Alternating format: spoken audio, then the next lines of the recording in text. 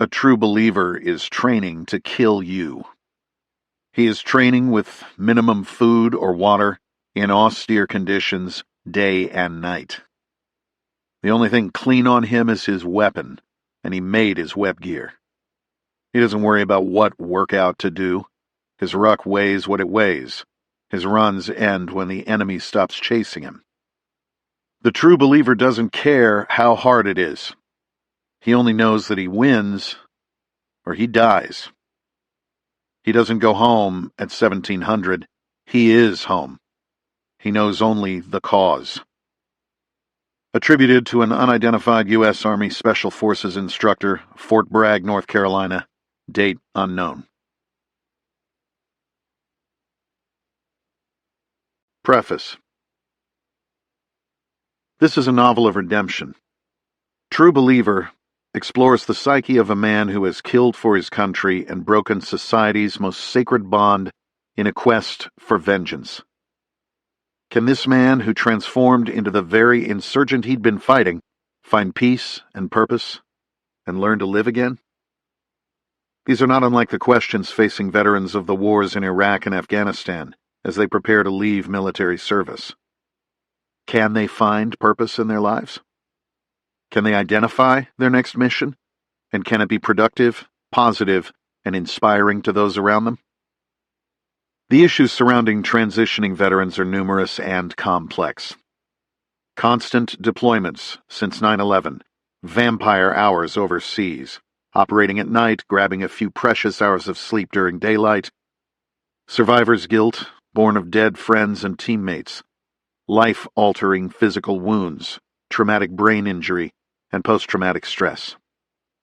These factors combine with sleep aid dependency, excessive alcohol use, and marital problems to form a caustic cocktail from which it is difficult to recover. For those who have lived their lives in a constant state of hypervigilance, as our DNA dictates is necessary to survive and prevail at the tip of the spear, identifying a new mission in a post-military life can be a daunting task. The team is family. The team is purpose. The team is home. Returning to spouses, children, diapers, soccer practices, and leaky roofs can sometimes pale in comparison to the adrenaline and focus of planning and executing an operation to capture or kill a high-value individual downrange. You've topped off magazines, replaced batteries in NODs, weapons-mounted lights and lasers, gassed up vehicles, studied the target's pattern of life, the target area, and the routes to and from the objective. You've gone over every contingency you can think of. Air assets will be overhead as elements of the Combined Joint Special Operations Task Force observe via video downlink from a Predator UAV or AC-130 gunship. A quick reaction force is standing by to provide reinforcements if necessary. Your mind is focused. Your team is ready, just waiting for the trigger to execute. You are part of the most experienced, effective, and efficient special operations manhunting machine ever assembled. Replicating that life in the private sector is an exercise in futility. The operator's search for the sensations of the battlefield on the home front can manifest in unproductive and unhealthy endeavors. A new mission with a constructive purpose is necessary, one that fulfills the quest to be a part of something greater than oneself. The old life will always be a part of us, but we need to move forward. Although it certainly informs my writing, I am not a frogman anymore. Instead, I explore the feelings associated with my time in combat on the pages of my political thrillers. It is my hope that those real-world experiences add depth, perspective, and authenticity to the story. Serving my country as a Navy SEAL was something I did. Past tense. I've turned in my M4 and sniper rifle for a laptop and a library as I fulfill my lifelong dream of writing novels. In the pages of True Believer, I examine a similar transition for my protagonist, James Reece.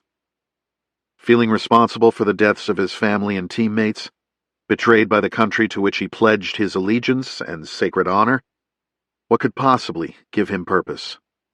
What mission could make him want to live again. These issues are the same ones confronting those who have fought in the mountains of the Hindu Kush and along the banks of the Tigris and Euphrates in the cradle of civilization, and, though explored through the medium of a fictional narrative, are no less valid. We are the accumulation of our past experiences. How we channel those experiences and knowledge into wisdom as we move forward is critical. What's Past is Prologue, written by William Shakespeare in The Tempest, is also inscribed on a monument outside of the National Archives in Washington, D.C. How true that is.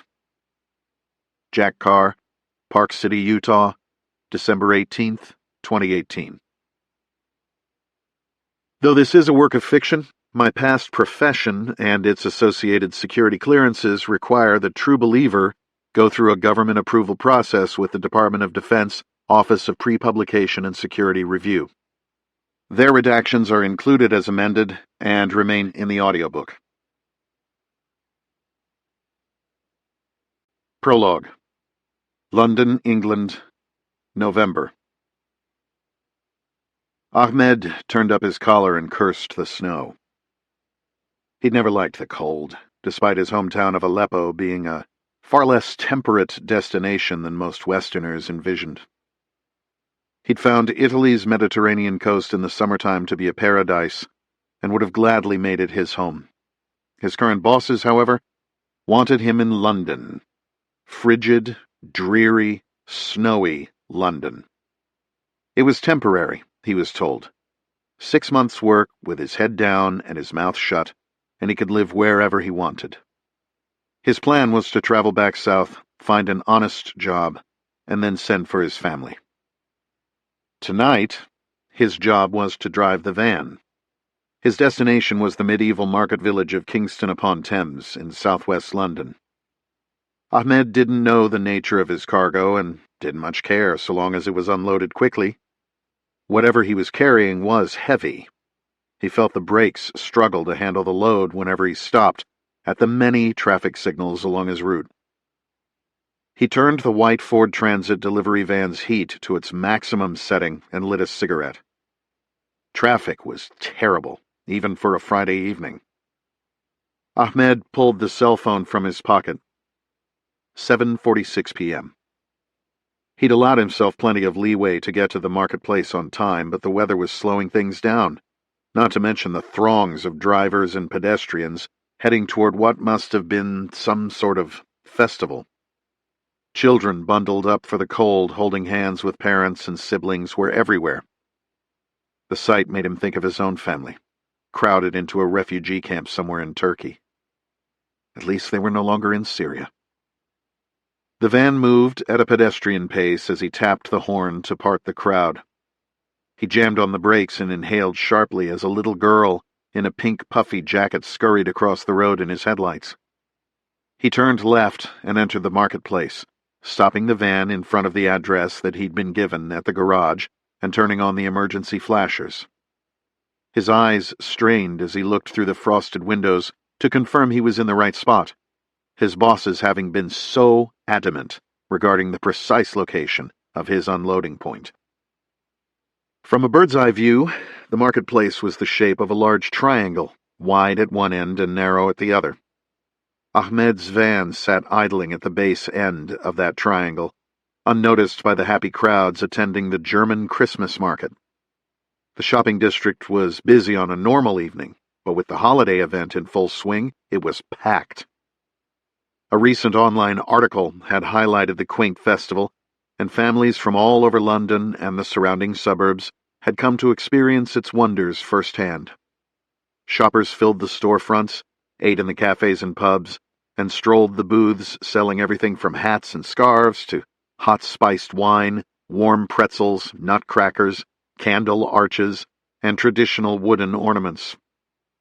The already charming town market looked like an alpine village with snow-covered A-frame booths, strung with lights, punctuated by an enormous Christmas tree towering above it all. Ahmed looked around and saw no sign of the men who were to unload the cargo. All this congestion must have slowed them down, he thought. as he dialed a number on his phone per his instructions and waited impatiently for an answer. Hello. Ana Hunak. Antazar. The line went dead. Ahmed looked at the LCD screen to see whether the call had dropped or if the other caller had simply hung up. He shrugged.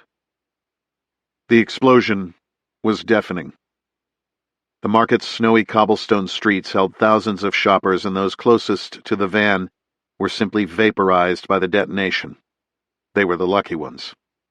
The steel shrapnel that had been embedded directionally into the explosive device raked into the crowd like 1,000 claymore mines, killing, maiming, shredding, and amputating everything in its path, taking future generations before they even existed. A joyful Christmas gathering was now a twisted war zone. Scattered among the wreckage of charred wooden shopping booths, broken glass, tangles of hanging lights, and broken tables were scores of the dead and dying. Those who could move and who weren't totally dazed from the shockwave surged toward the apex of the triangular market, rushing to escape the carnage. That end narrowed significantly and was now strewn with the remains of the festival, forced there by the power of the high explosive charge. The debris-choked street was constricted even further by cars parked illegally at the mouth of the triangle. The human wave jammed to a stop in the narrow bottleneck of buildings, cars, and rubble, the panicked mob pushing, shoving, and heaving like stampeding cattle. The young were trampled underneath the old, the weak forsaken by the powerful.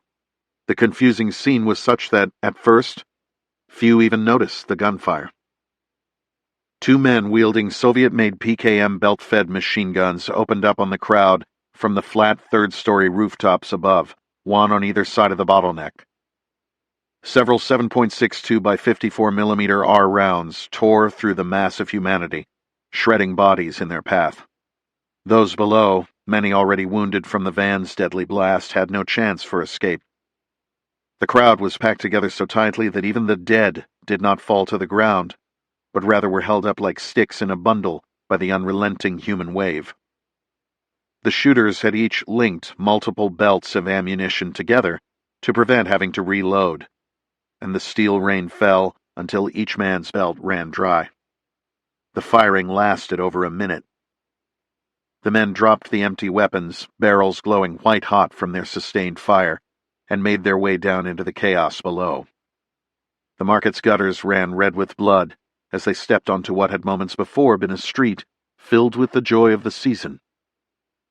Surveillance footage would later show the two men move to opposite ends of the outdoor market and find positions on the street that would be the most likely routes that first responders would take to treat the wounded.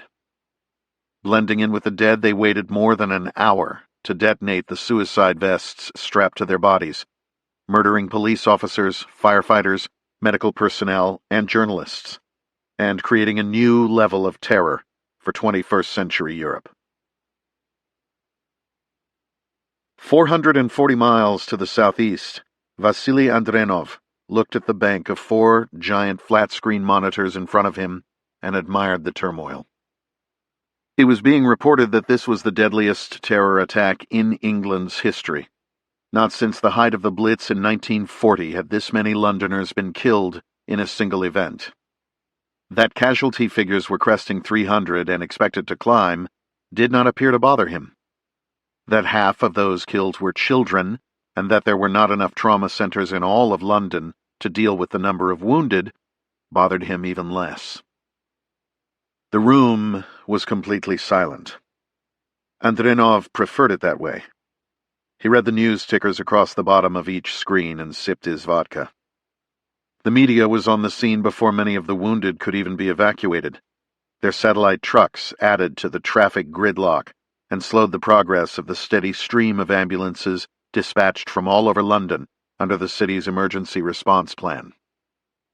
While viewers from around the world watched in shock and horror at what the media quickly termed Britain's 9/11, the Russian's expression never changed, nor did his breathing rate increase or his blood pressure rise. His eyes simply moved from screen to screen, processing information in much the same way the powerful computer on the desk before him processed data. This would not have been overly remarkable except for the fact that Vasily Andrenov was responsible for the carnage in the streets of London that December evening. Shifting his gaze from the spectacle of violence radiating from the wall of his own personal command center down to his computer, Andrenov checked to ensure the correct stocks were set to automatically begin trading as markets opened across the globe on Monday morning. Satisfied that everything was in order, he took one last, long look at the new London he had created before turning in for an early night's sleep. Come Monday, Vasily Andrenov would be an extremely rich man. Part 1. Escape. Chapter 1. Aboard the Bitter Harvest, Atlantic Ocean, November. There's a reason that recreational sailors don't cross the Atlantic as winter advances from the north. It's a rough ride. Lieutenant Commander James Reece found some amusement in the fact that as a naval officer he had minimal experience actually sailing a boat on the open water. The bad news was that the rough seas made the crossing both dangerous and physically exhausting. The good news was that the strong winds cut considerable time off the trip and lessened his chances of discovery. Within a few days of leaving Fisher's Island off the coast of Connecticut, Reece was getting the hang of sailing the 48-foot Beneteau Oceanus, christened Bitter Harvest by the family from whom he had liberated it, and the tasks of managing the yacht had become more or less routine. The boat's AIS transponder had been turned off by its owners to make him harder to find, if, in fact, anyone was looking for him in the mid-Atlantic, and he still had his Garmin 401 GPS that had been attached to the stock of his M4. He used it sparingly to conserve battery power, and in conjunction with the onboard charts and compass, he was able to track his progress. It wasn't perfect, but it gave him a good idea of his location and was better than trying to use the stars because of the frequent cloud cover. The yacht had a small nautical library aboard, along with a modern sextant, and Reece spent his downtime teaching himself a new skill. He didn't have a precise destination in mind, nor did he think he needed one. The terminal brain tumor he had recently been diagnosed with was sure to deliver him to the afterlife before long.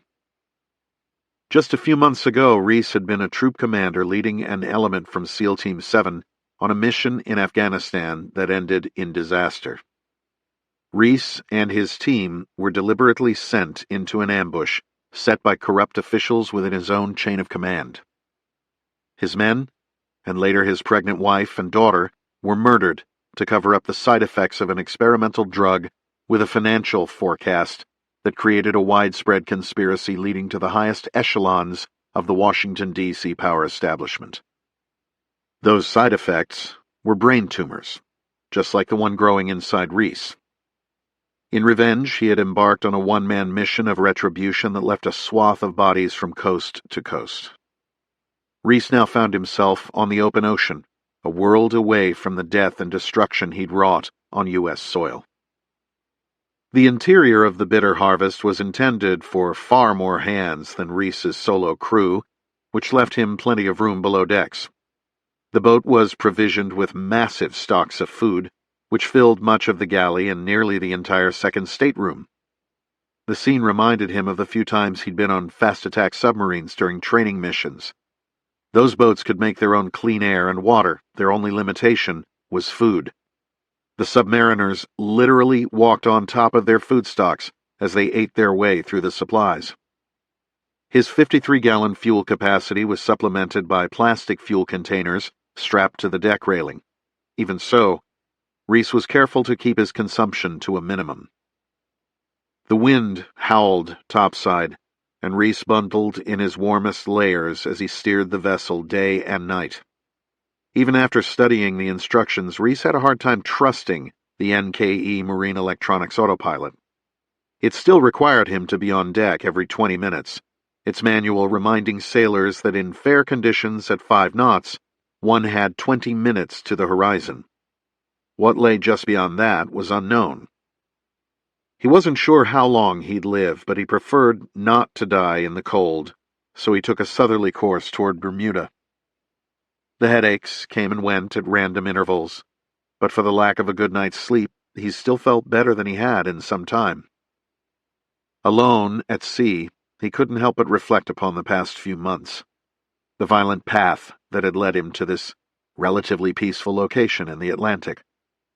The blanket of stars at night reminded him of his daughter Lucy, and the endless sea reminded him of Lauren. Lucy was fascinated with the night sky during the times they'd escaped the light pollution of Southern California, and Lauren had always loved the water. He tried to focus on the good times with the two people he loved most in this world, but with the joy of his memories came moments of unbearable pain. He was haunted by visions of their untimely and bloody deaths at the muzzle of an AK meant for him, set up by a financial and political machine that Reece had then dismantled piece by piece. With a tinge of guilt, he thought of Katie. Fate, or a divine force, had brought investigative journalist Katie Buranek into his life at precisely the right time to help him unravel the conspiracy that had led to the deaths of his team and family. They had endured a lot during their brief friendship, but it was how he had left her that tore at him, his last actions and words. He wondered if she understood, or if she saw him as a monster hell-bent on revenge with no regard for those left in his bloody wake. Brotherhood was an often used term in the teams, a concept that had been tested to its limits as Reece's life had come apart in the preceding months. He had lost his brothers in arms when his troop was ambushed on a dark Afghan mountain, and he'd been betrayed by one of his closest friends on the home front.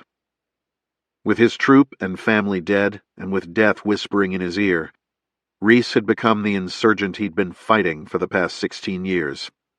He had become his own enemy.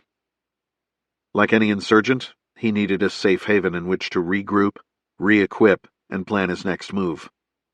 He needed to go back to his roots. His closest friend had recently come through when Reece needed him most, aiding Reece's escape from New York and inserting him on his over-the-beach mission onto Fisher's Island to kill the last conspirators on his list. Rafe Hastings hadn't hesitated when Reece requested assistance, risking everything for his former teammate without asking for anything in return. They'd met on the rugby pitch at the University of Montana in the fall of 1995, Reece playing outside center and Rafe as the number 8, by far the most skilled competitor on the team. Rugby was an obscure sport to most Americans in the early 1990s, so the community and the culture it fostered was a tight one. The running joke was that they were a drinking team with a rugby problem. A year ahead of Reece in school, Rafe had the serious demeanor of someone twice their age. The hint of an accent that Reece couldn't quite place suggested a history beyond the borders of North America. As Reece quickly tired of the traditional party scene associated with college life, he noted that Rafe spent his free time either studying wildlife management in the library or taking off alone in his Jeep Scrambler to explore the Montana backcountry. When Reece figured he had reached the point where his prowess on the pitch had earned him some time with the team captain, he decided to pry. At one of the famed rugby team parties at Rafe's off-campus house, Reece made his approach. "Beer?" Reece asked over the music, holding out a red Solo cup recently topped off from the keg outside. "No, I'm good, mate," Rafe responded, holding up a glass with what Reece assumed was whiskey. "Nice muley," Reece commented, nodding at a shoulder mount of a mule deer measuring what Reece figured to be over 200 inches. That was a great hunt. Bake the brakes. A wise old deer, that one." "Is that where you're from?" "Yeah. Winifred would be the closest town." "Incredible country up there, but it's not really known for its rugby. Where were you before that?" Rafe hesitated, took a sip of his drink, and replied, "Rhodesia." "Rhodesia? You mean Zimbabwe?" Rafe shook his head. "Can't bring myself to call it that." "Why's that?" "The Marxist government is stealing the farms that have been in families for generations. It's the reason we came to the U.S., but that was when I was just a kid." "Oh man, we don't hear much about that over here. My dad spent some time in Africa before I was born. He doesn't talk about it, but he had a book on the Selous Scouts on the shelf in his study that I read in high school. Those guys were hardcore. You know about the Scouts? Rafe looked up, surprised. Yeah, my dad was in the military, a frogman in Vietnam. I've read about every military book on special operations I could get my hands on. My dad was in the Scouts, back when I was young, Rafe offered. We barely ever saw him until the war was over. Really? Wow. My dad was gone a lot, too. He went to work at the State Department after the Navy. Rafe looked at his younger teammate suspiciously. You mentioned the muley. You a hunter? I'd go out with my dad every chance we got. Well, we might as well do this right then. Finish that beer, he said, pulling out a bottle of whiskey with a label Reece was unfamiliar with and pouring them both a couple of fingers. What should we drink to? Reece asked. My dad would always say, to the lads, which was something from his time in the Scouts. Well, that's certainly good enough for me.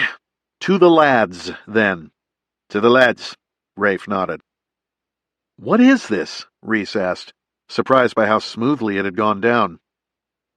It's something my dad gave me before I drove down. 3 ships, it's called, from South Africa. I don't think you can get it here.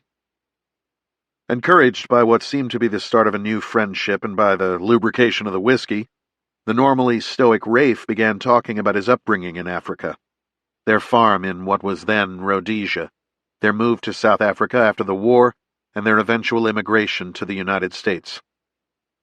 I'm headed out to Block 4 tomorrow morning early. I have an elk tag. You want to go? I'm in, Reece responded without hesitation. The two were on the road at 0430 the next morning. It became obvious to Reece that his rugby team captain was a serious hunter who pursued mule deer and elk with the same dedication that he applied in the classroom and on the pitch. Reece had never met anyone with Rafe's instincts for the natural world. It was as if he were part of it. As fall turned to winter, they would set out following class Thursday afternoons and hunt dawn to dusk, carrying their compound bows and minimalist camping gear on their backs. Rafe was always pushing farther from the trailhead, deeper into the timber, higher up the mountain. They would barely speak, so as not to disturb the heightened senses of their quarry, and were soon able to read each other's thoughts by body language, hand signals, and subtle changes in facial expression. During one of their trips that fall, Reece shot a massive bull elk at the bottom of a canyon at last light. It was Sunday evening, and they both had classes the next morning that could not be missed. They worked quickly to butcher the bull by headlamp and carried him out on their backs, their packs laden with nearly 100 pounds of meat per trip. It took them 3 hours to hike out of the bottom and back to the trailhead, where they hung the meat and headed back for more. They worked all night to recover the bull and hadn't had a second's sleep when they stumbled into class, their clothing caked with dried sweat and elk blood. Even in Montana, this drew strange looks from their professors and classmates. Their appearance that morning earned them the nickname the Blood Brothers, and the moniker stuck with them through the remainder of their college years. To store the massive amount of meat they'd packed out of the wilderness during the season, Rafe added an additional chest freezer to his garage. During colder days of winter, they honed the art of preparing wild game. Their beast feasts became potluck events, with fellow students bringing their own side items and desserts to accompany the elk tenderloin, deer roast, or duck breast that the Blood Brothers had painstakingly prepared. Reports of homemade liquor being served were never fully substantiated. Reece visited Rafe's family ranch outside Winifred that next spring and was amazed at the sprawling property. It wasn't over the top by any means, but it was obvious that the Hastingses had done well. It explained Rafe's Jeep and off-campus house. Mr. Hastings conveyed to Reece that he'd brought with him to Montana the techniques he'd learned ranching in Rhodesia. Back in Africa, they didn't always have the option to bid on expensive, well-bred cows at auction, and often found themselves nursing weak or even sick cattle back to health. While others in the Montana ranching community continued to pay high prices for registered cows at auction, only to be caught off guard when the market shifted, the Hastingses bought the less desirable cattle and built them up, in essence, buying low and selling high. When other ranchers had to sell parts of their property, the Hastingses were on solid financial ground and could purchase additional property at rock-bottom prices, not so much to run more cattle, but to diversify their assets. That newly acquired land allowed them to add hunting leases and operations to their portfolio, while those same lands appreciated in value. They built a solid reputation as a family that knew the business and knew the land. For the next 3 years, the Blood brothers were inseparable, hunting in the fall, backcountry skiing in the winter, rock climbing and kayaking in the spring. It was during a visit with the Reece family in California that Rafe made the decision to join the Navy. His own father had instilled in him a deep sense of appreciation for their adopted country, and his family's military service in the Rhodesian Bush War made it seem like a mandatory family obligation. When Mr. Reece told him that SEAL training was some of the toughest ever devised by a modern military, Rafe made his decision to test himself in the crucible known as BUDS. The Blood brothers' only separation was during the summers when Rafe would travel to work on the family farm in Zimbabwe. His father wanted him to maintain the connection with his roots, working for his uncle's hunting outfit back in the old country. Rafe felt most at home alongside the trackers, whose skill and instinct for reading animal signs bordered on supernatural. With them, Rafe was able to hone his skills in the African wilderness and perfect his command of the local Shona language. Reece traveled to Zimbabwe during one college summer and spent a month working in the bush alongside his friend. They were the junior men in camp, and so their work wasn't very glamorous, changing tires, maintaining the safari trucks, helping in the skinning shed. Just before the final week of Reece's visit, Rafe's uncle approached them after a particularly hard day in the field. He handed them a piece of yellow legal paper. It was their leftover quota, animals that they were required to harvest by the biologists who managed the game in their conservancy, but that hadn't been hunted successfully by clients during the season. It was time for the boys from Montana to hunt and deliver the meat to the walk-in coolers that supplied food to the hundreds of workers employed by the Hastingses' tobacco farming, cattle ranching, and safari operations. "Take a cruiser and a tracker. You have the run of the place. Just don't bugger it up, eh?" Reece's reminiscing was broken by a cold breeze blowing across his face. He looked up to the sight of a front on the skyline moving rapidly in his direction. Was it a red sky this morning? Something about the look of this storm unnerved him. It might even be more powerful than the one he'd sailed through when his journey began. He put on his rain gear and made sure that everything on the deck was secure. He'd made a habit of wearing a safety line when topside, and he checked to ensure that it was connected at both ends. When it hit, he would lower the sails to ride out the storm, but for now he took a tack to take full advantage of the wind, then headed below to make coffee. This would be a long night. When the front hit, it did so with a vengeance. The cabin top kept the bulk of the rain out of the cockpit, but it was impossible to stay dry. Reece had lowered and stowed the sails to protect them from the ravaging winds, so the boat now moved under diesel power. An experienced sailor would be able to harness the power of the storm, but Reece didn't feel the risk was worth the potential speed reward. He wasn't worried so much about navigation at this point. His goal was to make it through the storm without sustaining any significant damage to the boat. He would figure out where he was if he survived. The sky had darkened, and the seas churned ferociously. Not being able to anticipate the next big wave was the most unnerving part. Reece couldn't help but remember his last time in rough seas years earlier, speeding toward a Class 3 tanker in the northern Arabian Gulf. It had been dark then, too, just after midnight as the combatant craft assault driven by the experienced boat drivers of Special Boat Team 12 pursued their quarry while it made a beeline for Iranian waters.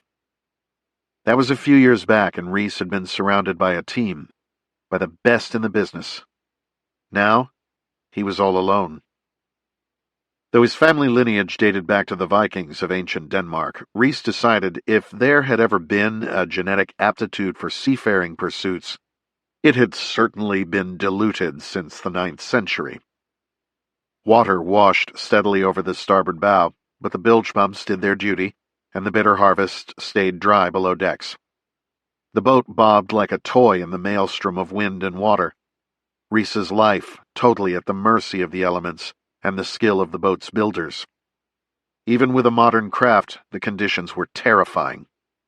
Reece pictured his Nordic ancestors making such crossings in open wooden boats, and decided that they were far more skilled than he. With his longish hair and beard soaked in rain and seawater, though, he didn't think he'd look too out of place on one of their longboats. He wondered what offering they would make at this moment to stay in the good graces of Aegir, the Norse sea deity fond of dragging men and their ships into the depths.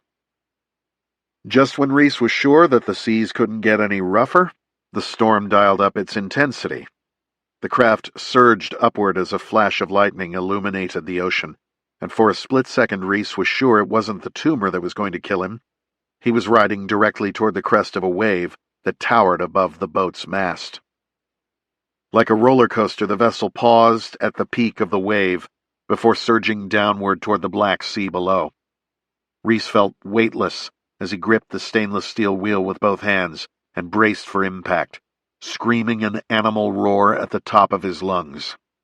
All 30,000 pounds of the bitter harvest careened into the trough in a deafening crash, Reece's body slamming into the wheel with the force of a driver in a head-on collision, knocking him into darkness. A cold wave washing over the gunwale shocked Reece into consciousness. He found himself lying on the deck between the steering stations, his face throbbing from its meeting with the boat's wheel. His hand instinctively went to his face and came away wet with blood that washed translucent almost instantly in the downpour. His head was gashed open, and his nose felt broken, but he was alive. The boat's keel had held.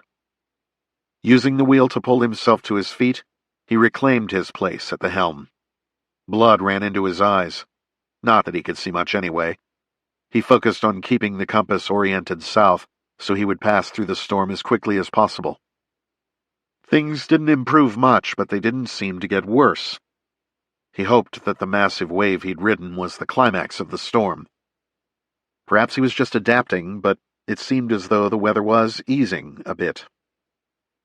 Over the next few hours, Reece would wipe the blood from his eyes, check the heading, adjust the rigging, and wipe the blood away again. His nose throbbed, and the open wound on his forehead stung in the salty spray of the unforgiving Atlantic winds. Chapter 2. Save Valley, Zimbabwe, Africa, August 1998. Reece had shot a very impressive kudu bull that morning, a spiral-horned antelope known by many as the Gray Ghost due to its elusiveness. He, Rafe, and the trackers had pursued the animal since dawn, and the old bull finally made the mistake of stopping to take a peek at whatever was tracking him. Loading the nearly 600-pound animal into the bed of the small pickup had been a challenge, but between the ingenuity of the trackers and the cruiser's winch, they had made it happen. They wore the carefree smiles of youth as they approached the ranch house. Rafe drove with Gona, the junior tracker, riding shotgun, while Reece and the senior tracker rode in the high seat, welded to the bed of the truck, sipping beers and enjoying the beautiful countryside. As they turned the corner where the house came into view, Rafe could tell instantly that something wasn't right. 3 battered pickup trucks were parked haphazardly on the manicured lawn of the main house, and a group of about a dozen men were scattered around the yard, most of them visibly armed. Rafe drove straight toward the trucks and stopped just short of the crowd. Feeling very exposed in the back of the truck, Reece eyed the group, whose demeanor was clearly hostile, and wondered what was going on. He counted the men, taking note of how many were displaying weapons, and glanced down at the .375 H&H rifle sitting horizontally in the rack that ran just in front of his knees. The math wasn't good. Rafe said something to the intruders in Shona, but they ignored him. The trackers hunched down in their seats like scolded dogs, their eyes fixed on their feet. Reece had learned to trust their judgment over the past month and decided that eye contact with their visitors was not a good idea. Their dress ranged from soccer jerseys to threadbare dress shirts. Their only uniform seemed to be a lack of uniformity. Most appeared to be in their teens or early 20s, and the weapons they carried were a mix of AKs, shotguns, machete-like pangas, and battered old hunting rifles.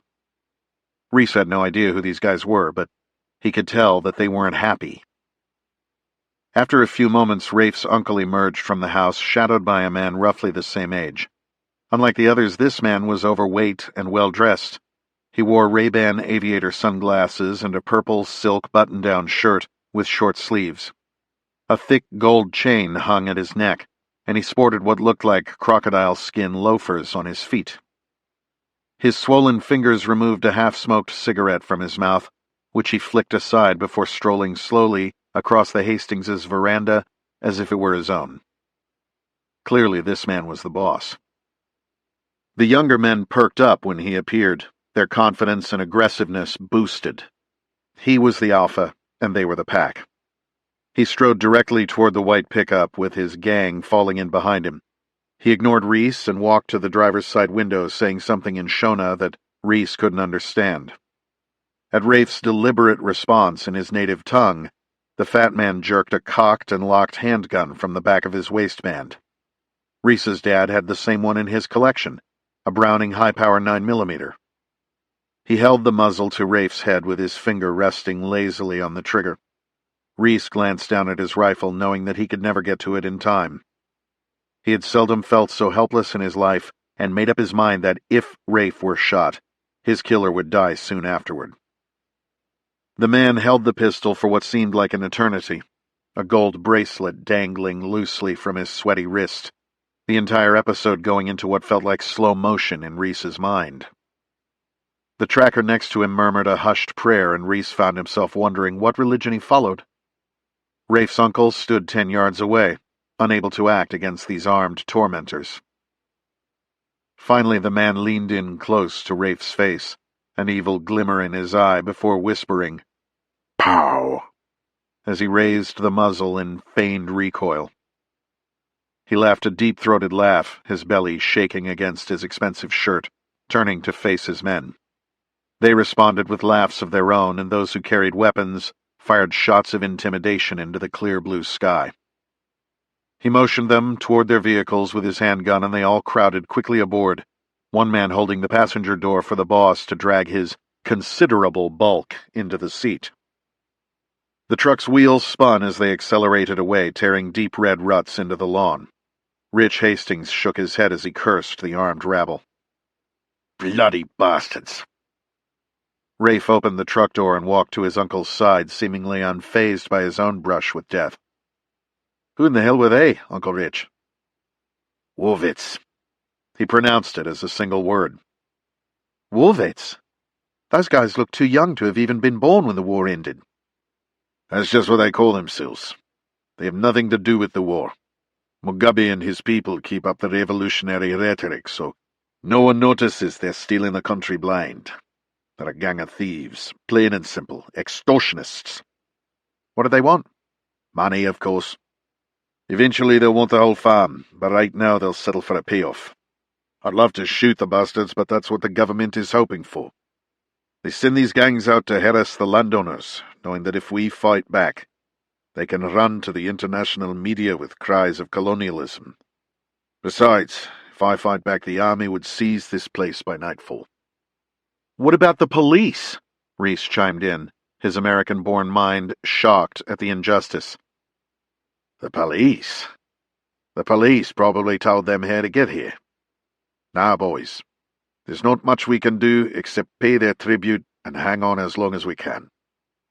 I could move to the US and go work for your father tomorrow, Rafe. But what would happen to this place? This farm has been in our family for 150 years. I'm not going to abandon it. We employ over 100 people here. You think those bastards are going to take care of them? We run our own school here, for Christ's sake." As a 20-year-old, Reece wasn't sure what to think, though he did recognize he was from a vastly different culture. On one hand, you had indigenous people who had elected a leader viewed by much of the world as legitimate, though there were already rumblings about the disappearances and murders of those who opposed the now entrenched dictator. On the other, you had the established property rights of families who had homesteaded their farms with the approval of the British Crown and lived on them legally for more than a century. Both sides believed that they were in the right, and neither was willing to budge. To the young American, it looked like conditions were ripe for war. Chapter 3. Aboard the Bitter Harvest, Atlantic Ocean, November. Reece was on the backside of the storm now, the seas having calmed from deadly to merely rough. He powered up the GPS and took note of his location. The storm had pushed him quite a bit south, which was good news, so he decided to put up the sails to conserve fuel. With things more or less under control, Reece set the analog autopilot and went below for the first time in what felt like days. He looked in the mirror and couldn't help but laugh at the disheveled figure that returned his gaze. The gash on his forehead had stopped bleeding, but probably needed stitches. A few butterflies would have to do.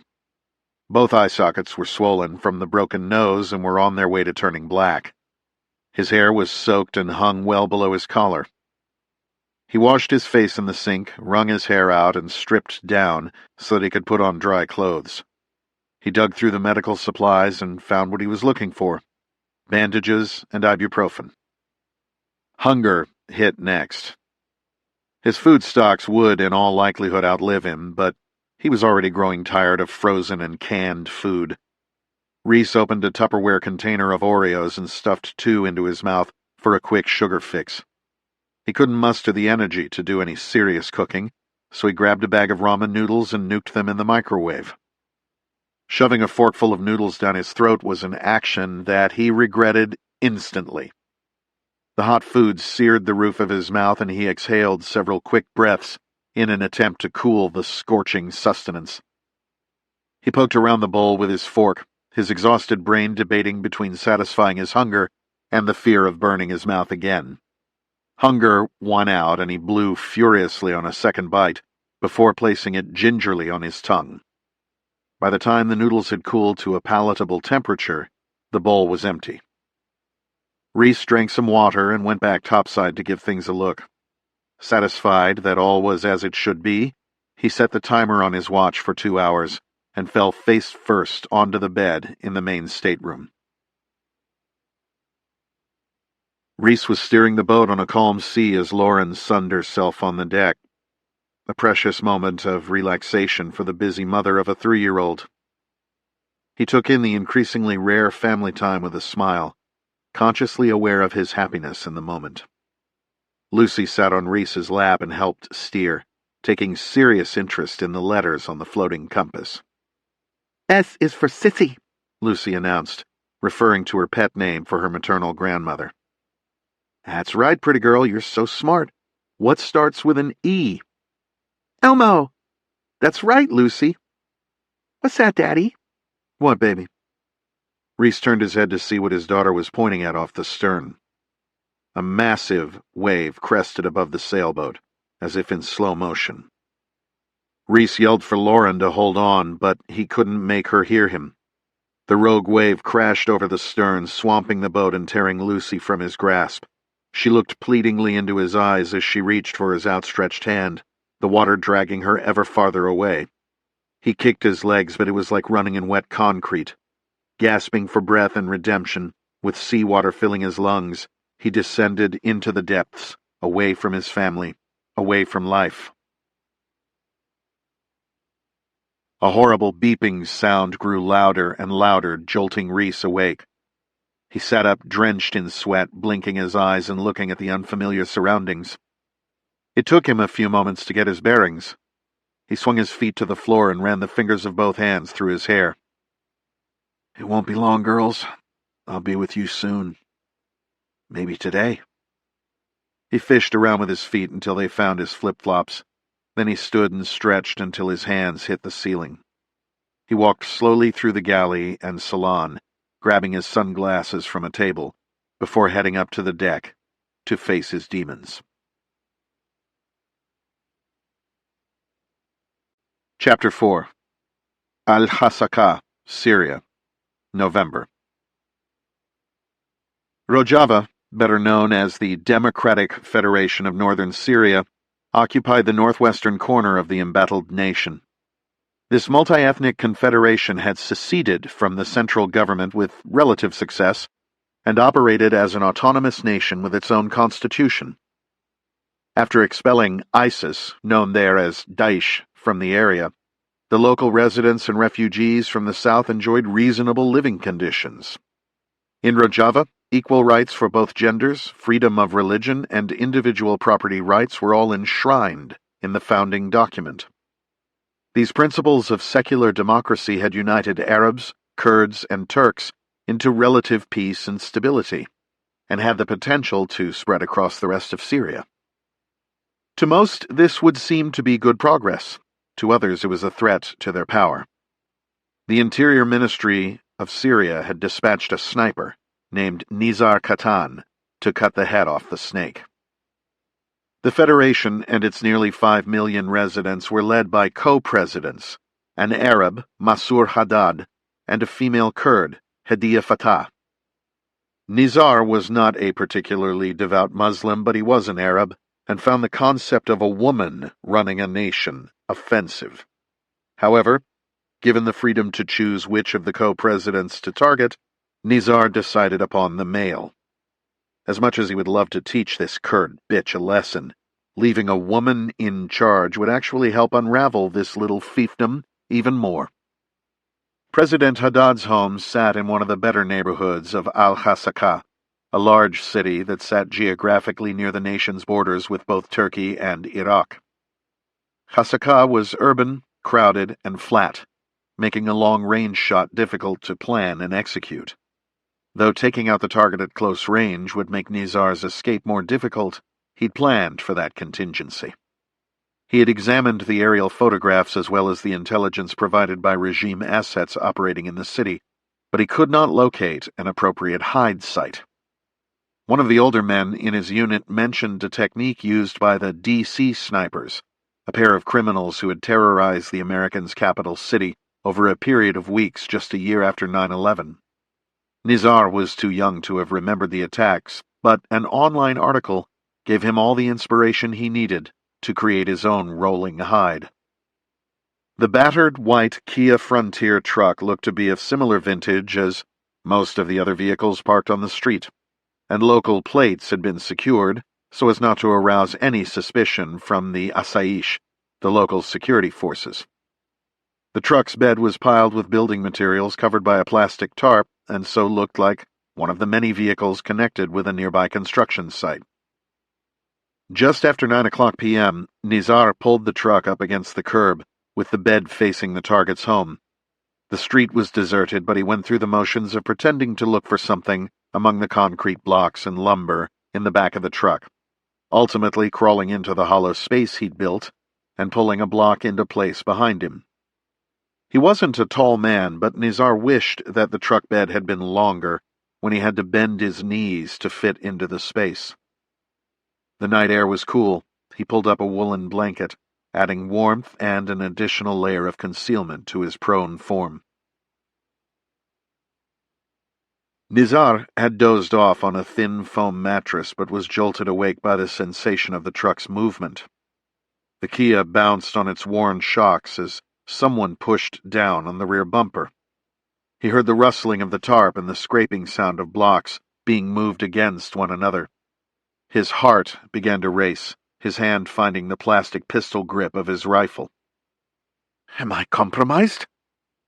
He slowly moved the selector switch to semi-auto, making far more noise than he'd hoped, but whoever it was didn't seem to notice as the scraping of the concrete continued. The blocks were a facade stacked on top of wooden slats just above Nizar's head, and removing one or two would surely reveal his position. In a matter of seconds, his mission could be over. "What are you doing?" an authoritative voice cried out in Arabic from what sounded like 10 or 20 meters away. The movement of the blocks came to an abrupt halt. "I am just looking at these blocks," "These are good blocks," the nearby man responded. "Those blocks are not yours, old man. Get away from that truck before I have to arrest you." "I was only looking."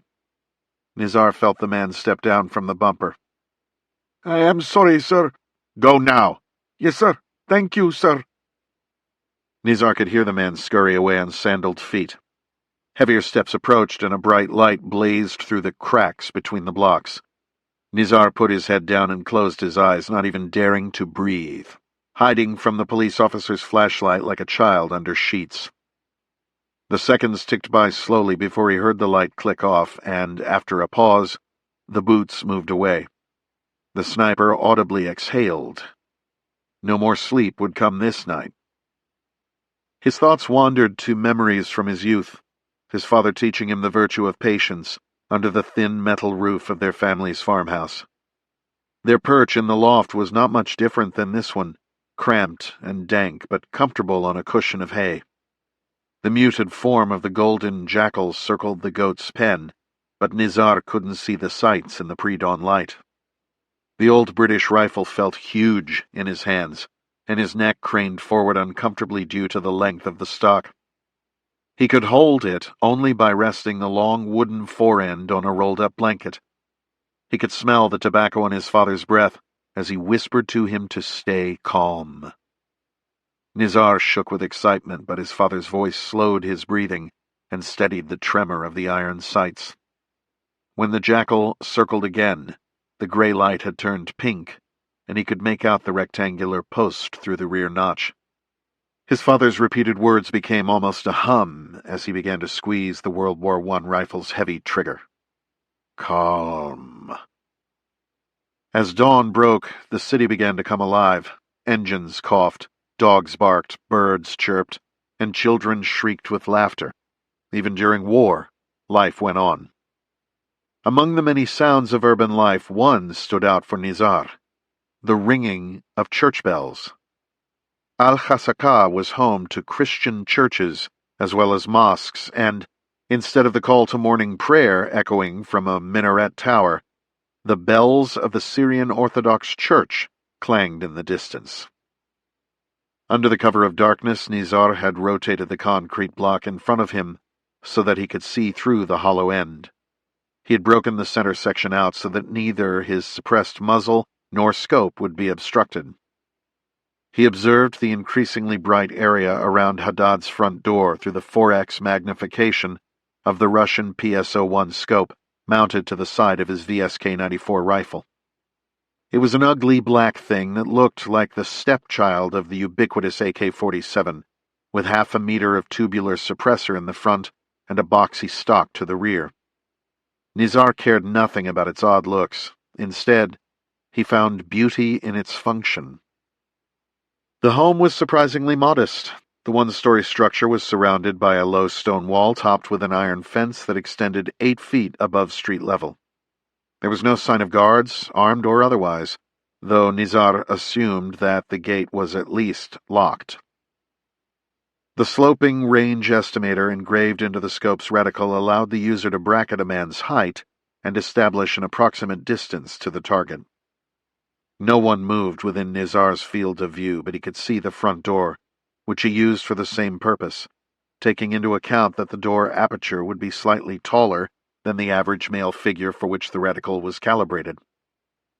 The range was just over 100 meters, which was an incredibly short shot for a sniper of Nizar's talents, particularly from this stable shooting position. This rifle and its cartridge were engineered for maximum stealth, the suppressor masking the report of the shot and the bullet flying at less than the speed of sound, so as not to create a sonic crack on its way to the target. As a result, the 16.8-gram subsonic bullet dropped like a rock, which made knowing the range to the objective critical. Nizar had to piss, but he dared not move, since the target could appear at any moment. He hadn't come this far to be caught with his dick in his hand. With the rising sun came the encroaching heat, violating his confined space, his cloth headscarf quickly soaking through, sweat stinging his eyes. The waiting was always uncomfortable, but that was the job of a sniper.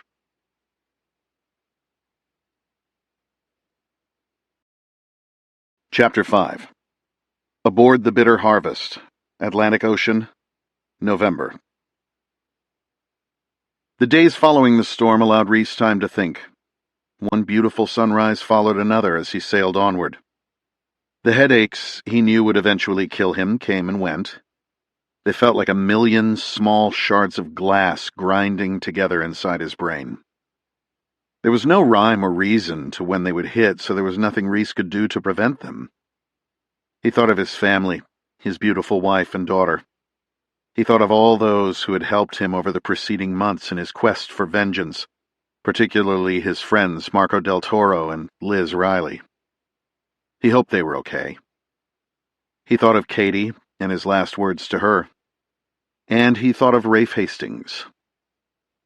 During his last year of college, Rafe began looking seriously into fulfilling his dream of becoming a SEAL. Reece still had another year of school, but trained hard with his friend to get him ready for the rigors ahead. Rafe's father was a bit hesitant about the prospect of his only son following in his footsteps to life as a commando, and gave his blessing on the condition that he start in the enlisted ranks before becoming a commissioned officer. Reece decided to go the enlisted route a year later, as he wanted to focus on building his tactical skills before assuming a leadership role. In today's Navy, there are programs that allow aspiring SEALs to enlist with the specific purpose of attending BUDS, the brutal 6-month selection and training program with 80% attrition. Things were different in the late 1990s. SEAL recruits would attend basic training at Great Lakes, Illinois, before attending an A school, which Reece always thought stood for apprentice school, before going to BUDS. Reece's enlisted rate was intelligence specialist. His 16 weeks of training took place in Virginia following boot camp. He had to complete the school for a job that he never intended to do before he could even attempt to become a SEAL. The thinking from senior-level military bureaucrats was that if only 20% were going to graduate BUDS, they had better train up the other 80% ahead of time in occupational specialties needed by the Big Blue Navy. The result was that Reece and Rafe took similar paths, but were separated by a year. Reece arrived at Coronado to begin BUDS just as Rafe was completing his SEAL qualification training course, and he was able to attend his friend's graduation. As he watched the man whom he considered a brother shake hands with the commanding officer, he knew that he wouldn't quit until he too was standing at that ceremony. If the instructors didn't want him to become a SEAL, they were going to have to kill him. After the stories they had heard from Reece's dad about the SEAL teams in Vietnam, Reece and Rafe both thought they would be off on secret missions as soon as they crossed the quarterdecks into their first teams. The reality was different. No secret missions to hunt down terrorist leaders and rescue hostages. This was peacetime, and peacetime meant a lot of training. That, they quickly discovered, was their job. To train, to be prepared, to always be ready for the call. Then, on a sunny Tuesday morning in September 2001, that call came in. Rafe had made it through the vaunted Green Team and had multiple deployments under his belt as an assaulter at Naval Special Warfare Development Group, when a Master Chief convinced him to become an officer. That meant attending Officer Candidate School, OCS, at Naval Station Newport, Rhode Island, where the Navy turned civilian candidates and enlisted sailors into butter bar ensigns in a matter of weeks. Expertise in folding underwear and t-shirts, somehow qualifying one to lead men into battle. Reece had spent a few years in the enlisted ranks learning the trade, gaining tactical experience, and earning a reputation as one of the most competent snipers in the teams before going to Officer Candidate School, mostly due to Rafe's influence. It took a few years for their paths to realign, and when they did, they found themselves on the same battlefield during the height of the war as platoon commanders in a SEAL task unit in Ramadi, Iraq. The fighting was hot and dirty that summer as a civil war erupted across Iraq. The Sunni-Shia rift that traced its roots back to the death of the Prophet Muhammad in AD 632 was playing out in its modern incarnation. Throw in al-Qaeda in Iraq, tribal loyalties, Iranian influence, and a dysfunctional government propped up by a foreign military and political machine, and you had all the ingredients for a caustic cocktail of violence. When their task unit lost 2 men to a roadside bomb, they pulled out all the stops to dismantle the threat network, eventually finding the cell leader, Hakim al-Maliki, through a tactical HUMINT collection effort that Rafe spearheaded. Just prior to launch, a mission to kill the cell leader responsible for the deaths of their teammates was called off by senior-level military leaders. The Blood Brothers dug until they found out that al-Maliki was a CIA asset, part of a long-term deep penetration program of AQI.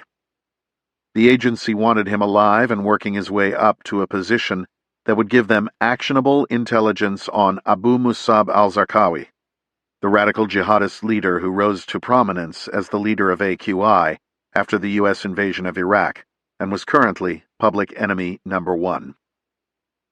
Feeling responsible for the deaths of his teammates and knowing where the CIA-protected cell leader would be for the next 2 nights, Rafe went off the reservation.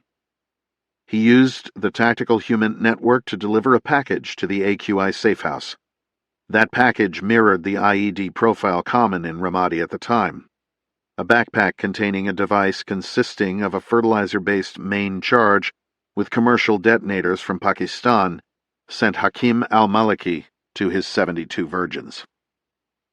When the CIA accused him of taking out their prized asset, Rafe neither confirmed nor denied it. The CIA wanted him prosecuted for murder. They put the screws to the one officer rumored to have been in the source meeting where details of the assassination were discussed. But James Reece didn't say a word that could help convict his friend. Without Reece's testimony, there wasn't enough evidence to take Rafe to court-martial, and doing so would have exposed CIA sources and methods that they preferred to keep quiet. But to appease what had by that time become known as the interagency, Rafe was removed from the country, pending the outcome of an official investigation. He was sick of seeing his men die in what he saw as a war without end due to the blunders and missteps of senior military and political leaders. Tired of a bureaucracy that tied their hands with absurd rules of engagement and a system that, as Lieutenant Colonel Paul Yingling famously noted, imposed harsher punishments on privates who lost rifles than on generals who lost wars, Rafe didn't look back. He left the SEAL side of his life behind and dropped off the radar. He saw the birds first. You wouldn't expect to see a massive clump of birds out in the middle of the ocean, but here they were. They circled and dove like a flight of shtukas, scores of them. Anglers paid tens of thousands of dollars in sophisticated marine electronics to locate bird activity of this kind. Stumbling upon it blind was more than a bit of luck. The turbulence on the water was visible from hundreds of yards away, and Reece jumped to the wheel, steering toward it.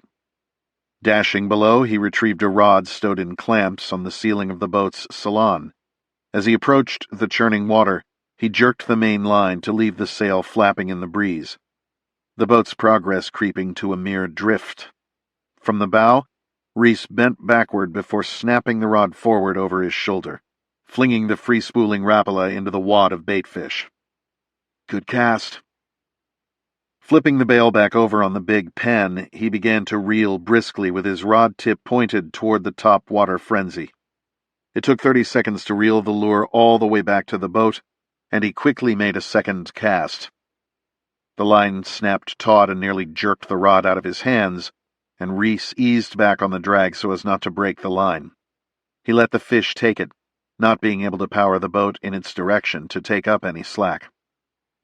Reece could almost hear his father coaching him through it. Let him get tired, son. Just be patient. This reel held a ton of line, so he let the fish wear itself out, stripping most of it. When the fish turned or otherwise gave him a chance, Reece pumped the rod upward and reeled as he let the tip down. This dance lasted for at least a half hour, the fish stripping line, Reece fighting it back with increasing force. The muscles in his arms and shoulders burned, and his lower back ached. but he could sense his quarry's exhaustion. He couldn't help but think of Hemingway in his current plight. "You are killing me, fish." Reece reeled harder as the fish began to give up ground, bringing him closer to both the boat and the surface. He saw a flash of silver as the fish streaked by the bow, the sight of the white hull sending it surging away. Nice tuna. He walked slowly toward the transom as he reeled, bringing the line to a position where he could land his catch. Holding the rod in his left hand, he worked with his right hand to lower the folding swim platform. Stepping onto the teak decking, he felt the cold ocean waves splash onto his bare feet. He didn't want to fall in, but if he did, at least the boat wasn't moving. 10 more minutes passed as he fought the tuna. At this point, he was pumping and reeling aggressively to capitalize on the fish's fatigue. He reached with one hand to grab the gaff, his wet hand slipping as he worked to remove the rubber tubing that was protecting the razor-sharp hook. "This sure would be easier with 2 people. When the thick monofilament leader broke the surface of the water, he reached up and grabbed it, wrapping it in loops around his left hand. He swung the gaff hard and missed, cursing himself. The fish swung around in a small circle, and he swung again, burying the hook into its shining flesh. He jerked upward and fell backward in one motion, dragging the 80 or 90-pound fish onto the swim platform. With one hand on the leader and one on the gaff, he hoisted the flapping yellowfin up onto the aft deck between the 2 steering wheels. He held on to the leader and gaff like a man possessed, determined not to let this fresh source of protein fall back into the sea. The tuna writhed and gasped, then went still, seemingly as exhausted as the mariner foe who landed him, its massive unblinking eyes staring skyward. Grabbing a towel that was hanging on the rail to dry, Reece threw it over the fish, covering its eyes to prevent it from finding that last primal reserve of fight that all living creatures possess as part of their being. Reece stood over his bounty from the depths of the Atlantic, reflecting on an irony he'd often pondered when afield hunting and angling. Why did taking the life of a wild creature always give him pause? Maybe it was because there was time. Time to stalk, time to choose, time to contemplate the impact of removing an animal from the ecosystem to nourish his family. Life begets life, and death is a natural part of the cycle. In combat, one kills as quickly and efficiently as possible, and then moves on to the next target. Killing his fellow man was not something that gave Reece pause. One was to provide sustenance, while the other was to protect the tribe. Both required skill in the act of killing, a capability in which Reece was exceptionally well versed. Now was not the time for introspection. It was time to eat. Reece caught his breath and walked below, retrieving a fillet knife from a magnetic butcher block in the galley and a small bottle of soy sauce from the refrigerator. The long, slender knife pierced the gills, quickly draining its life, before cutting through the tuna's tough skin to reveal the bright red meat beneath. Reece carved himself a chunk the size of his thumb and doused it with sauce before dropping it into his mouth, the salty meat triggering a pleasure center deep within his brain. Sounds of primitive gratification escaped his lips as he chewed, closing his eyes and saying a silent prayer of thanks to the fish that sustained him. Reece must have eaten 2 pounds of the fish before his hunger was satisfied. He began the slow work of slicing the yellowfin tuna into thick steaks, putting each into a Ziploc bag, destined for either the refrigerator or the freezer.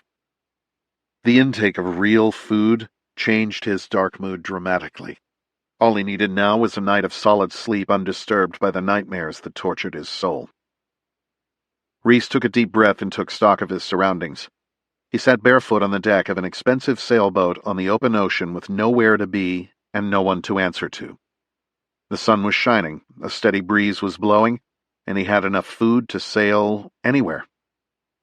He was back on course, and both sheets were tight and clean. Most people trapped in cubicles would cut off their big toes to trade places with him right now.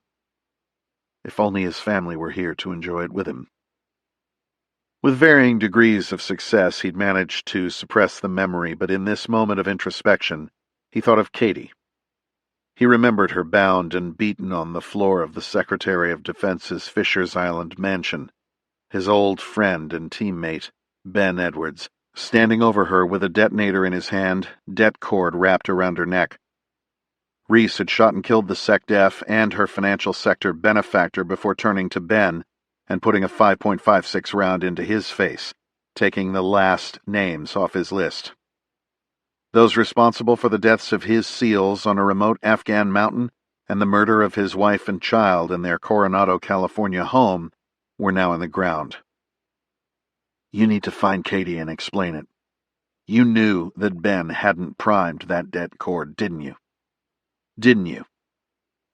He closed his eyes and heard her last words to him before he headed for the secondary extract alone. Reece, how did you know Ben didn't have that detonator connected? How did you know he wouldn't blow my head off?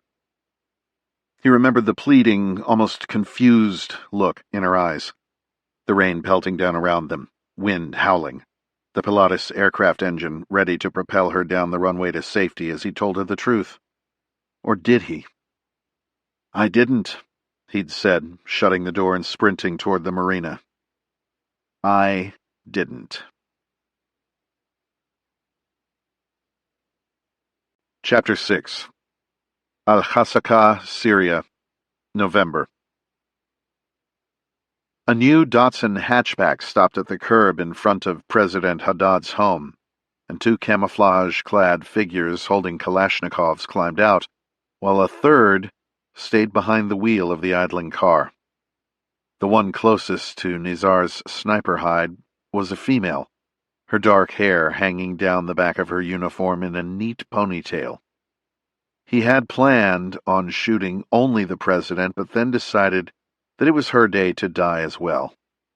Despite carrying assault rifles made in Eastern Europe, the president's bodyguards wore surplus American chest rigs to hold their ammunition, no doubt provided by the CIA.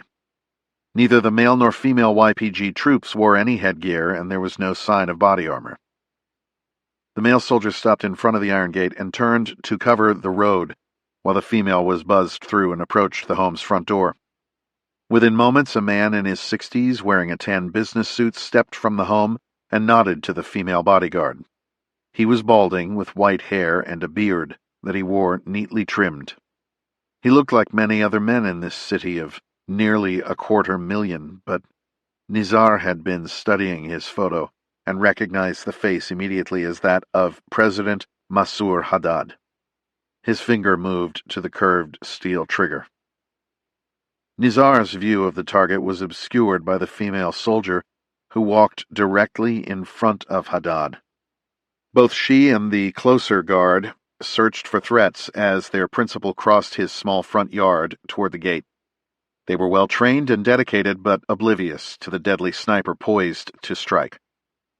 The female opened the gate and stood aside to let Haddad pass through, giving Nizar a clear shot.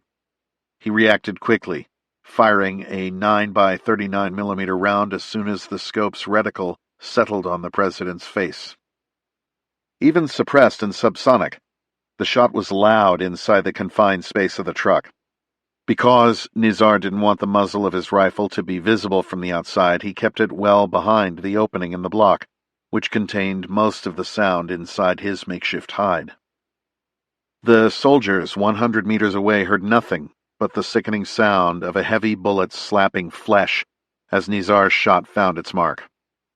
The full metal jacket SP-5 bullet passed through President Haddad's eye and exited the back of his skull, taking a sizable amount of brain matter with it. Nizar didn't pause to admire his shot since he knew where it had gone the moment the trigger broke. He moved the selector switch on the odd-looking rifle to full auto and put a burst of rounds into the female soldier before moving to engage the male. The president was barely on the ground before his loyal bodyguards joined him, both writhing in agony as they quickly bled to death from the significant trauma to their vital organs. Nizar shifted his body to the right to allow him a better angle on the driver, who was stepping out of the Datsun to help his wounded comrades and their principal. Another suppressed full-auto burst from the Russian weapon put him down, too, though he was able to crawl behind his vehicle before drowning in his own blood.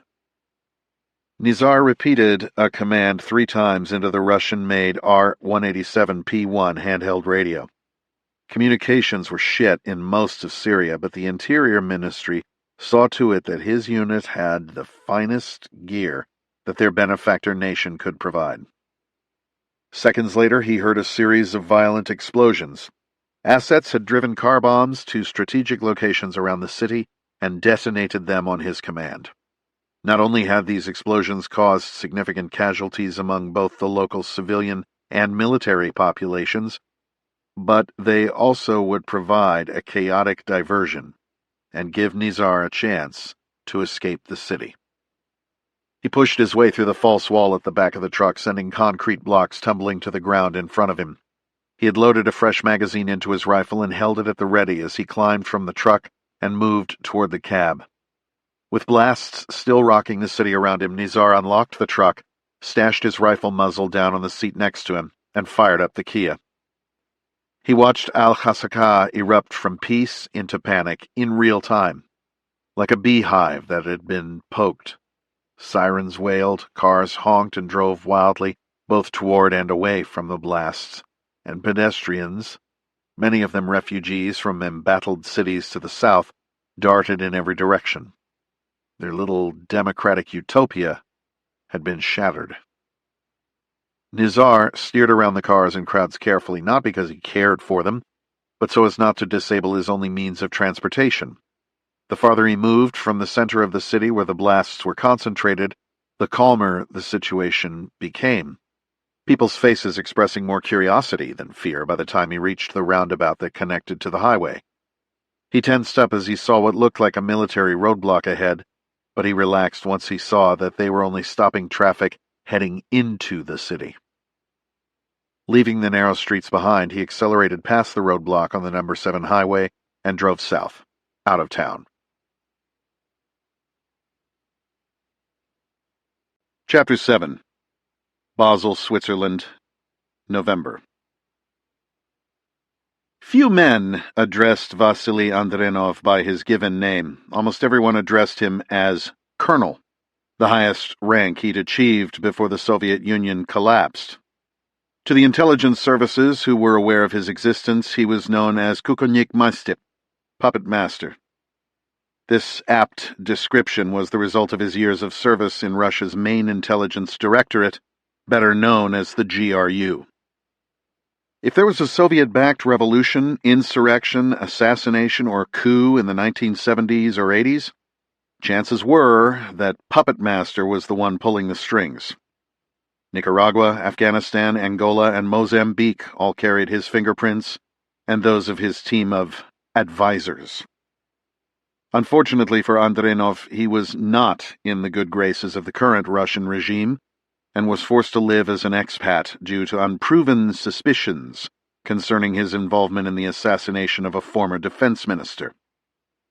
Basel had been Andrenov's home for the past decade, ideally located to maximize access to the power centers of Western Europe while taking advantage of the privacy and non-extradition practices of the Swiss Federation. Andrenov also liked to be close to his considerable wealth, all of which was tucked into the world's most secure banking system, just down the road. His line of work had left him with numerous enemies, both state and non-state, so he kept travel to an absolute minimum. When someone as wealthy as the colonel needed to see a physician, banker, or prostitute, they came to him. However, despite a lifetime of sin, depravity, and merciless violence, Andrenov saw himself as a devout Orthodox Christian, and the traditions of his faith did not make house calls. When he left his embassy-like walled compound in the Dalbe neighborhood, it was to visit St. Nicholas Orthodox Church on Amabachstrasse, something he did like clockwork the one Sunday each month when services were held there. The colonel's devotion to the church had not prevented him from masterminding the assassination of Catholic Archbishop Oscar Romero in 1980, or the subsequent massacre at his funeral. Those events served the greater good of delegitimizing the government of El Salvador, which in turn served Mother Russia. Andronov's religious dedication was more nationalistic than spiritual in nature.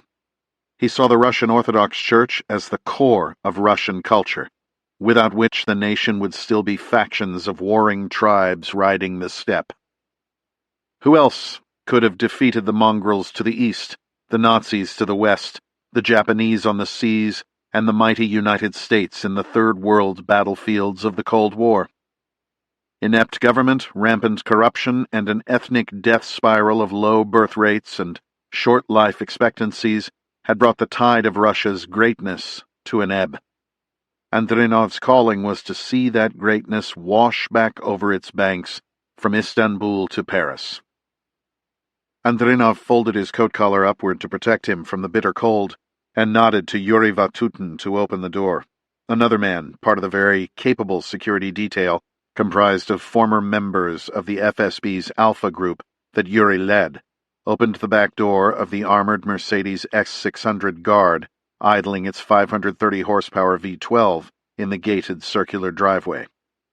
Andronov lowered himself into the heated leather seat as the door closed behind him. Yuri took his spot in the passenger seat, his suppressed AK-9 between his knees, and spoke into the microphone at his wrist to alert the men in the lead and chase vehicles that it was time to move. The wrought iron gates opened, the vehicle barrier was lowered, and the well-armed and armored motorcade sped toward Sunday Mass. Chapter 8. Aboard the Bitter Harvest, Atlantic Ocean, November. Most city dwellers have no concept of what the night sky really looks like, as much of the sea of stars and planets above is obscured, to the point of invisibility, by the lights and distractions of civilization. On a cloudless night in the middle of the Atlantic, the light show was spectacular. Reece had always been fascinated with the heavens, particularly the fact that tens of thousands of years ago, humans would have looked up with the same sense of wonder. Through centuries of change and progress, the skies were a constant. He told his daughter Lucy to look at the sky at night and pick out the brightest star when he was away, telling her he would be looking at the same one, so they would always be together. He looked up towards Sirius, the brightest in a brilliant array of stars that spanned the sky from horizon to horizon. "Daddy's here, baby girl." He wondered about Liz, whether she'd taken the escape plan he'd set up for her. He hoped she had, but also knew that she might be stubborn enough to stick it out in the States. Liz wasn't the running-away type. He knew Marco was fine. Guys like Marco find a way to dance between the raindrops. He assumed that Katie's status as a journalist, along with the hard evidence he'd given her, would keep her out of jail, though he was still worried about her.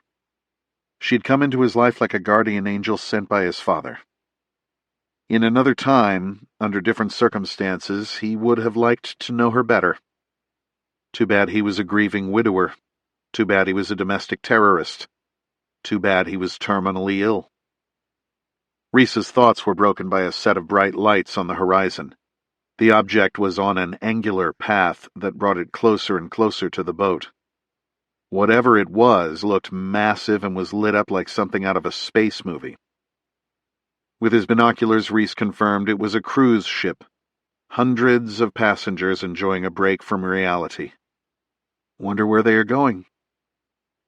Sailing solo across the open ocean was an incredibly lonely experience, only compounded by the turmoil and loss of the previous few months. In spite of the circumstances, Reece also felt an undeniable sense of freedom. In this moment, fueled by the wind and guided by the stars, he could command his own destiny. There were no schedules, there was no destination, he had no responsibilities to anyone. For the first time in as long as he could remember, there was no mission. Though it was liberating to not have a plan of any kind, he couldn't just bob around in the ocean forever under the specter of impending death. with the end of his life looming, he still felt compelled to keep moving forward. Frogmen don't quit. Never ring the bell. Well, where to then, Reece? There was a place, though the odds of making it there were slim. It would at least give him something to do while he waited to pass over to Valhalla. Reece had never paid much attention to the odds. Why start now? It was a destination that was about as far off the grid as a human could venture. A leftover culture, a human time capsule, from a time and place that the West had long since moved past. An embarrassing relic of what Europe used to be, excommunicated like a relative who'd committed an unspeakable crime. No one would think to search for him there. What's the worst that can happen? You could die. You're already dead, Reece. He went below to the small bookshelf in the boat's salon and took down a copy of World Cruising Routes by Jimmy Cornell. Spreading the boat's charts on the table, he began studying possible routes and grinned to himself when he read that the best time to make this journey was between May and June. It was November. So much for good timing. According to his GPS, he was currently halfway between Bermuda and the Azores on what was listed as Route AN-125. At 5 knots, it should take an average sailor just over 18 days to reach the Azores. A professional could push the Beneteau at an ideal wind angle of 11 knots. Reece considered himself more of a wayward mariner than a sailor, but he was learning quickly. How long had he been at sea? He'd lost track in the storms and emotions after departing Fisher's. Was it possible he'd only been at sea for 2 weeks? Depending on the weather and his ever-improving skills, he estimated he would reach landfall in 10 to 12 days. The Azores would allow him to rest up, make any necessary repairs to the boat, and, in an emergency, possibly even resupply. The dilemma was what route to take after the Azores. He could catch the winds to Gibraltar, enter the Med, and eventually head down the Suez Canal and into the Indian Ocean. That would be the most direct route, but it would leave him the most exposed to immigration and customs agencies from legitimate governments, many of which had close ties to the security apparatus of the United States. Gibraltar was covered with British intelligence assets, and the U.S. enjoyed close relations with nearly every country that touched the Med, save for Libya, which was a country in name only at this point. Reece had no idea what kind of screening took place at the mouth of the Suez, but he had to assume they didn't just wave boats through such a strategically important waterway. No, the direct route wouldn't do it all. He'd have to take it the long way around the continent. It was summer below the equator, which meant the winds were mostly favorable. From his reading, it was actually the ideal time of year to make that journey. But it was a long way to sail solo. It would be tough, but not impossible. Besides, it would give him an objective to focus on, something that always helped him make it through hard times. The key was to keep your eye on the ball and take it one event, one day, one run at a time. Just make it to breakfast, then to lunch. Keep moving forward. Reece's study of the routes book established he had already erred by taking too far south a course. Though he missed out on more favorable winds by steering the course he chose, he did have better weather. The temperatures were relatively warm, and the high-pressure system gave him clear skies. He found himself using the motor more than he would have liked, thanks to intermittent headwinds and calms, but he was confident that he'd have sufficient fuel to make it through this stretch of ocean. Don't get too comfortable, Reece. You'll probably die en route anyway. Chapter 9. Essex County, Southern England, December. With its 2nd Battalion of the Parachute Regiment back from its most recent deployment to Afghanistan, the 16 Air Assault Brigade had nearly all its troops at Colchester Garrison in time for the Christmas holiday. Several members of 2 Para were receiving awards for valor, and the ceremony, with all the pomp and circumstance that the British Army has to offer, had been celebrated in the local media. The garrison was on a heightened state of alert due to the recent terrorist attack in London. Barricades slowed approaching vehicles, giving base security cameras additional time to evaluate the passengers. Scales determined if a car or truck was unusually heavy and might be loaded down with explosives. Multi-purpose canine teams patrolled between vehicles as they waited patiently to show the guards their identification cards.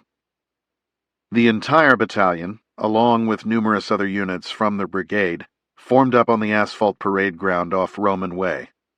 Dressed in multicam fatigues and sporting their trademark maroon berets, the paras were the pride of the British Army.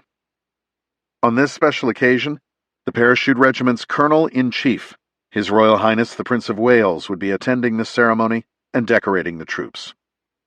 The Prince's motorcade had been slowed by uncharacteristically bad traffic, delaying the start time, so the troops stood, shivering in formation, as the band played every patriotic tune they could muster to pass the time for the visiting dignitaries. To a man, the paras were anxious to put the ceremony behind them. Their holiday leave would begin upon the conclusion of the events, and after a long overseas deployment, they were looking forward to spending some time with their wives, girlfriends, mates, or favorite bartenders. The band's proximity to the troop formation made it impossible for the soldiers to hear anything but the music as they passed the time until His Majesty's arrival. As the minutes ticked by, even the senior non-commissioned officers began to grow impatient. The Al-Jalil is an Iraqi copy of the Yugoslavian-made M69A 82mm mortar. 3 of them had been placed in a triangular formation in the small backyard of a home on Wickham Road just north of Colchester Garrison. The crew was highly experienced, having fired similar weapons on hundreds of occasions on both sides of the Syrian conflict. Their leader, whom they knew only as Hayyan, had been an artillery officer in Assad's army before switching sides and eventually migrating through Greece and into mainland Europe. He had been recruited for this job months earlier and had spent long hours training his team, supervising daily rehearsals, and reconnoitering the target once it was established. A woman with a sweet English voice had reserved the home for the week, sight unseen, under the auspices of a golf escape for her husband and a few of his friends from London. Google Maps and a close target reconnaissance had confirmed it as an ideal location. They had moved into the rental house the evening prior and painstakingly positioned their weapons inside a shed in the backyard to conceal them from nosy neighbors and overhead surveillance. If their golf bags and luggage were heavier than normal, no one seemed to notice. Now it was time to execute the mission for which they had so carefully trained. The flimsy corrugated tin roof of the shed was pushed aside, having been detached from its screws the night before. Sight blocks were double and triple checked, and ammunition was laid out for fast access. Hayyan told the men to take their positions and watched the minute hand on his watch tick toward the time they'd been given by their handler. Talata, Itnan, Wahid, Ner. The men responded instantly to his command, releasing the high-explosive rounds into the tubes before ducking out of the way as each weapon fired. Because the target was far closer than the maximum range of 4,900 meters, the tubes were placed at a high angle, which meant that the second and third volleys had been fired before the first rounds impacted. The first 3 rounds landed simultaneously, with each round carrying a kilogram of explosive and accompanying shrapnel.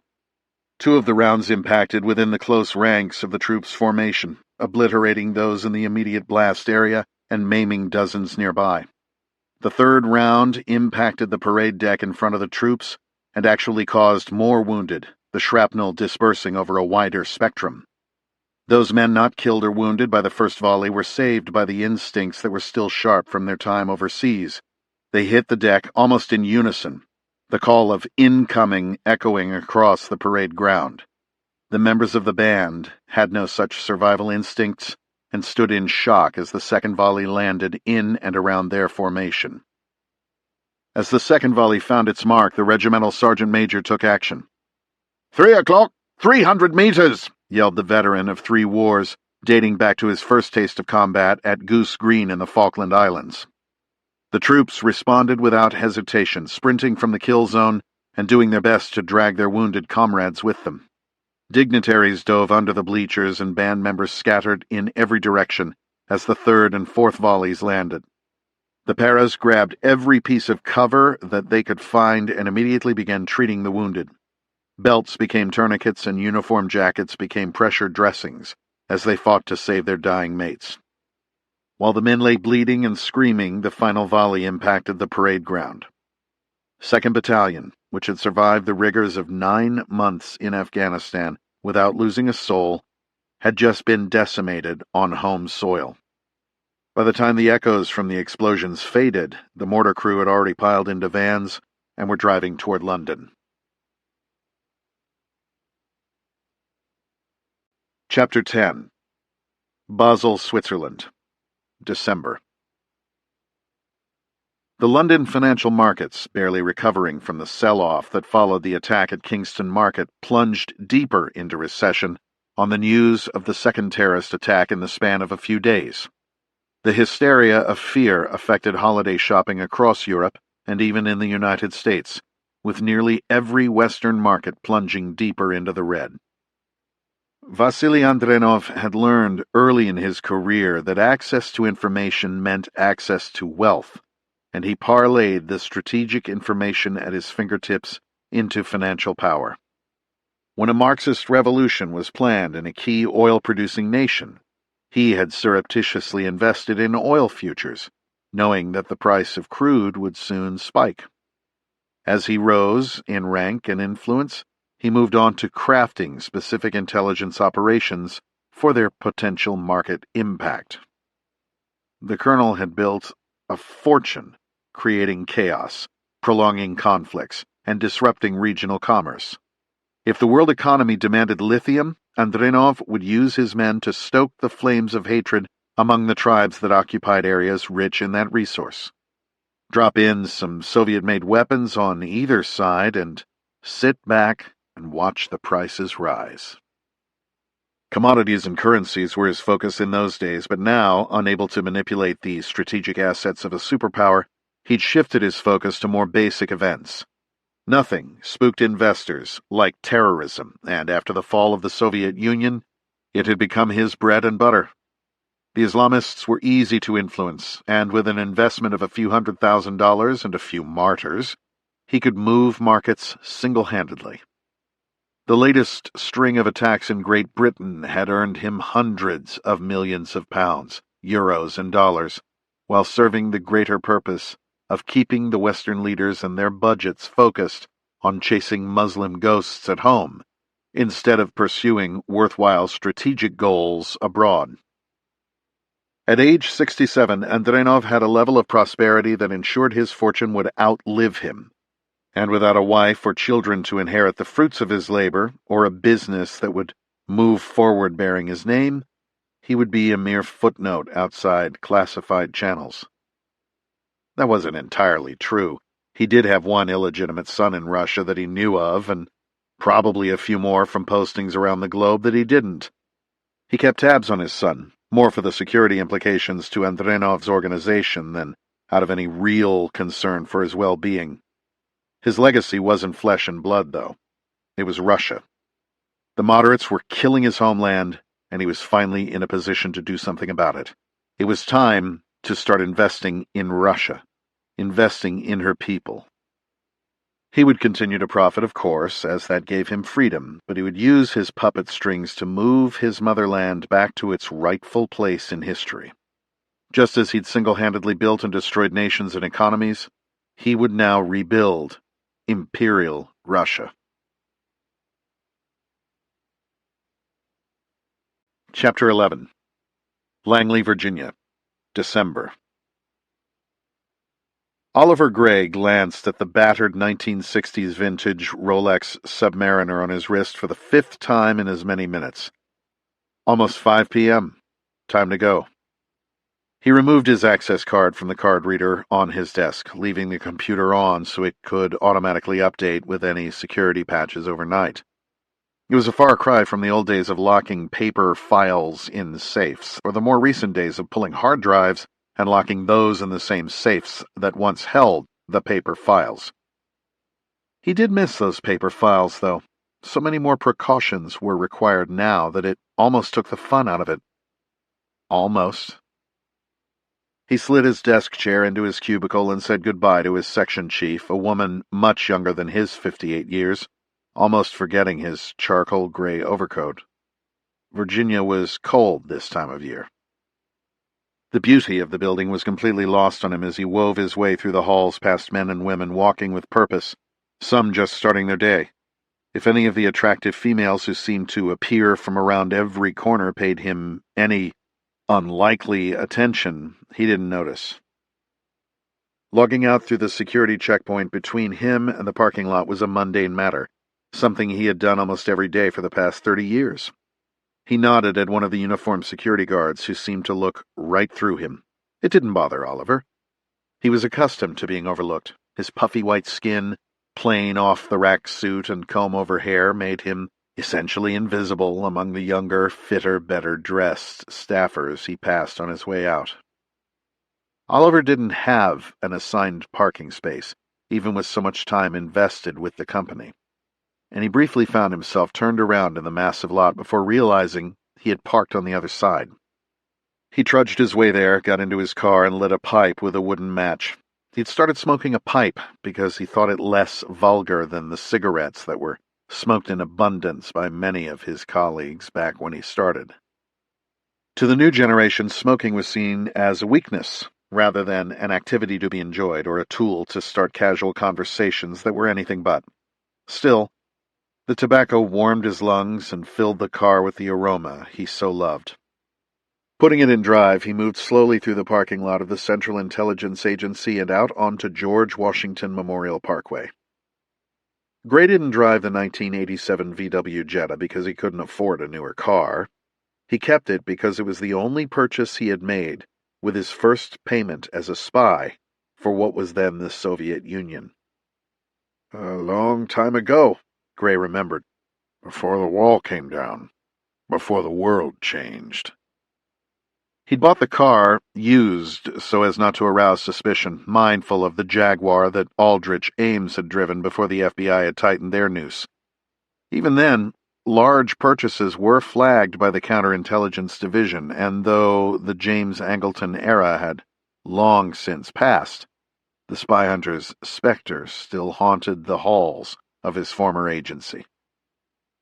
Oliver's great-grandparents had immigrated to the United States from Russia following the chaos of the October Revolution and settled in Penn Wynne, Pennsylvania. They insisted on always speaking Russian in the home to preserve and pass on what was left of their heritage. Oliver's mother, Veronica, continued the tradition, albeit a bit diluted, giving her son the gift of understanding the intricacies of another language and culture. What memories Gray had of his father were now the type that made him wonder if they were real or figments of his imagination. As a traveling salesman, Oliver's father was rarely home, always on the road peddling encyclopedias, kitchen utensils, laundry soap, coupon booklets, and anything else that might keep his family clothed and fed. It was while selling bath bars during one of those trips that he met a widow in Philadelphia. As his trips to the big city became more frequent, their duration increased as well until one fall day he packed a bag and never returned. Keeping two families had turned out to be more difficult than he'd imagined, and he chose the one that did not include his son. Oliver was 6 years old and never saw his father again. Isolated and alone, Oliver and his mother moved in with her parents. Veronica took a job at the Pennsylvania Department of Motor Vehicles, leaving Oliver in the care of his grandparents.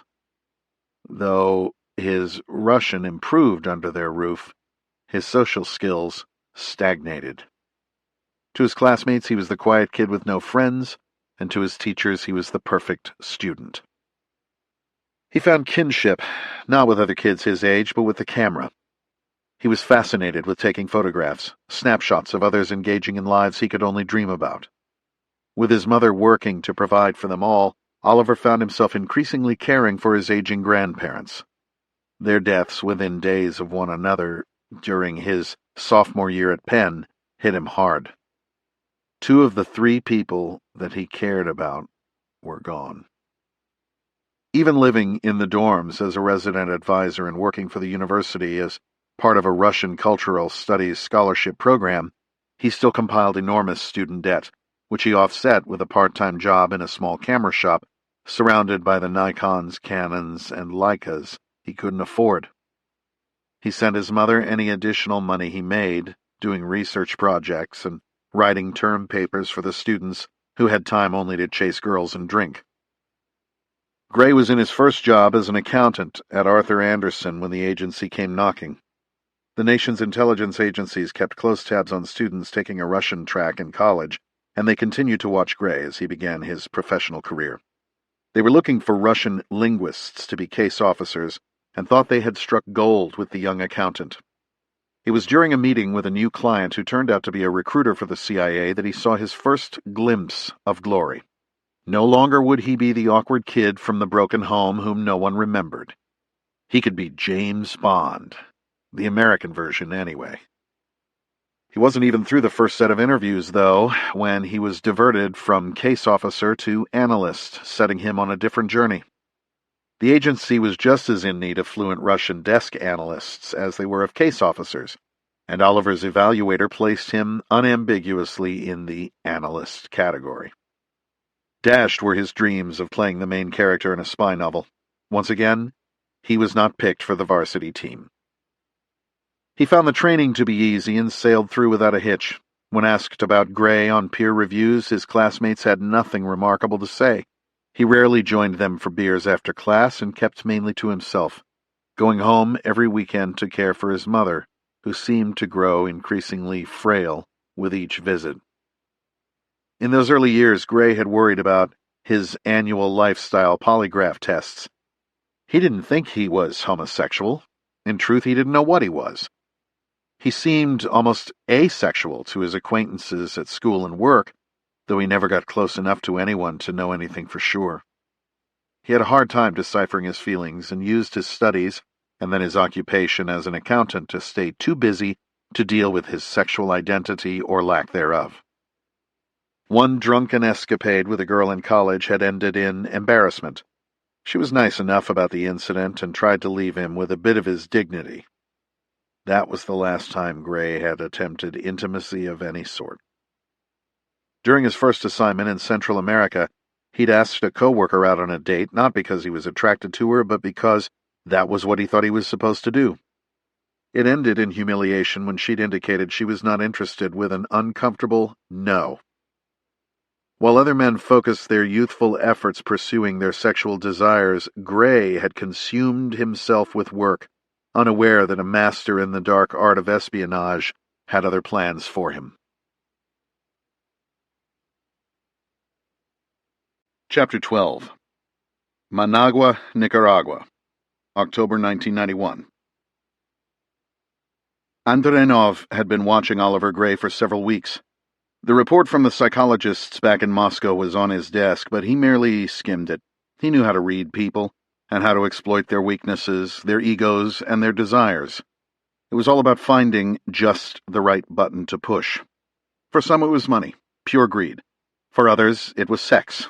The honey trap was so successful that the KGB actually had schools where men and women were taught to seduce their prey. Individuals whose sexual preferences deviated from the mainstream made the juiciest targets. The more perverse the fetish, the easier the sell.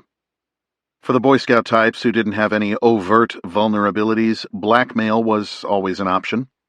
Drug a diplomat's drink and take compromising photos with a young boy or girl, and you had them on the hook for life. For Gray, though, Andronov would need none of these techniques. All Gray needed was to be wanted.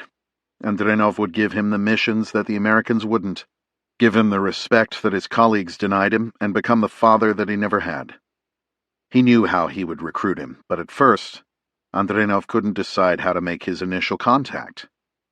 Gray's work rarely took him to the field, and he had the social life of a monk, so there weren't many circumstances where an introduction would be natural. He decided on a bump. What would look to Gray like a chance encounter would actually be a well-orchestrated interaction. Gray was an avid photographer, and Andrenov knew that he often took to the streets in the mornings or evenings, when the light was best, to photograph the city and its people. He had a man watching Gray's apartment near the embassy, waiting for the perfect moment. His phone rang before dawn one morning with word that his subject was on the move. Andrenov quickly dressed and headed out, steering the Mercedes sedan north on 35A Avenida. He assumed that Gray was headed for the nearby coast.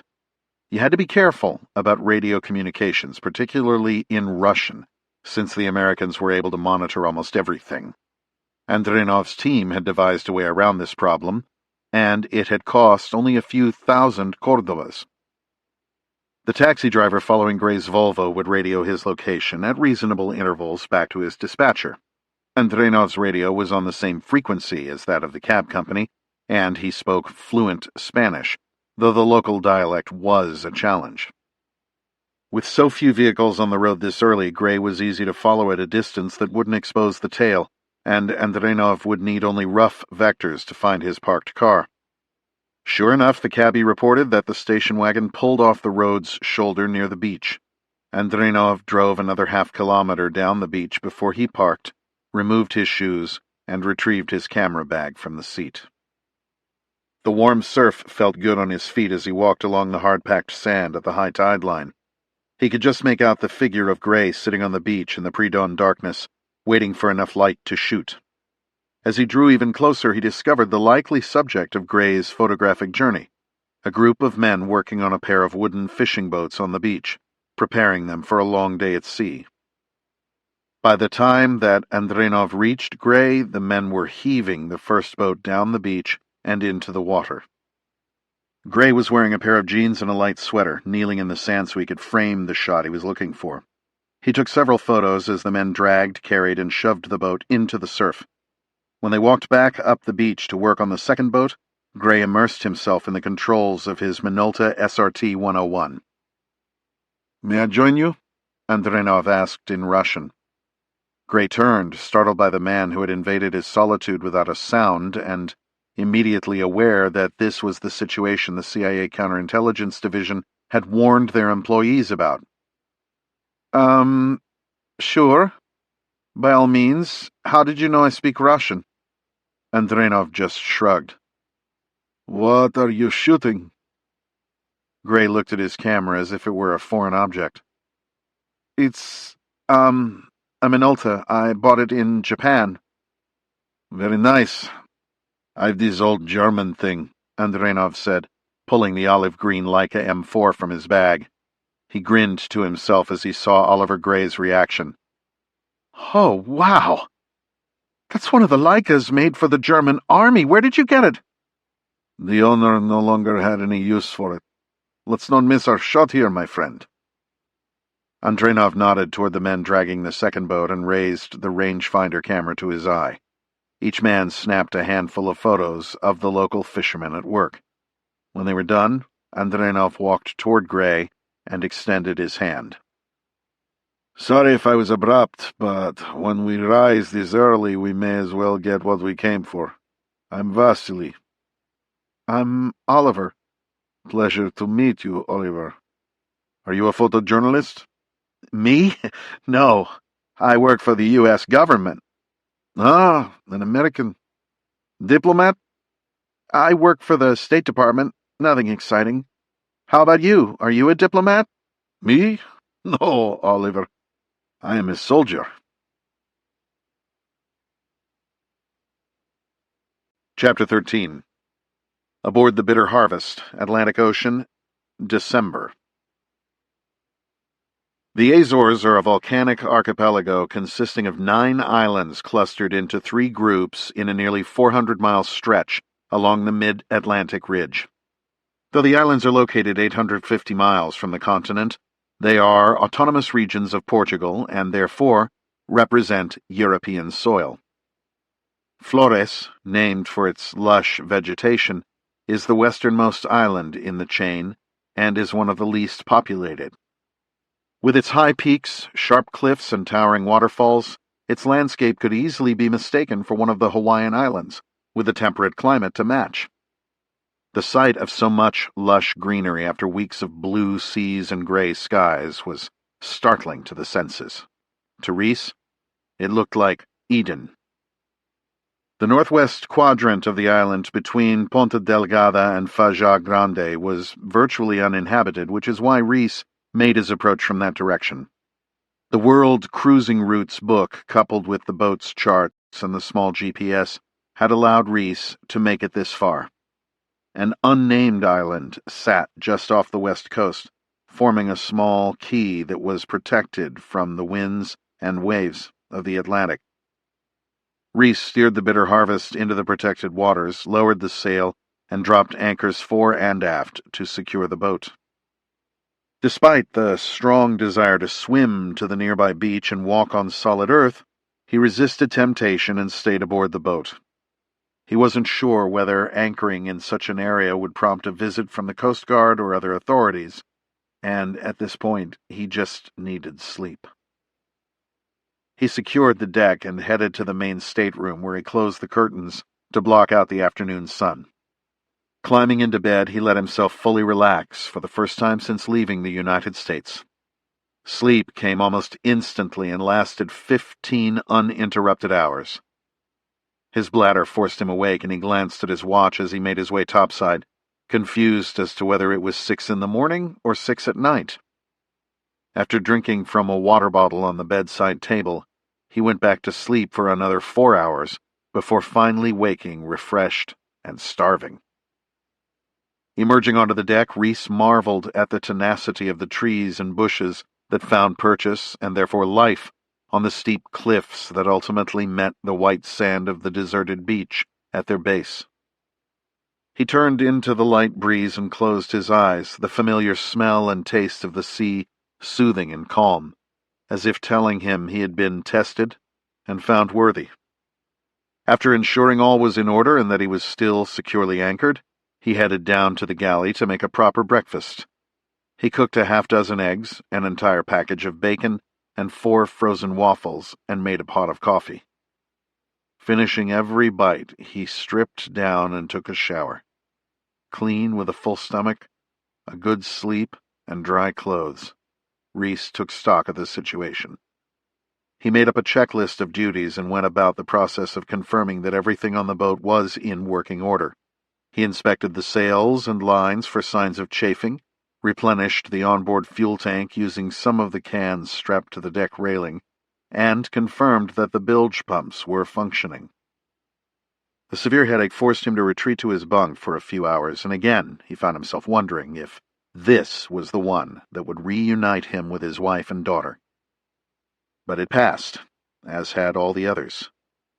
He quickly grew hungry again and grilled himself a large tuna steak, which he ate along with 2 microwave bags of rice that he found in the freezer.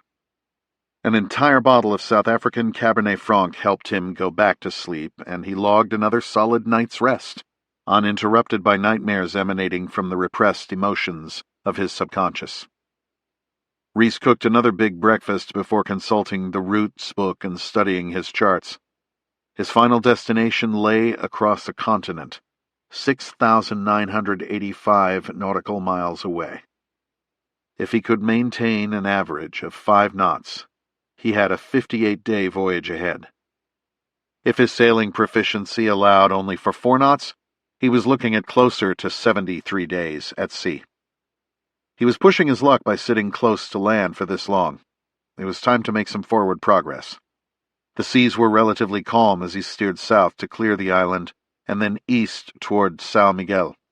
From there, Reece would head southeast to the Canary Islands before continuing on toward the Cape Verdes. Then, the real voyage would begin.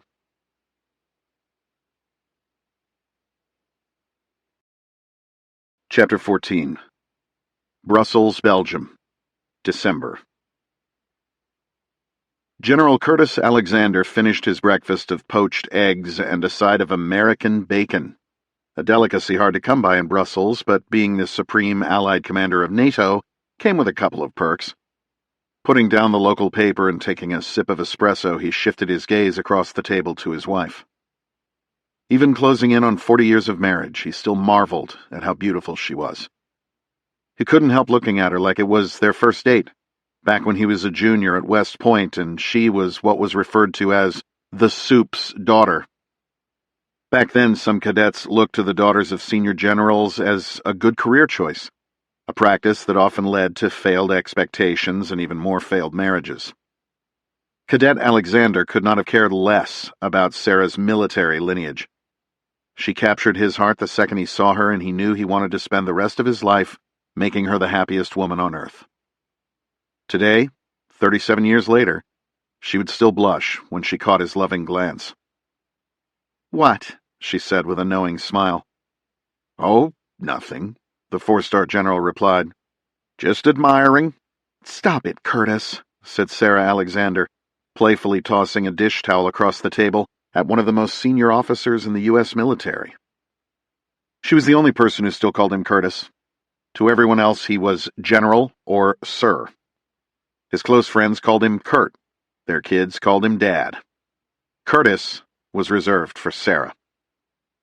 At 61 years old, the old man was at the end of a very long and distinguished Army career. His change of command and follow-on retirement ceremony were 2 weeks away. Technically, he was still turning over his duties as Supreme Allied Commander Europe, but for all practical purposes, he was done. His replacement was already in the seat, and it was time for General Alexander to step aside. The incoming commander needed to build rapport and set his priorities for his new command. Supreme Allied Commander, Kurt thought with a sigh. Who would have thought? Well, probably a few people, he admitted to himself. His father had been a lieutenant colonel in Vietnam, shot down in a helicopter while leading an air assault on a VC-controlled hamlet in Tay Ninh province.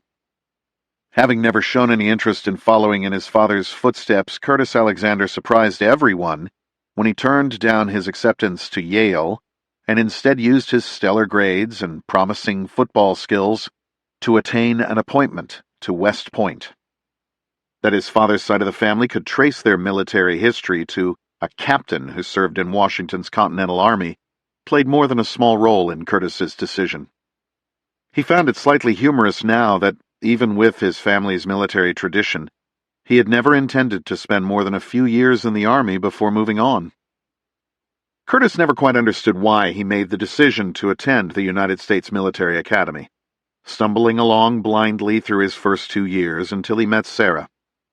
Then it all became clear. He was meant to go to the college with the cold, gray, imposing architecture that defines the Army post overlooking the Hudson. He was meant to be there to meet Sarah.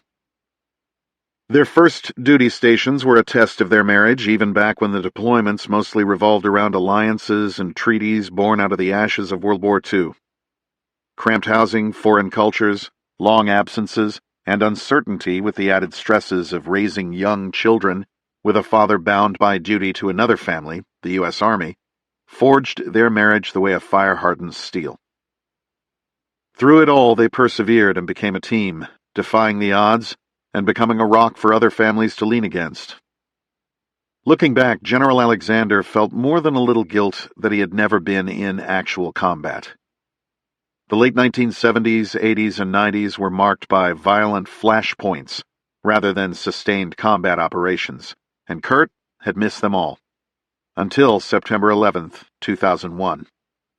He had just made colonel, which in the modern army means not leading troops from the front as in centuries past. As with everything else in life, the newly minted full bird accepted his assignments in Afghanistan and Iraq with grace and distinction. Sending young men off to fight from the security of a forward operating base had always made him uncomfortable. Without any past special operations assignments or ground combat experience, Curtis Alexander felt he might not be able to measure up to the demands of a new war. He made up for that lack of experience through a personal devotion to servant leadership. The way he looked at things, he was serving the men under his command rather than the other way around. He also made it a personal policy to never let anyone in or out of the military think he had accomplished tactical feats of brilliance on the battlefield. He preferred to shift that honor and those accolades toward the enlisted and junior officers out there at the tip of the spear doing the fighting and the dying. Curtis Alexander was a different kind of officer, something that did not go unnoticed by those he chose to serve. General Alexander had been shaped by the Army of the 1980s, one still recovering from the wounds of Vietnam. He had entered a military focused on the Soviet threat so masterfully met and countered by the policies and relationships of the Reagan administration. He often wondered which world he would have rather passed on to his children, and now 2 grandchildren. A world with an easily identifiable enemy with victories won at the negotiating table, or today's asymmetrical threat, where non-state actors and terrorists focused their ideology of hate and violence on the weakest among us. Women, children, citizens going about their daily lives. He almost longed for the days when their biggest concern was that the Soviets were going to invade West Germany by marching through the Fulda Gap. Every time he thought he was ready to retire, the Army would promote him. Having grown up in a military family, Sarah was well acquainted with Army life. She also knew the hold the Army could have on some. Curtis was different from every other officer she had known. The career just happened to him. He didn't pursue it. It was quite the opposite. The career seemed to pursue him. She had never met an officer who cared less about his rank than Curtis Alexander. By nature, he saw his job as taking care of his men, and he took genuine pleasure in seeing them succeed. He always told Sarah that they would get out after this next assignment, and now joked that after 39 years, he was going to finally keep his promise. It was a different world today, and the general was ready to turn over defense of the nation to a new generation, one that included their only son. He had just completed the Army's Ranger Assessment and Selection Program on his first attempt, and was excited about his assignment to lead a company in the 75th Ranger Regiment. Kurt and Sarah's 2 daughters wanted a different life. One had married a doctor and the other an attorney. By happenstance, both had settled in Northern Virginia. Kurt and Sarah planned to reoccupy the home they had purchased and subsequently rented out in Alexandria during one of the general's Pentagon tours. They loved the Washington, D.C. area, and having their daughters and grandchildren living there made the decision to retire close by a relatively easy one. The soon-to-be retired general had accepted a position as President General of the Society of Cincinnati, the oldest patriotic group in the United States. The society had been founded in 1783 and was headquartered in Washington, D.C. Its namesake came from George Washington's admiration for the ancient Roman hero Lucius Quinctius Cincinnatus, who resigned his commission, returned power to the Senate, and retired to his farm after leading the Roman army to victory, defending the Republic from foreign invasion. Often referred to as the American Cincinnatus, General Washington followed in the Roman leader's footsteps, in no small measure giving Americans the freedom most take for granted today. The society is now dedicated to preserving the memory of those who sacrificed their lives in the war for independence, standing up to the world's greatest superpower and creating a republic based upon freedom and liberty. Much like the Army he thought would hold him for only a few years, the Society of Cincinnati was a natural home for Kurt and Sarah. That posting, along with a few board positions, would see them into their retirement years as they enjoyed the perks of living just minutes from their grandkids. "I have to make an appearance today," said Curtis. "Sign a few papers and say a few early goodbyes. At 2 o'clock this afternoon, for us almost civilian types, I get to present a kid from the 82nd Airborne with a Purple Heart and Silver Star. He's been on the staff for a year due to a shrapnel injury he sustained in Afghanistan. Great kid. His award finally came in, and he asked me to present it to him. I could hardly keep my eyes from watering up when he asked me." "Oh, sweetie, you old softy." "Well, I'm honored to do it. And I'm certainly looking much more forward to that than to my change of command and retirement ceremony." "I know you've never liked those things." "I despise those things. Regardless of the job you did, they always make it seem like you single-handedly turned the tide of evil and saved the planet. It's ridiculous They never tell the truth. It's all military pomp and circumstance bullshit. Curtis, the language, Sarah joked. We are almost there. Just a couple more weeks, and then home. That soldier will never forget receiving his medals from you, Sarah remarked proudly. Nor I presenting them to him. So humbling. These kids today, they are something else, honey. They are the most well-educated, capable soldiers our country has ever produced. I just wish we could make better strategic decisions worthy of their sacrifice. Sarah nodded. She had heard those words from him more times than she could count throughout their married life. It was one of the reasons she loved him. He couldn't hide how much he cared for his troops. He could make hard decisions, but they were always tempered by his practice of never forgetting the human ramifications. I have to go, sweetie. I want to get this admin handled before the awards ceremony. Standing, he made an attempt to straighten the tie on his Army service uniform. Let me help you, his wife said, rising from her chair. Thank you, my dear, Curtis said, leaning down to kiss her goodbye. See you later this afternoon. Let's grab a nice dinner and talk about the D.C. house. I think it might need an upgrade or two. They still called it the D.C. house, even though it was technically in Virginia. Perfect. See you tonight. Sarah watched as Curtis descended the steps of the quarters they had made their home for the past 3 years. It was a far cry from the junior officer housing they had endured in the late 1970s, though she knew theirs had been a large step up from what the junior enlisted families were provided. Major Paul Reed met General Alexander at the door to the white Suburban parked in front of the general's home. "Morning, General," he said, opening the rear passenger door. "Morning, Paul. Don't get used to this sleeping-in business. You still have a career ahead." "I won't, sir. Don't worry. What's on our agenda today?" Paul had been the general's aide for the better part of 2 years and usually met him at the office well before sunup, sending a new officer or mid-level enlisted soldier to pick him up. When the general arrived, Paul would be ready with an agenda and schedule prepared for a full day leading NATO. Now it was all about helping the general through the administrative hurdles of a change of command, and Paul was enjoying a more relaxed schedule, as well as some of the last days he would spend with a man he looked up to, both personally and professionally. "Let's sign those supply papers and the rest of those evaluation reports so we can get that off our plate, and then I want to prep for the awards ceremony. You will be back to your wife and kids by 4 o'clock at the latest."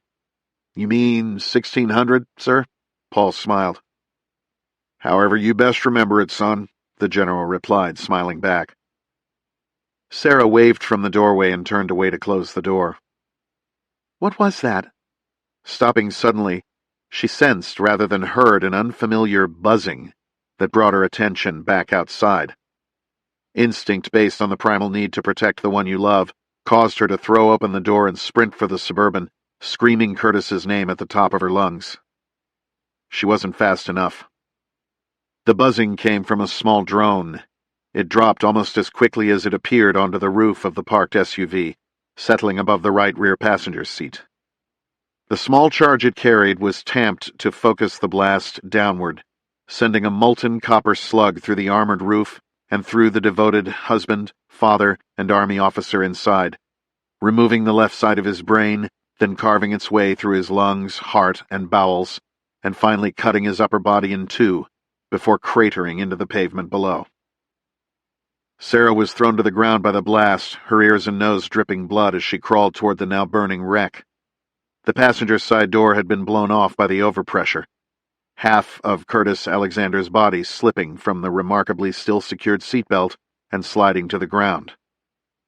By the time Major Reed had regained consciousness, Sarah had locked herself in an embrace of what was left of her husband, her screams echoing around the nearby buildings, long after the reverberations of the explosion had dissipated.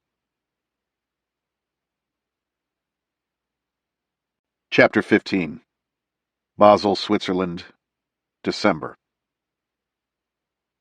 Vasily Andrenov stood before the photo on a credenza in his office, having just received confirmation of the terrorist attack targeting the NATO commander.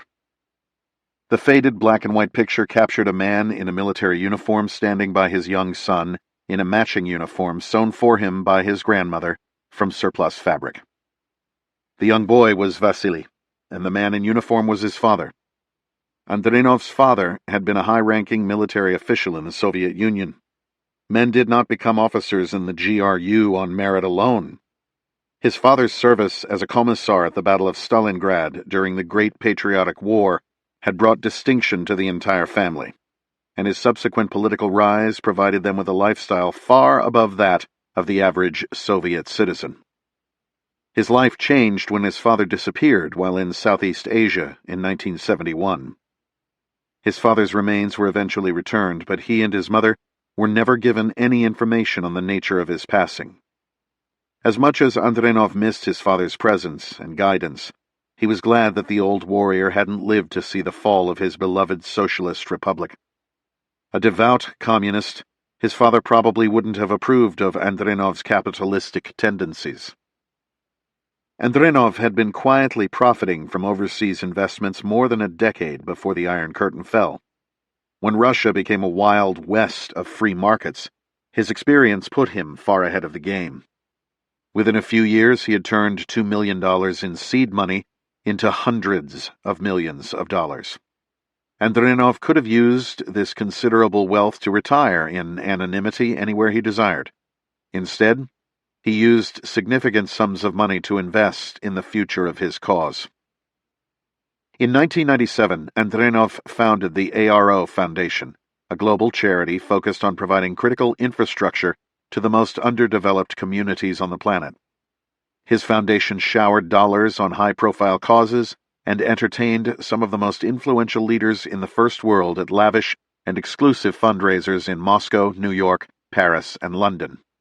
He even supported the pet causes of members of the United States Congress, particularly those with committee assignments that aligned with his needs. With all the goodwill being spread by the foundation, no one seemed to notice that the overwhelming majority of the organization's staff were former intelligence officers from Eastern Bloc countries. Had anyone paid close attention, they may have also noticed that the most underdeveloped communities on the planet were nearly all either in key strategic locations or were rich in some desirable natural resource. Need seemed to overlap perfectly with gold, oil, natural gas, lithium, and copper deposits. While performing token charity work such as providing vaccinations or digging wells, Andronov's teams were bribing local officials for extraction rights or key information. When base metal prices skyrocketed, his mining contracts made tens of millions of dollars. When the demand for lithium exploded to feed the mobile device battery market, the former GRU agent's wealth increased exponentially. As that wealth grew, so did his global profile and influence. The Foundation's political dealings didn't just grease the skids in places like Africa or Southeast Asia. It bought influence from Whitehall to Washington. This influence, and the lobbyists who wielded it, meant no heat, no investigations, no prying eyes. It meant insurance against the West. Chapter 16. Aboard the Bitter Harvest, Indian Ocean, Mozambique coast, March. Reece had stayed anchored south of Pemba, Mozambique, for 4 days, waiting impatiently for the new moon. His journey from Cape Verde had taken him down the western coast of Africa and around the Cape of Good Hope, 96 days at sea. He had risked going ashore for supplies only twice, in Nigeria and Namibia. He treated each like an over-the-beach operation with an offset infiltration to a local village, where he played the part of a wayward traveler stocking up on a few supplies before disappearing as quickly as he had appeared. His maritime skills had matured over the course of his voyage. The Bitter Harvest had kept her end of the bargain and delivered him safely halfway around the world. He was thankful for the boat's faithful service, and felt a bit sad to be scuttling the Hastings's beautiful blue-water Voyager that had been his home for so long. But it was time for him to get back on terra firma. With thunderstorms blocking the usually dazzling starlight above, the only light visible was from a handful of structures miles away on the horizon. Using the subdued illumination from the red LEDs on his headlamp, He double-checked his bags, packed with clothing and what was left of his gear and cash. Cash opened doors and closed mouths. With cash and a bit of luck, maybe he could get where he was going. Confident he was ready to make a hasty exit, Reece went below decks and found the through-puts in the bottom of the hull. He'd never sunk a sailboat from the inside before and did his best to remember what they had taught him in the low-vis sailing course he'd taken in the teams years ago. He located the macerate pump and outboard dump handle, turned it 90 degrees, and opened it to the outside elements. He loosened the hose clamp to ensure that the first big wave the yacht hit would free the hose completely, which meant the craft would start taking on water and begin her journey to the bottom of the ocean. He made his way to the circuit breaker and flipped the one labeled bilge to prevent the bilge pump from pumping water. With a non-floatable hull, it was unlikely to pump water out faster than the 48-foot craft would take it on, but Reece wanted to be sure. He then unscrewed the through-put and scampered topside. Reece killed the red light and pulled the elastic strap on the headlamp so it dangled around his neck. The inflatable launch was tied alongside the port side of the Bitter Harvest, protecting it from the prevailing winds and mild seas that lapped along the starboard edge of the hull. He shouldered his pack and secured the bump helmet to his head. Lowering the dual lenses of his NODs, the world turned green and the immediate space brightened significantly. He lowered his Sitka gear duffel into the launch and took one last look around the deck before swinging himself over the railing, his bare feet landing on the rigid deck of the Zodiac Mark II GR below. Reece pumped the primer bulb and set the choke before cranking the motor. It took 3 tries before it caught, and he let it idle for a full minute to warm it up. Satisfied that it wasn't going to stall at the wrong moment, he untied the bow and stern lines from the Bitter Harvest's cleats and drifted away from the boat that had been his only home for the past 14 weeks. As he advanced the throttle, the bow lurched skyward, obscuring his view of the shoreline in the distance. He kept the speed to a minimum, just enough to stay on plane. He wasn't in a rush, and there was no sense in making any unnecessary engine noise. He assumed it was too early to encounter any fishing vessels, and he didn't know if his destination nation had a navy or even a coast guard patrolling its waters. After 16 years in the teams, Reece felt perfectly comfortable in a small boat headed toward the coastline of a foreign land that wasn't expecting his arrival, though he did silently long for a couple of armed teammates, some fresh intel, and perhaps a map. He had debated whether to steer the Bitter Harvest to within a mile of shore and simply swim in from that distance, but given that his only exercise over the past several weeks had been operating the sailboat, he wasn't sure he was physically up for it. Also, given the lack of intel about potential coastal patrols, he preferred the decreased signature that the Zodiac gave him. As he steered the boat and scanned the horizon, he inflated the small dive vest around his neck, using the plastic tube attached to the front. The spray of salt water that soaked him felt good against his skin in the warm night air. It took 20 minutes to close the distance to where Reece planned to make his approach, approximately 500 meters offshore. He carefully scanned the sandy beach and dark waters for any sign of activity. Seeing nothing concerning, he swung his legs over the side and entered the 80-degree water while keeping a firm grip on the inflatable hull, his vest helping support his head above the waves. He had lined the inside of his duffel with garbage bags to render it effectively waterproof, which also made it buoyant.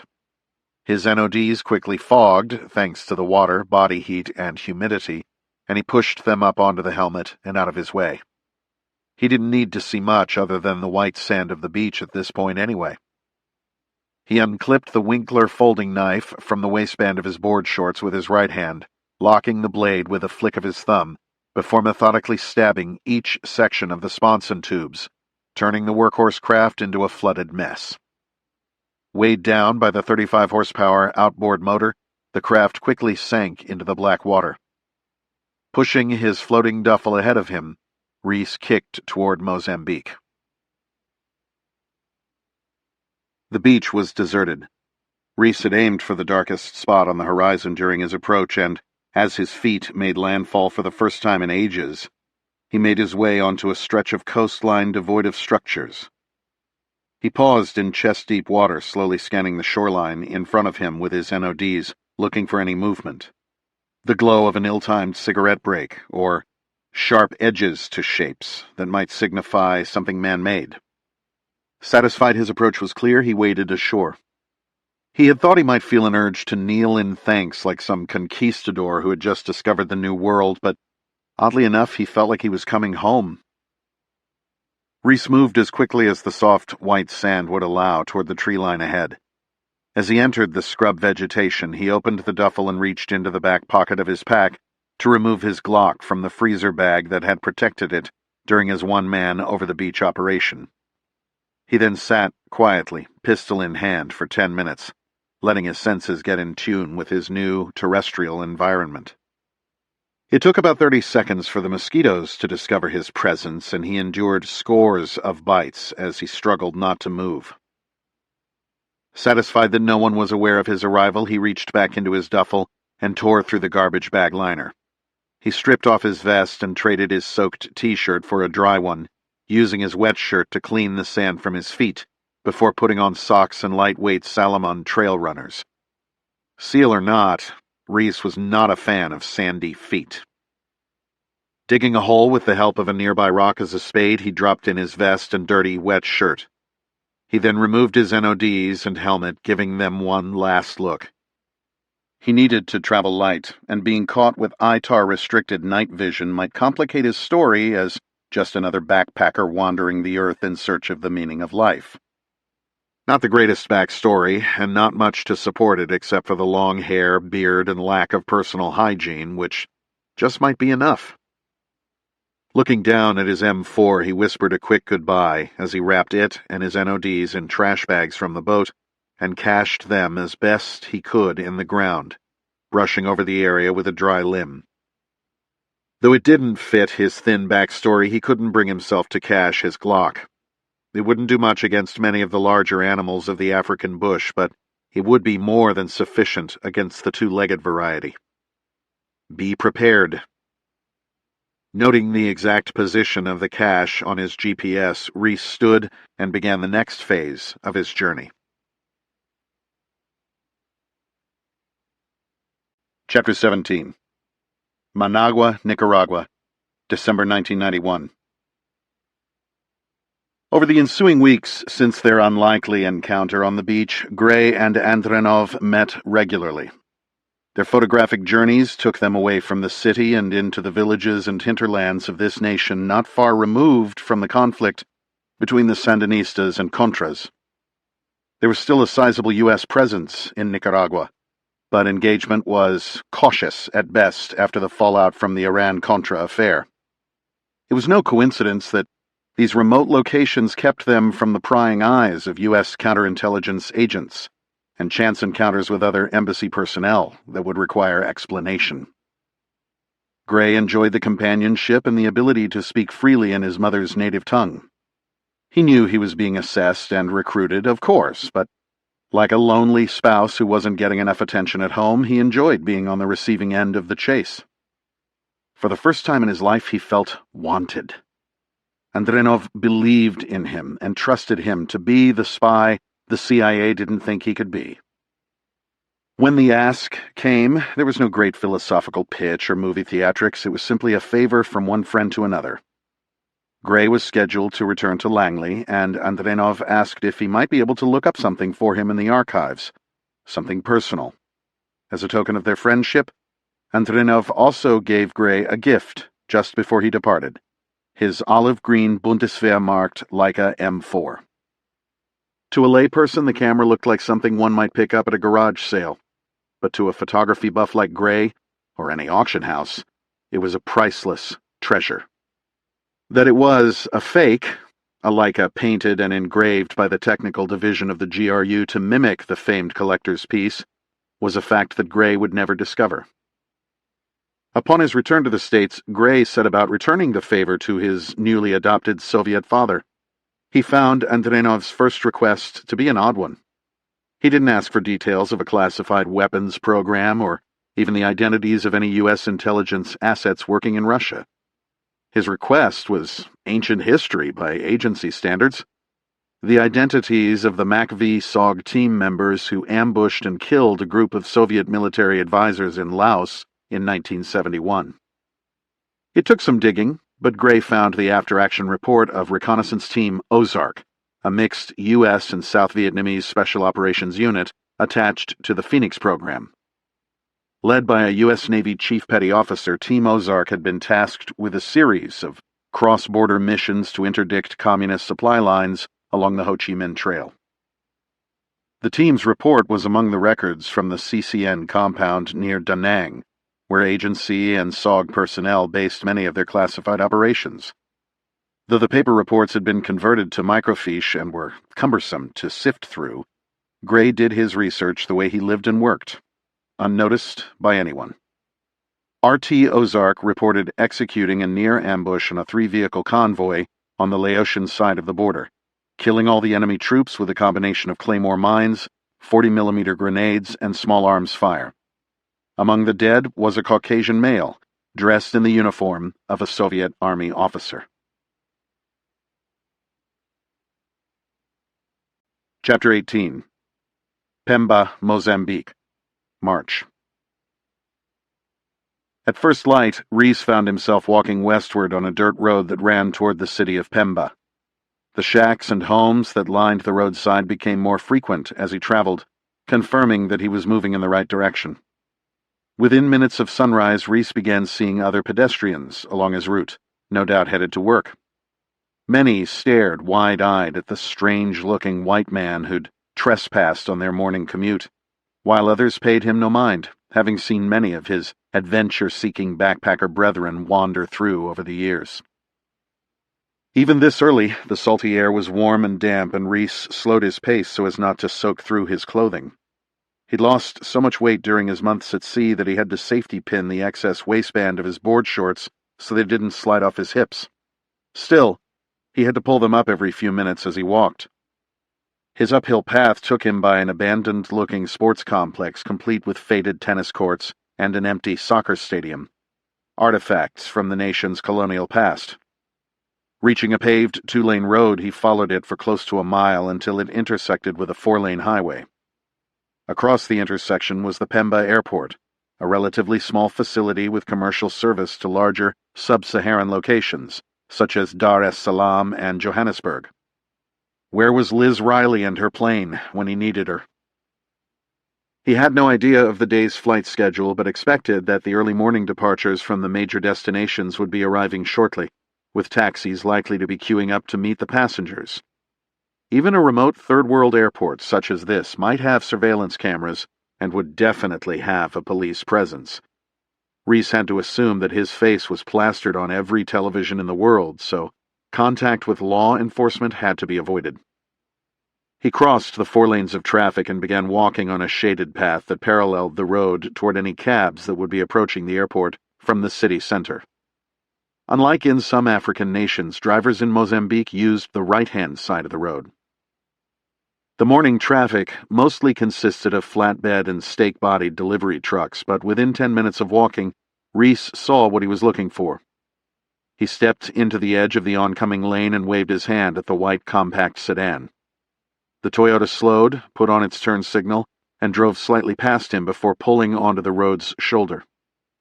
The driver of the King Cab Radio Taxi Toyota, a thin black man dressed in penny loafers, dark dress pants, and a threadbare button-down, stepped out to help Reece with his bags. He was obviously uncomfortable with his car's position and moved quickly to open the hatchback. Reece loaded his duffel but kept his pack as he climbed into the small back seat. Feigning an Australian accent rather poorly, Reece asked the driver to take him to an internet cafe. Reece hadn't spoken to another human since he'd left Katie and Liz on the runway at Fisher's Island. He couldn't help but wonder where they were now and if they were all right. The cab's path took it back toward the airport, where the driver made a U-turn to head toward Pemba proper. Pemba had a reputation as a refuge for mercenaries, spies, and criminals due to its remote location and minimal connection with the inept national government. The city, known as Porto Amelia during Portuguese colonial rule, was both decrepit and beautiful at the same time. In some ways, it reminded Reece of the many Caribbean islands he'd visited, where locals scratched out a destitute existence adjacent to the walls of luxury resorts, catering to families who never ventured beyond their secure boundaries. The beaches here were as beautiful as anywhere on Earth and were virtually undeveloped. No skyscraper condos, just a scattering of thatched roofs along the white sand. The city sat on a peninsula and would be an ideal deep-water port if Mozambique had an economy to support it.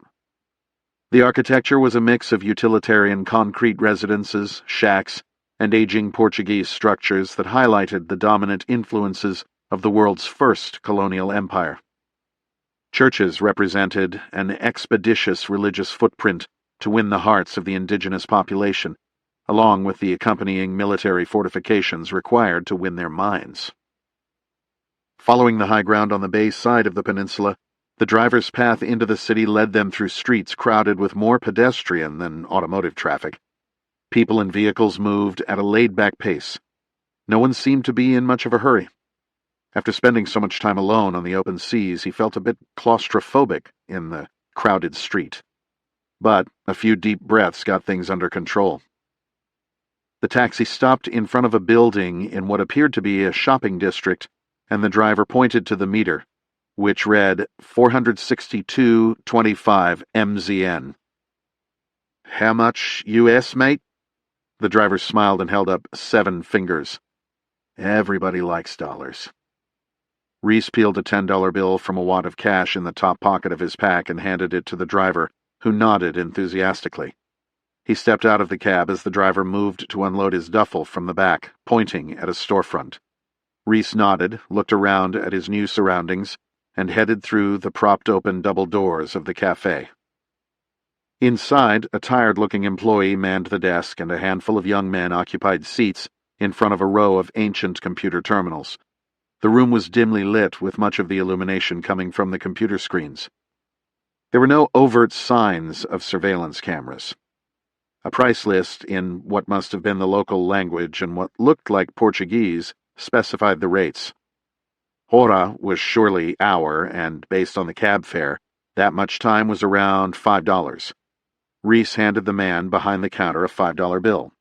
He studied it carefully before putting it into his shirt pocket, then waved his arm toward the computers and said something that Reece couldn't understand. The other patrons were glued to their screens and paid Reece no attention as he moved to the computer closest to the wall. The machine was ancient, one of those Dell desktop tower PCs from the late 1990s that cost $3,000 and, a few months later, were worth about $100. The browser was an old, unsupported version of Google Chrome, and it took a full minute of clicking and whirring for the program to open after Reece double-clicked on it.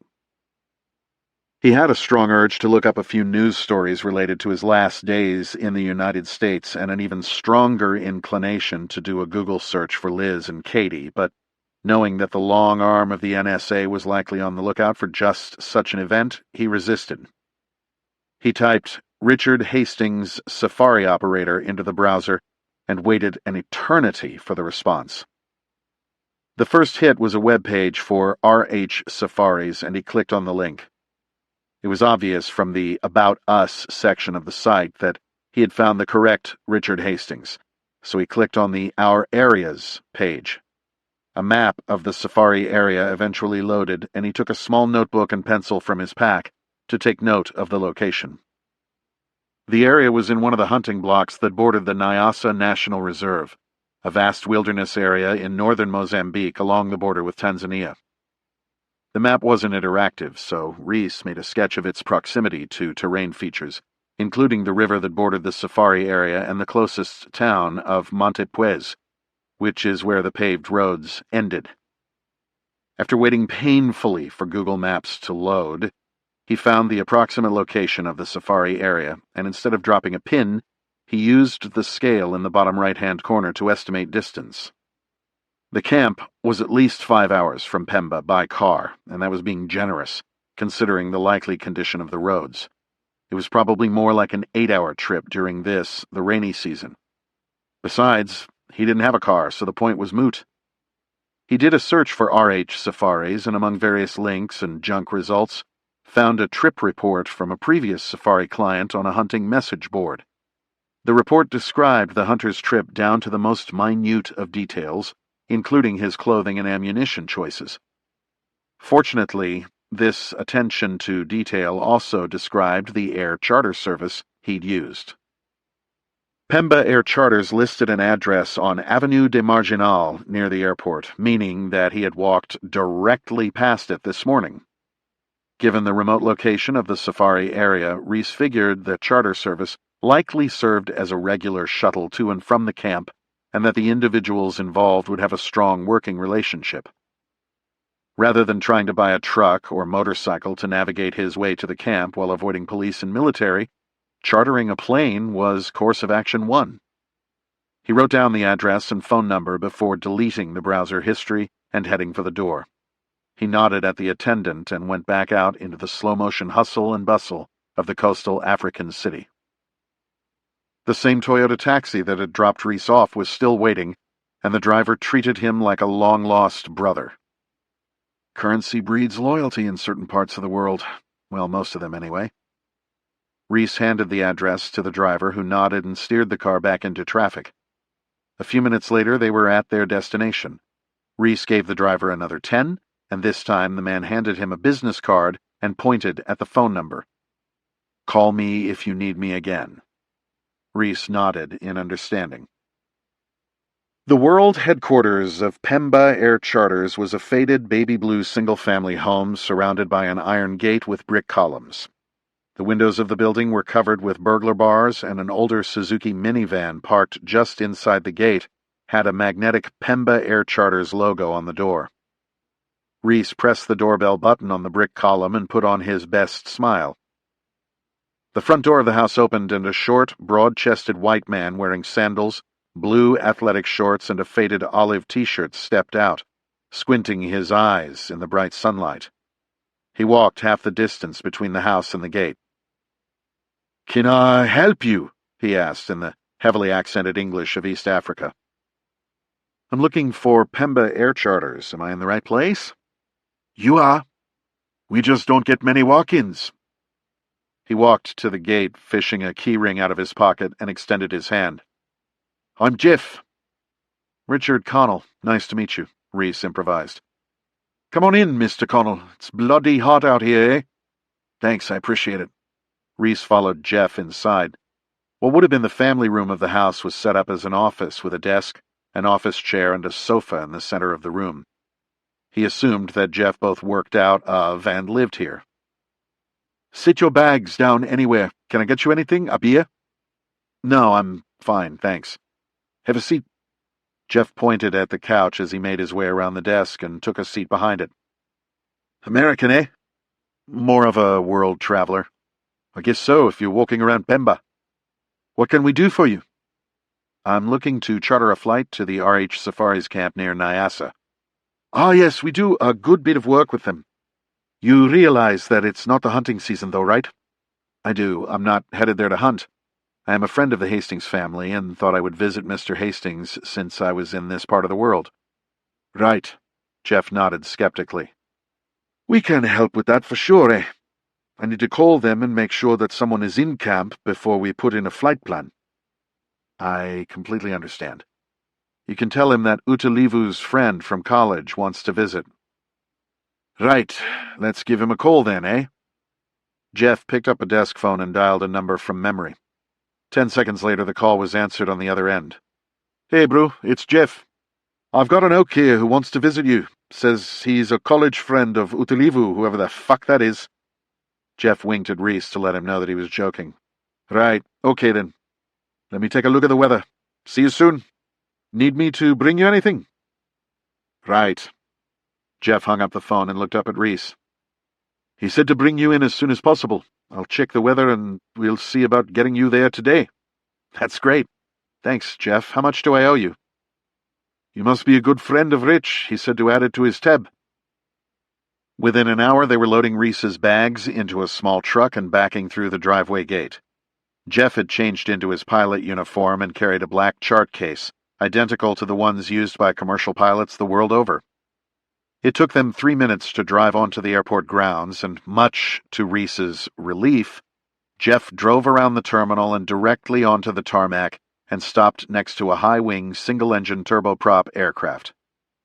The Cessna 208 Caravan could hold up to 9 passengers, but Jeff and Reece would be the only occupants on this trip. Reece loaded his bags, while Jeff went to handle some business with the aviation authorities.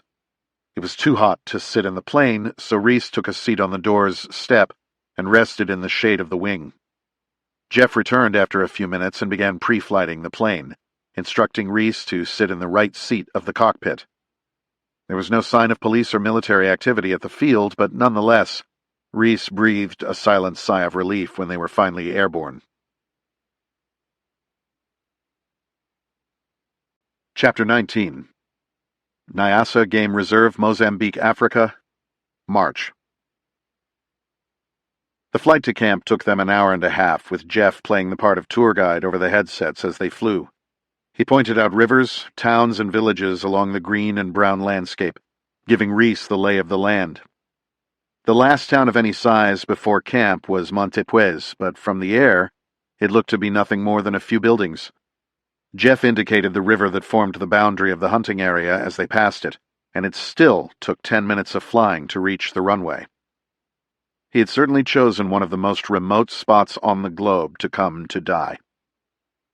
Reece noticed a white pickup parked alongside the red dirt runway, which Jeff circled to approach into the wind. The pilot lowered the flaps and eased back on the throttle, dropping the Cessna on a glide path toward the earth below. The plane touched down gently and bounced along the runway until it slowed to a stop in front of the vehicle. Through the plane's windshield, Reece immediately recognized the man standing by the white Land Cruiser as Rich Hastings, Rafe's uncle and the owner of RH Safaris. He had aged quite a bit since Reece had seen him last. It was hard to believe that almost 20 years had passed since that summer in Zimbabwe. His short hair was stark white, which contrasted drastically with his deeply tanned skin. He stood more than 6 feet tall and had the lean build of an endurance athlete, the ropey veins of his muscled forearms visible below the rolled-up sleeves of his starched green safari-style shirt. He wore short shorts and sandals without socks. His face broke into a wide smile when he saw Reece descend from the plane's cabin and walked forward to meet him. "James, good to see you, young man." He shook Reece's hand with an iron grip and slapped him on the back with his other hand, greeting him as he would a long-lost nephew. "Great to see you, Mr. Hastings.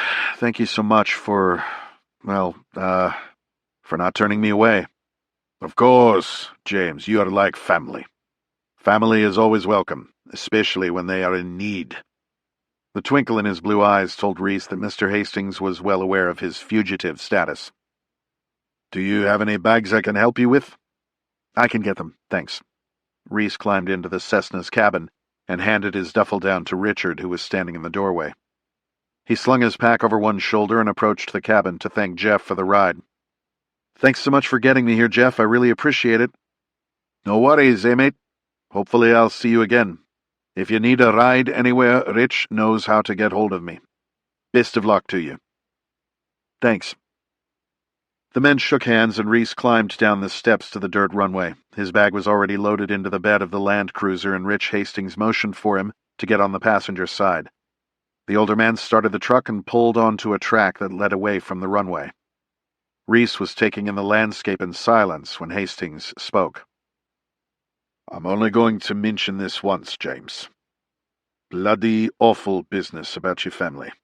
I read up on it. A young reporter seemed to have the inside scoop. I tried asking Rafe about it, but you know him. Elusive bastard," Hastings said with a smile while shifting gears. "The reports mentioned something about brain tumors in your men." Reece remained silent. "Well, you'll let me know if you need a doctor, eh? Then you're welcome to stay here as long as you'd like. I'd say the chances of them finding you in Mozambique are pretty slim, so long as you don't stick your head up too high."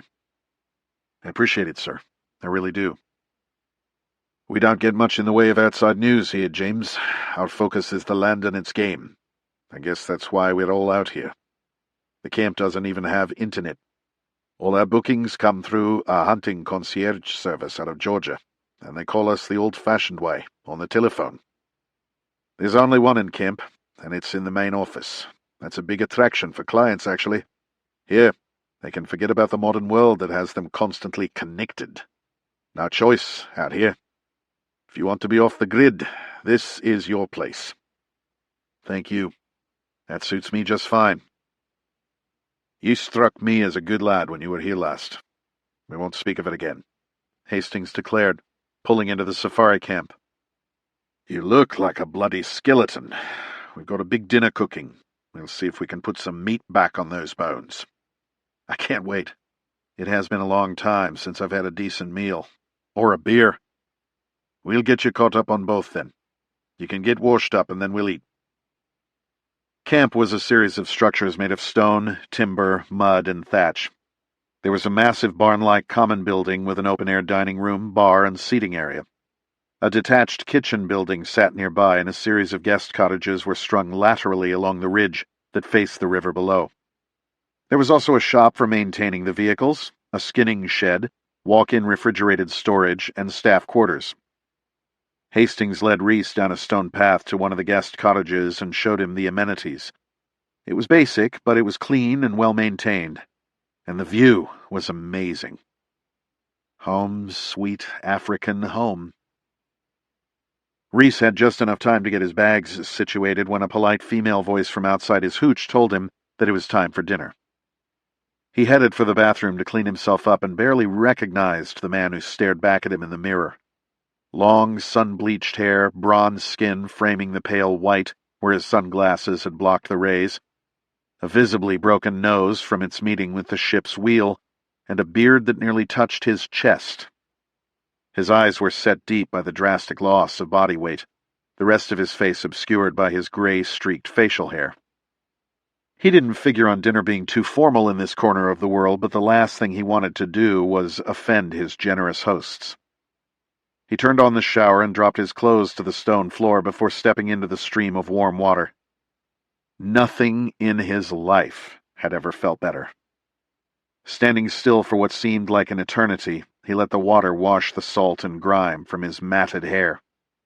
There was shampoo and a bar of soap on a shelf cut into the stone wall, and he lathered himself carefully, making sure to hit every inch. He stepped out of the shower feeling more human than beast and toweled dry. Using his fingers, he worked the tangles out of his wet hair, slicking it back as best he could without the benefit of a comb or brush.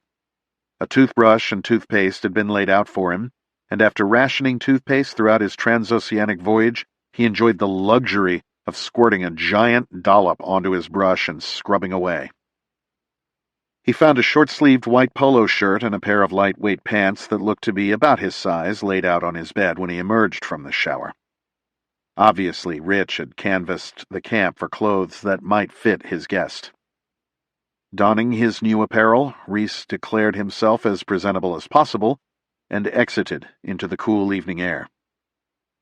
He assumed that dinner would be served in the open-air dining room he'd seen on the way in, so he followed the stone path in that direction. Sure enough, he entered the massive thatched-roof living and dining area to find Hastings standing by a small bar with 3 younger men. Despite Reece's visions of colonial Africa, none of the men were dressed any more formally than he was. Hastings spotted Reece as he entered the room and waved him over. "James, come, come." He motioned toward the younger men. "James, this is Louis, Mike, and Darren. They are my PHs here in this concession." Anywhere else in the world they would be known as hunting guides, but in Africa they are known as professional hunters and are subject to various licensing standards. To be a PH in Mozambique, you have to meet the requirements of neighboring Zimbabwe, which had the toughest PH standards in all of Africa. These men knew their business. The 3 men, each at least as tall as Reece, extended their hands and greeted him warmly and politely.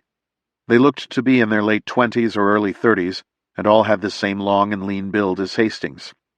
They were deeply tanned with sun-beaten skin that gave them the faces of men in their 40s or 50s.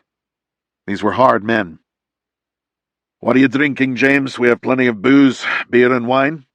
Beer would be great, thanks." Richard motioned to the youngest-looking of the men. "Might get Mr. Reece here a beer, please." What little alcohol had been on the sailboat had been consumed in the Azores, and Reece hadn't had a drink in what seemed like an eternity. The young man handed him an ice-cold can of beer. "Cheers, mate." Reece took a long drink that disappeared at least half the can. He couldn't remember a better-tasting beer in his life. "First sip is the best, eh?"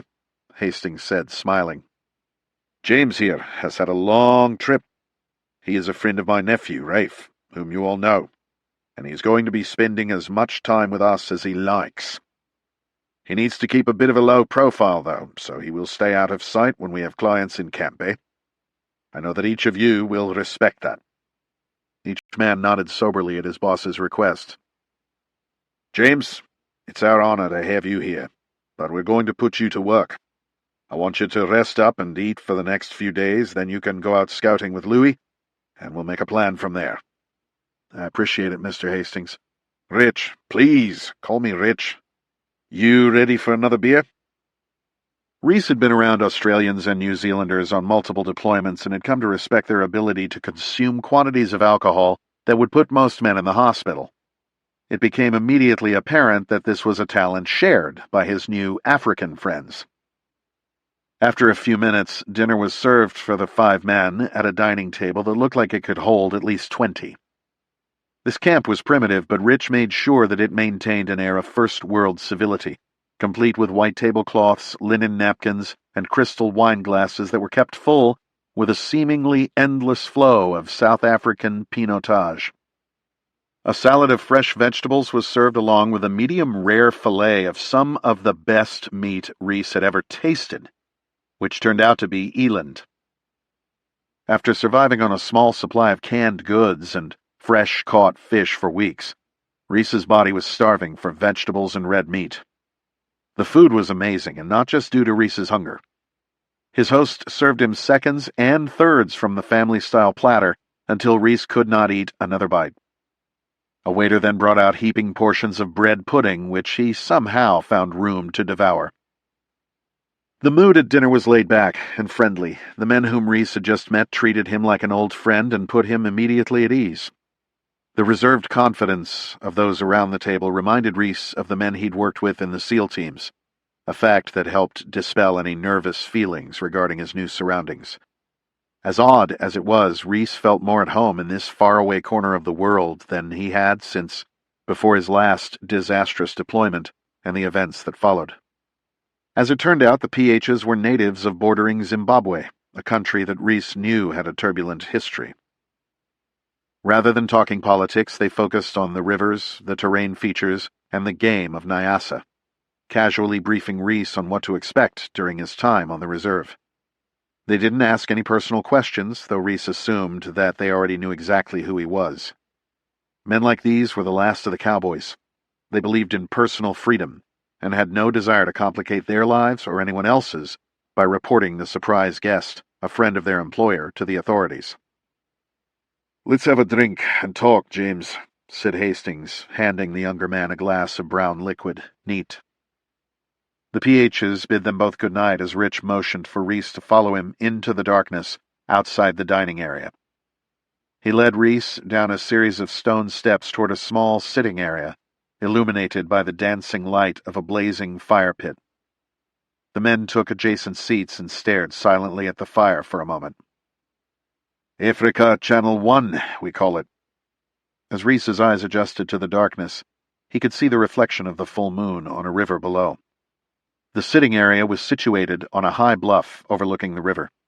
He thought maybe he'd had too much to drink when he saw the silhouettes of elephants bathing in the reflective waters.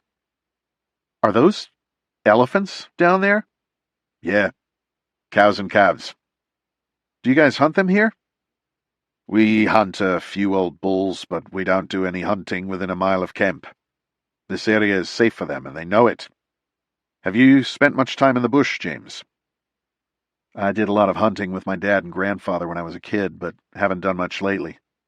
Rafe and I hunted as much as we could in college in Montana, deer and elk mainly. We obviously hunted with you in Zim that time I came to visit. I also spent some time up in Kodiak, Alaska, in the Navy, and hunted every chance I got. I loved it up there. Rich nodded. It's tough to find the time when you're busy doing what you and Rafe were doing for the past decade. Did you fight with Rafe's dad? Not together, no. His dad, Jonathan, was my older brother. He was the reason that I became a soldier. He was 8 years older and joined the army before the war really got kicking. Our father had served in the long-range desert group in the war and later in Sea Squadron in Malaya. I guess he was our inspiration to join the regiment. So, you were SAS? I thought Reece's dad was a Celos scout. Oh, he was. We both were, actually. Though he was in longer. I studied the scouts when we were deep into our counterinsurgency efforts in Iraq. What an incredible time in special operations history. Ah, it was bloody fun, eh? We'd go out dressed like the enemy and trick them into thinking we were insurgents traveling into the area. Pseudo-operations, we called them. We had all of the passwords and knew their SOPs so we could talk the talk. I obviously couldn't get too close, no matter how much face paint I put on. They'd show us where all of the Terrs were hiding, and then we'd call in the Saints. They're the cavalry? Indeed. The RLI, the Rhodesian Light Infantry. They'd parachute or chopper in and sweep up the enemy in fire force ops. I'd be on the high ground with a radio guiding them in. It was tremendously effective. Reece was too young to have had any real perspective on the politics of the Rhodesian Bush War, but there was no doubt that it involved some of the most effective counterinsurgency efforts the world had ever seen. He hoped that history would remember his own men's bravery and tactical acumen, rather than whether they fought for Iraq's oil or Afghanistan's lithium. He also knew what it was like to fight an enemy whose PR machine was agile and relentless. We fought hard, but in the end it came down to politics. I still think about the boys we lost, both white and black. What do you say we drink one for those boys and their widows? Reece looked Rich in the eye and extended his glass. To them, the brave ones. Both warriors sat in silence for several minutes, each paying respect to their fallen brothers. Reece cleared his throat and said, How did you end up here in Mozambique, Rich? Well, you were there in Zim. You saw them harass us. I remember it well. Did that start as soon as Mugabe took over? Not right away, no. It was all pretty civilized at first. Bob and his crew were stealing everything they could, of course, but they left us alone for a while. Mugabe sent his 5th Brigade, men trained by the North Koreans, to slaughter his rival tribe, the Ndebele, and the world paid no attention. They tortured, starved, and shot them by the thousands. No one even knows how many they killed, but it was something upwards of 20,000 people. All civilians, men, women, children, and all because they belonged to the wrong tribe. Where was the international outrage then? Anyway, once they realized that no one gave a shit about what happened inside Zimbabwe, they started taking our farms and anything else that had any value. My brother was smart. He left as soon as the war was over and took his family to the Cape. He started with fuck all and made himself a bloody fortune. When things started to turn in South Africa, he did the smart thing again and moved to the US. Yeah, I met Rafe not long after that. That's about right. What year was it that you visited us? 1998. It was the summer before my senior year in college. I'll never forget it. That place was so beautiful. It was that. Anyway, I stayed on the farm as long as I could. My family had spent decades building it, and I wasn't about to let the war vets poach all of those animals. I stayed for them, really. It got bad for a couple years after your visit, so I sent the family down south to live to get them away from the violence. They'd seen enough of that. When our farm was burned in 2000, I knew it was over. I took what I could and bid on a concession in Botswana, where we hunted for about 10 years. After they shut down hunting there, we found this place. Pretty damn ironic to be back in Moz, where I did so much fighting. So you're a man without a country. You know how that feels, don't you, James? Reece paused, staring into the fire. He nodded and took another long sip of his drink.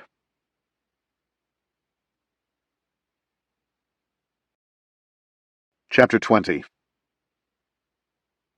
Reece was walking in downtown Coronado when he saw Lauren and Lucy shopping on the opposite side of the street. Lauren was combing the sidewalk sale rack of a boutique for bargains, and Lucy stood next to her, holding on to the strap of her purse. Turning, she saw Reece across the street, her face lighting up with joy. He waved and began to make his way between two parked cars to cross the street. Lucy let go of Lauren's purse and began to run in his direction. Then everything went into slow motion. Reece could see the taxi and knew that the driver wouldn't see Lucy until it was too late. Lucy's path and speed put them on a perfect collision course.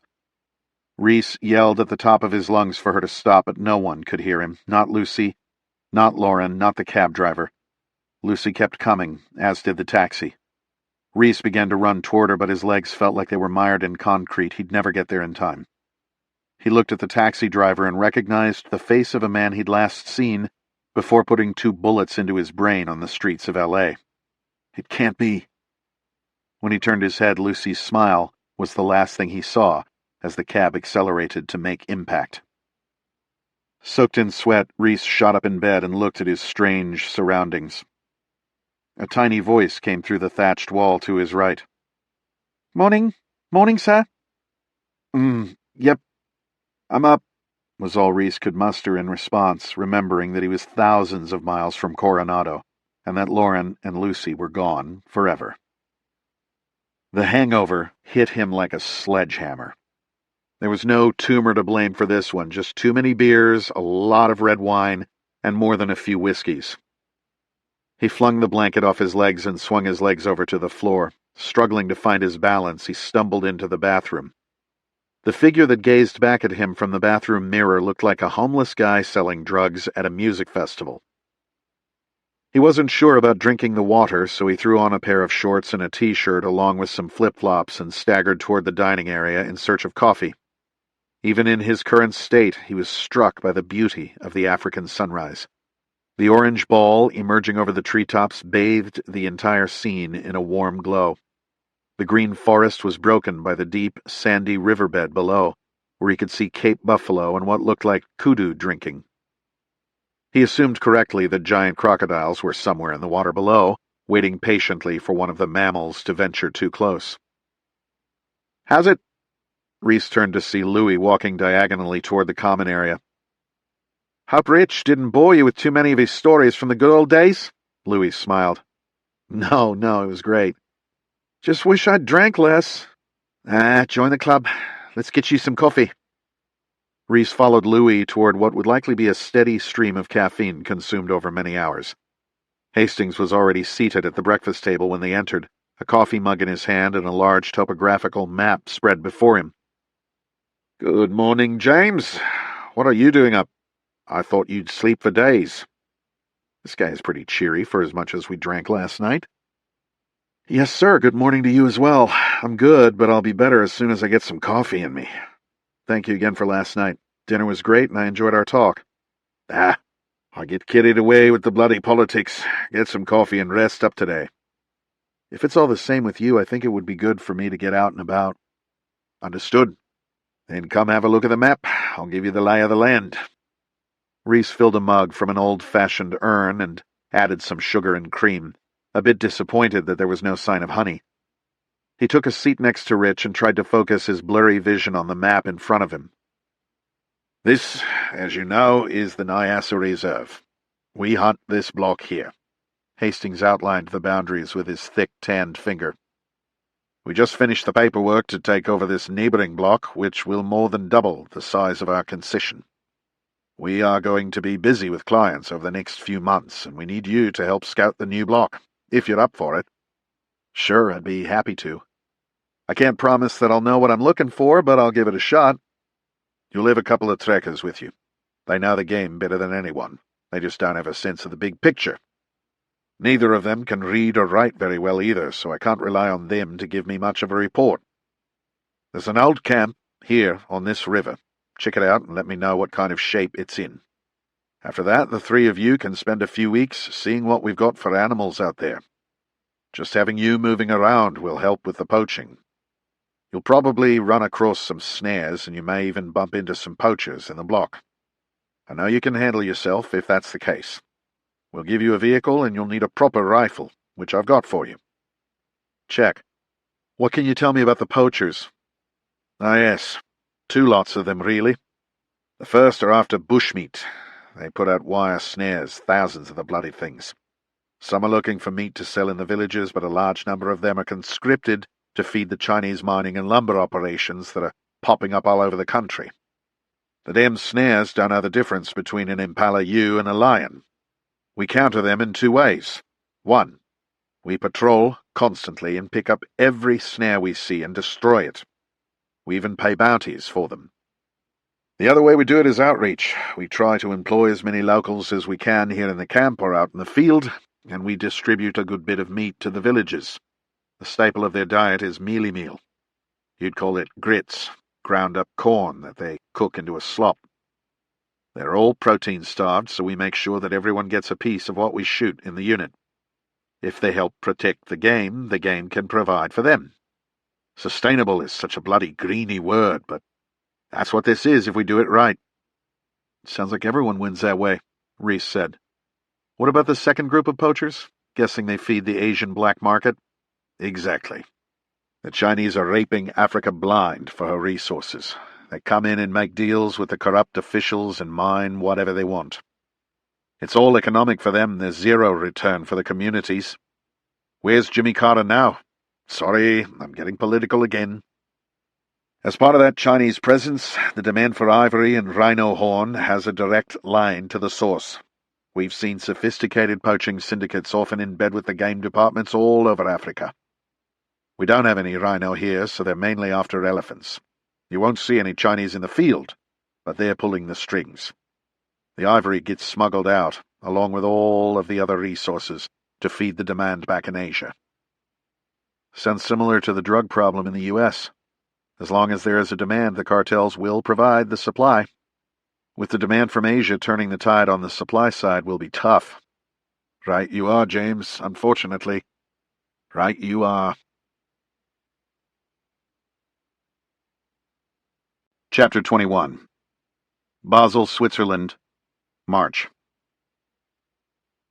Colonel Andrenov reviewed the spreadsheets on his screens and offered a rare smile. The string of terrorist attacks and his investment strategies in advance of them had been far more successful than even he could have imagined. He knew, of course, that the retail markets would decline sharply out of consumers' fear of terrorism, timed perfectly with the holiday shopping season. His problem was spreading that fear and panic to the United States, where no kinetic attacks had taken place.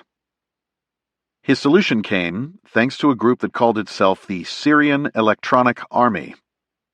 This group of pro-Assad hackers took over the Associated Press's Twitter account in June 2013 and posted an erroneous breaking news headline about an explosion at the White House that had wounded the president. Despite the lack of an explosion, the U.S. stock market lost $136 billion in equity value in just 5 minutes. As a Russian national with plenty of capital, Andrenov had access to his choice of hackers and bot accounts. For a few thousand euros worth of cryptocurrency, his hackers had been carefully coordinating false reports of terrorist attacks at shopping malls and other retail locations across North America and Europe, keeping the Western world constantly on edge. As shoppers stayed home, brick-and-mortar stores had lost out on the holiday income that usually put them in the black for the year. The ordinarily chaotic shopping scenes on the Friday after Thanksgiving had been replaced by empty retailers whose shelves stood piled with unsold merchandise. Instead of flocking to movie theaters and restaurants over the holidays, consumers sat at home and fed on the fear stoked by the 24-hour news media. The ripple effect was felt across nearly all sectors of the economy as demand fell. This was all a predictable result of Andrenov's carefully planned operations, but the second element was pure luck. Over the past 2 decades, investors had exponentially increased their use of exchange-traded funds, ETFs. These securities offer investors a vehicle by which to profit from commodities, currencies, futures, and other goods without actually owning or taking possession of those items. For example, a gold ETF allows an investor to profit from an increase in the price of gold without buying actual gold. When the stock markets in New York, London, and across the globe declined sharply after the Kingston market attack, it set off a demand for cash. The problem was that many of the ETFs that had become so popular lacked any true liquidity. They were built on investor confidence rather than actual value. As that confidence shattered, so did the value of the funds. A gold ETF that owned very little actual gold bullion became a nearly worthless investment as institutions and individuals scrambled to cash out. The ETF bubble took the market by surprise, just as the housing bubble had done a decade earlier. The entire system collapsed like a trillion-dollar house of cards, catalyzing what would have been a small recession into an event that surpassed the 2008 financial crisis in terms of lost wealth. Hard-working people saw their 401ks evaporate and their pension plans become nearly insolvent. Retailers, who were already teetering on bankruptcy thanks to online sales, shut their doors and laid off tens of thousands of workers. There was a worldwide contraction of credit that stifled growth to a standstill. Everyone, wealthy and poor, suffered. Everyone, that is, but Vasily Andrenov. He had shorted the equity markets in the United States, the United Kingdom, and across the European Union months before the attacks. That news alone had caused some uncertainty in the market since he was viewed as such a savvy, if shadowy, investor. Instead of looking to the world like the profiteering terrorist mastermind that he was, he came out looking like an oracle, the kind of mind that could lead a nation out of decline. Andrenov pulled a tattered volume from the vast collection of first editions in his opulent library. Published in Russian, it was known to most of the world as The Protocols of the Elders of Zion. It was the only relic of the life of his maternal grandfather, a man he'd never met. His mother spoke of her father with awe, influencing young Vasily deeply with the political beliefs of a generation past.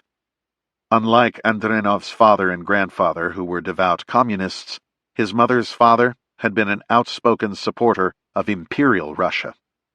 He was a member of the Black Hundreds, an ultra-nationalist society that espoused a motto of orthodoxy, autocracy, and nationality. The Black Hundreds despised anything and anyone who would challenge the House of Romanov, communists, Jews, and Ukrainian nationalists. The Black Hundreds had fought to suppress Ukrainian language and culture in Odessa, of all places, a feat that Andrenov planned to repeat. Capitalism had defeated the communists.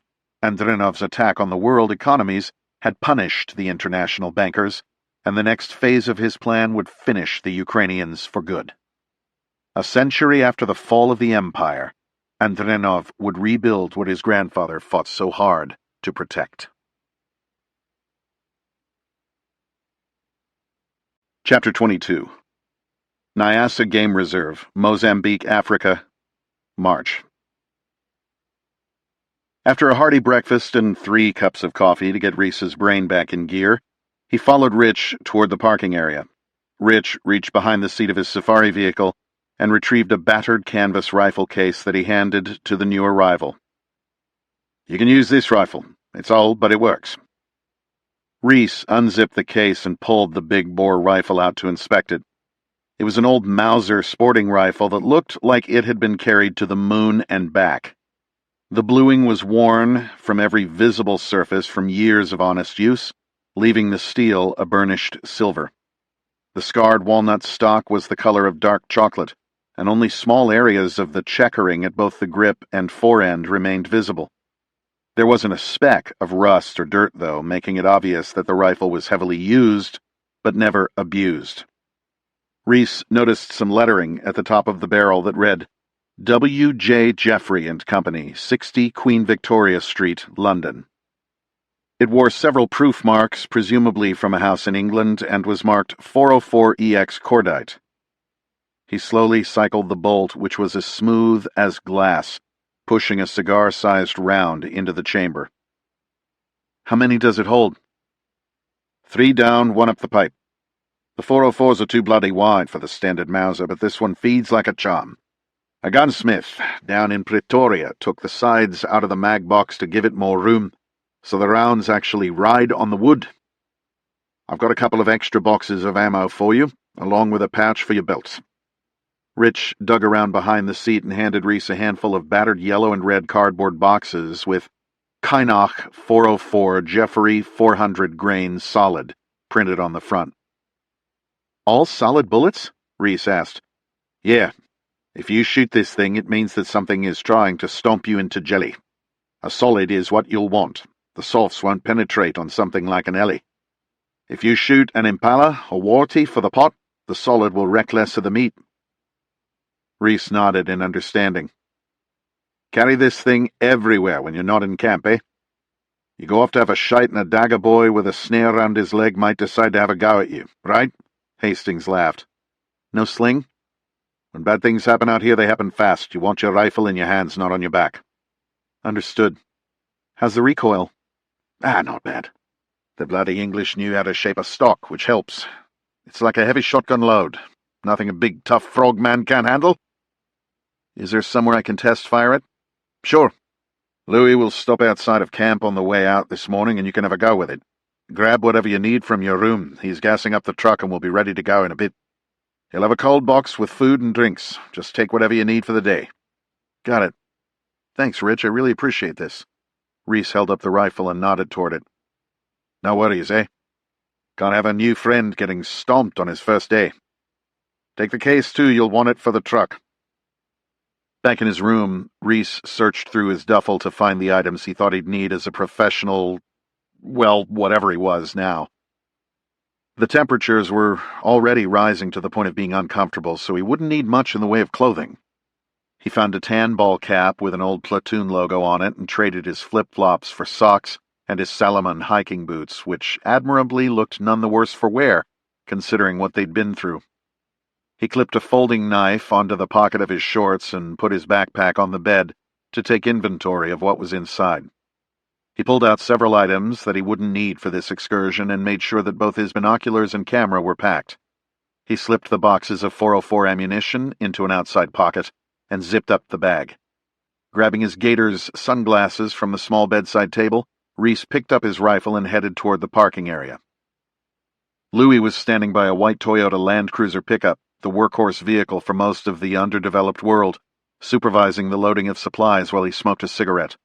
He spotted Reece approaching with his gear and nodded. "Mind if I throw my stuff in the back?" "Just hand it to Muzi, eh? You can put it up front if you'd prefer. Hand him your rifle, too. He'll put it up in the rack." Reece handed his cased rifle to the thin black man in coveralls who appeared to be in his 50s. Muzi placed the rifle in the rack behind the rear window with deliberate respect. "Do I need to get some water?" Reece inquired, still suffering a bit from last night's bender. "No, we've got plenty in the cold box. Muzi, ipa iye diridza." Muzi opened the cooler and handed down a 1-liter bottle of water. Reece nodded and thanked him. "What language is that?" "It's Shona. Muzi is from Zim. He's been my tracker as long as I can remember. He's like an uncle to me. He understands English well, but it's more efficient for us to speak in Shona. Most of the workers in camp speak the local tribal language as well as Swahili and a little English or Portuguese." Reece nodded. "Okay, looks like we're packed up, eh? You can jump up front with me. Muzi will ride in the back." Reece noted a padded seat mounted behind the cab of the truck that would give the tracker a bird's-eye view as they drove. The Land Cruiser was a left-hand drive pickup with a standard floor shift. Though it was probably only a few years old, judging by the appearance, its lack of modern features made it appear to be from the 1970s. These stripped-down utility vehicles were virtually indestructible, but were also all but unobtainable in the United States. Reece had always loved using them overseas due to their dependability. Muzi tapped on the sheet metal roof and Louis started the motor, slipping the truck into gear. 3 thin black men in olive-green coveralls were walking toward the camp on the narrow dirt track as the truck left the parking area. Louis steered the truck toward them and slammed on the accelerator. The men laughed and feigned fear as they scattered over the rocks that bordered the road. Louis waved and said something that Reece couldn't understand as they passed. They drove with the windows down, fresh air filling the cab. "All right, you've seen the camp and Rich gave you the lay of the land on the map this morning. Today we're going to take a bit of a drive to the new block and check out some spots for buffalo, so you can start to learn your way around the concession." "Sounds good. This place is beautiful." It really is special. Moz is backward as hell, but there's so much potential. The wilderness areas are huge, and the animals are really starting to recover from the war. If we can keep the poaching under control, this place will be paradise. What do you do with poachers? Well, half the time you run into a couple of guys that you know are up to no good, but you can't prove anything. We try to catch them with snares or guns, but if we don't, we basically try to scare them. We tell them that we know what they're doing, and if we catch them out here again, they're going to jail. If we catch anyone in the act, we call in the game scout and let him handle it. Rich wants to build a dedicated anti-poaching unit, but that's expensive, and we'd have to fund it ourselves. It'll be worth it, but after buying this new block, I think it's a matter of resources. Maybe if you stick around long enough, you can help us train them, eh? Happy to help if I can. Who do the game scouts work for? They work for the government, for the game department. In most of Africa, you have to have a game scout with you when you hunt with clients. They make sure that the laws are followed and all of that. A good one is a real blessing, eh? But a bad one can fuck up a hunt right quick. So, it's like taking the game warden hunting with you? Exactly. We pay for them, of course, but we don't pay them directly because they don't want them to have a conflict of interest. They take tips from the clients, though, so it's not exactly perfect in that regard. Are they competent? Ha! This is Africa, James. You never know what you'll get. Some of them are as good as the trackers, but some come straight out of the cities and you have to keep them from getting lost. They're given AK-47s, but no training, so you just hope they don't shoot you in the bloody back by mistake when you're on a track. Sounds like half of the Iraqi army. I bet. Speaking of that, I hope Rich didn't talk your bloody ears off about the bush war last night. Not at all. I'd never heard most of that before. Did he tell you about his sister? No, he didn't mention her. I thought it was just Rich and his brother. It is now. They had a sister. She'd be Rafe's aunt. I never knew her, but I know the story. She was an air hostess for Air Rhodesia. The terrorists shot down 2 flights back in the late 1970s using Russian missiles. She was on one of them. They killed something like 40 people when the plane went down. Then they hunted down the survivors and killed them on the ground. All civilians, women, kids. They bragged about it on TV afterward. Sick bastards. No wonder he's better. Yeah, those guys fought a tough fight, but it's over, and some of them have a hard time letting go. It's never going to be like the old days, no matter how much they complain. Rich is a lekker bloke, but sometimes he lives in the past. It's an African thing, I guess. Louis's eyes narrowed as he took a long drag on his smoke. In Afghanistan, they're still using us to settle centuries-old grievances every chance they get. Well, perhaps it's a human thing then, eh? Louis took his foot off the accelerator and slowed the truck as they approached a wide spot in the dirt road. He turned off the track and steered the truck so it was perpendicular across the red dirt path. Looks like a good spot to test that new rifle of yours. Let's do it. Reece opened his door and Muzi passed the 404 down from the bed. Louis said something in Shona and Muzi climbed down from the truck holding a panga, a utilitarian blade that was the African version of the machete. Reece retrieved his pack and laid it on top of the hood so that he could use it as a rifle rest. Louis handed him a rolled-up jacket to support the butt end. Muzi had walked 50 or so yards down the road and looked back toward them for approval. Louis flashed a thumbs up and Muzi used his panga to slash the bark away from a tree along the roadside, exposing the light-colored wood underneath. Reece now had a target. Reece expected Muzi would retreat to their position for safety, but instead, he walked a few yards off to the side and stopped. Go ahead and give it a go, Louis said, his binoculars already focused on the makeshift target. When in Rome, I guess. Reece checked to ensure that a round was chambered and arranged Louis's jacket underneath the toe of the stock before leaning across the hood with the rifle. The back of his hand that gripped the forend rested on his back. He moved the safety to fire, found the silver front bead, and began to control his breathing. It occurred to him that the past weeks had been the longest period in 2 decades that he'd gone without firing a weapon either in training or in combat. He centered the bead in the express-style rear notch and arranged the sights on the target downrange, his eyes dancing between the 3 visual planes. He transitioned his focus to the front sight, exhaled slowly, and began to apply pressure on the trigger. Boom! The recoil was significant, as was the noise, and Reece was instantly reminded of his lack of hearing protection by the report of the elephant gun. He worked the bolt as the recoil pushed him rearward and chambered a new round as he returned his sights to the target. He saw Muzi move toward the tree and he moved his finger away from the trigger. Muzi used the tip of his panga as a pointer and indicated the bullet's point of impact, like the judge at a turkey shoot. The rifle's sights were zeroed perfectly. "Good shot. You want to give it another one?" "Sure, can't hurt. You have any earmuffs by any chance?" "Ha, yes, mate. Loud, eh?" Louis dug around behind the seat and returned with a pair of red earmuffs that he handed to Reece. He put them on and settled back in for a second shot, one that landed less than 2 inches from the first. Satisfied, Reece reloaded the rifle from the box of ammo in his pack. Muzi nodded at Reece approvingly as he took the rifle, returning it to the truck's rack. They drove on through miles of dense miombo forests broken occasionally by rivers or open savannas, with giant stone monoliths towering upward from the otherwise gentle terrain. Reece took it all in, awed by its savage beauty. The game appeared to be plentiful. Small groups of giraffes could be seen close to the road, their necks towering above the tree line like periscopes. Ever the guide, Louis would stop the truck and allow Reece to take in the scene while he passed along some knowledge about the species in question. "You can tell a male from a female by looking at the antenna up top, eh? Like a human, the bulls go bald on top, and sometimes you can see where they've bent them from fighting. See how the antennae are crooked on the dark one on the left?" Reece found the correct bull in his binoculars and took note of the askew headgear. "I see what you're talking about. Why is that?"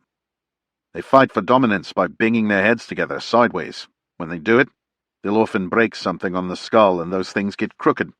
Must give them a headache, eh?" After a few moments, Louis started the truck again and continued on their journey. Similar stops were made to observe groups of impala, zebra, and a small herd of Cape buffalo.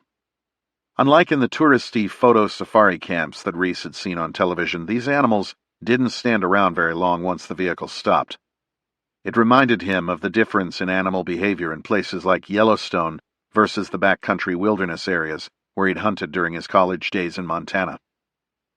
About 2 hours into the drive, Reece heard a tapping sound on the truck's roof, and Louis brought the truck to a halt. He exchanged words with Muzi and Shona for a moment before opening the door. "Muzi sees big bull tracks. Elephant. Let's go have a look." By the time Reece was out of the truck, Muzi was already handing Louis his weapon, a massive double-barreled express rifle with bores that looked at least a half-inch wide. Muzi handed Reece his rifle next before climbing down from the truck's bed. Louis and Muzi stood over a large circular track on the dirt road, Muzi pointing at it while speaking rather animatedly in his native tongue. The PH knelt by the footprint and pointed out the various characteristics to Reece. "This is from a bull's front foot. We can tell because it's round. The rear track is more of an oval. These wrinkles are like a fingerprint. Every ellie is different. This smooth spot here comes from the back of his foot, so we know which direction he's moving. See how worn this track is? This is an old bull. Probably a big one. Definitely worth having a look at." Reece nodded as he took mental note of Louis's explanation. "Muzi will lead the way. Just stay behind me. Stop if I stop, and if I run, run like hell." He smiled. Muzi took off in the direction of the elephant's travel, his eyes focused on the ground.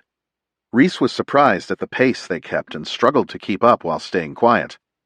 Reece's eyes were mainly focused on the ground, looking for places to put his feet with minimal noise. He considered himself a decent tracker, but could see no sign of the trail they were following. The fact that his hosts could do it at a near jog was amazing. Reece quickly established that spending months on a small sailboat was not a great way to maintain cardiovascular endurance. The temperature was in the low hundreds with plenty of humidity, and he was quickly covered in sweat. They traveled in silence for roughly 30 minutes before Muzi brought the trio to a halt. Louis motioned Reece in close and whispered quietly, "He's slowed down now, and has been eating a bit. He'll probably find some nice shade to rest in, and that's where we'll catch him." Reece nodded and reached into his pack for the water bottle. Despite his desire to drink the entire liter, he rationed it on the assumption that this little walk could last the rest of the day. While he drank, Louis took what looked like a baby's sock from his hip pocket.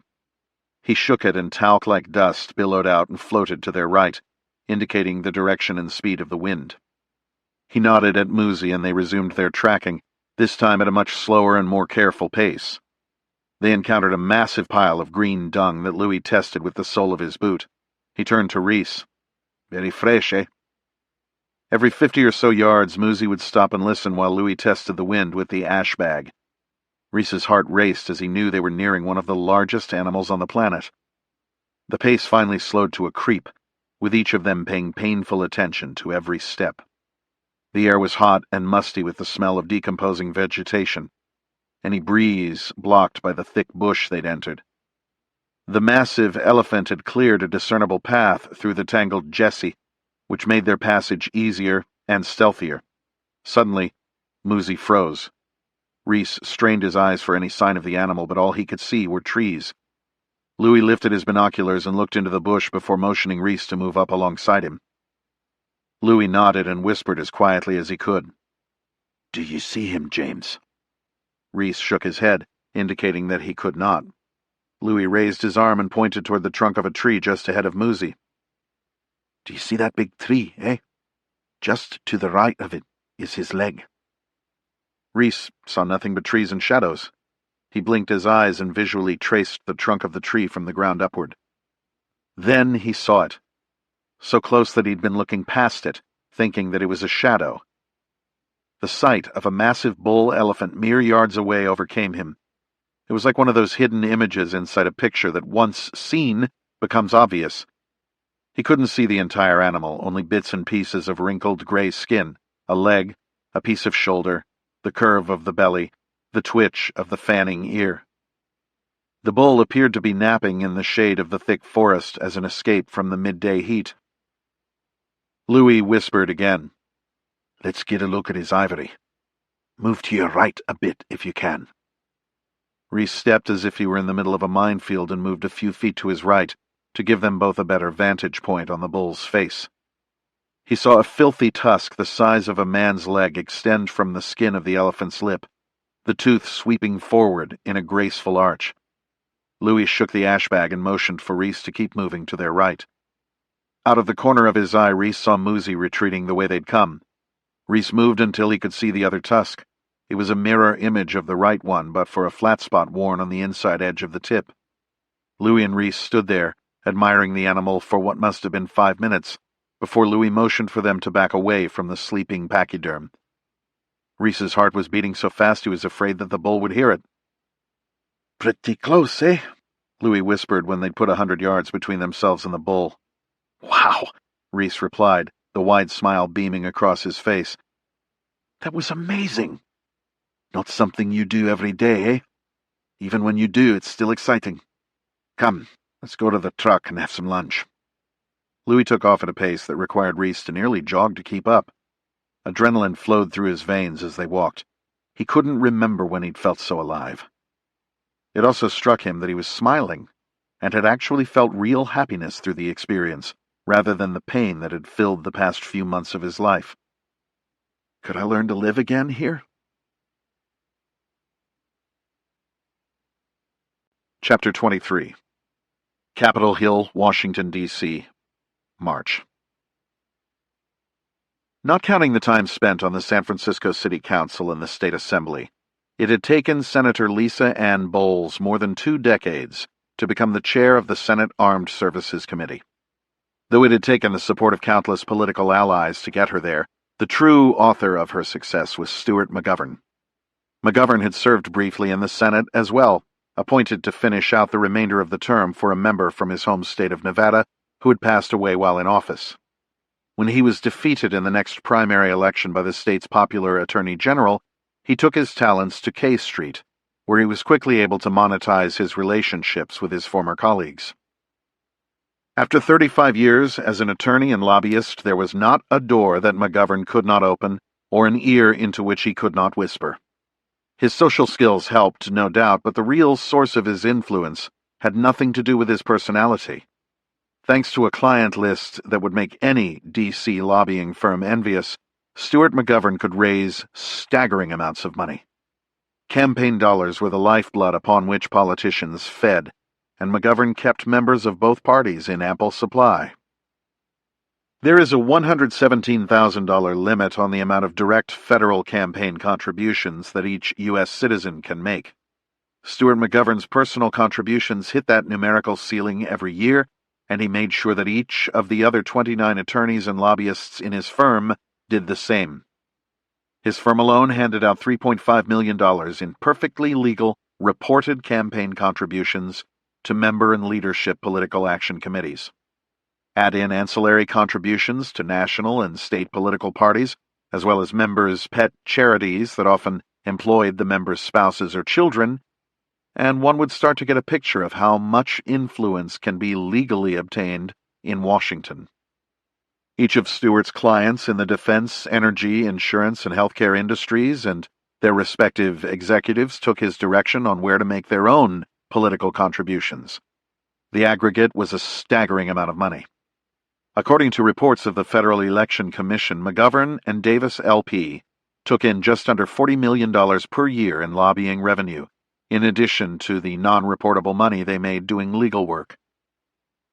Senator Bowles was the #1 recipient of campaign dollars from the clients of McGovern and Davis LP, thanks no doubt to her committee's jurisdiction over vast segments of the United States government and their corresponding budgets.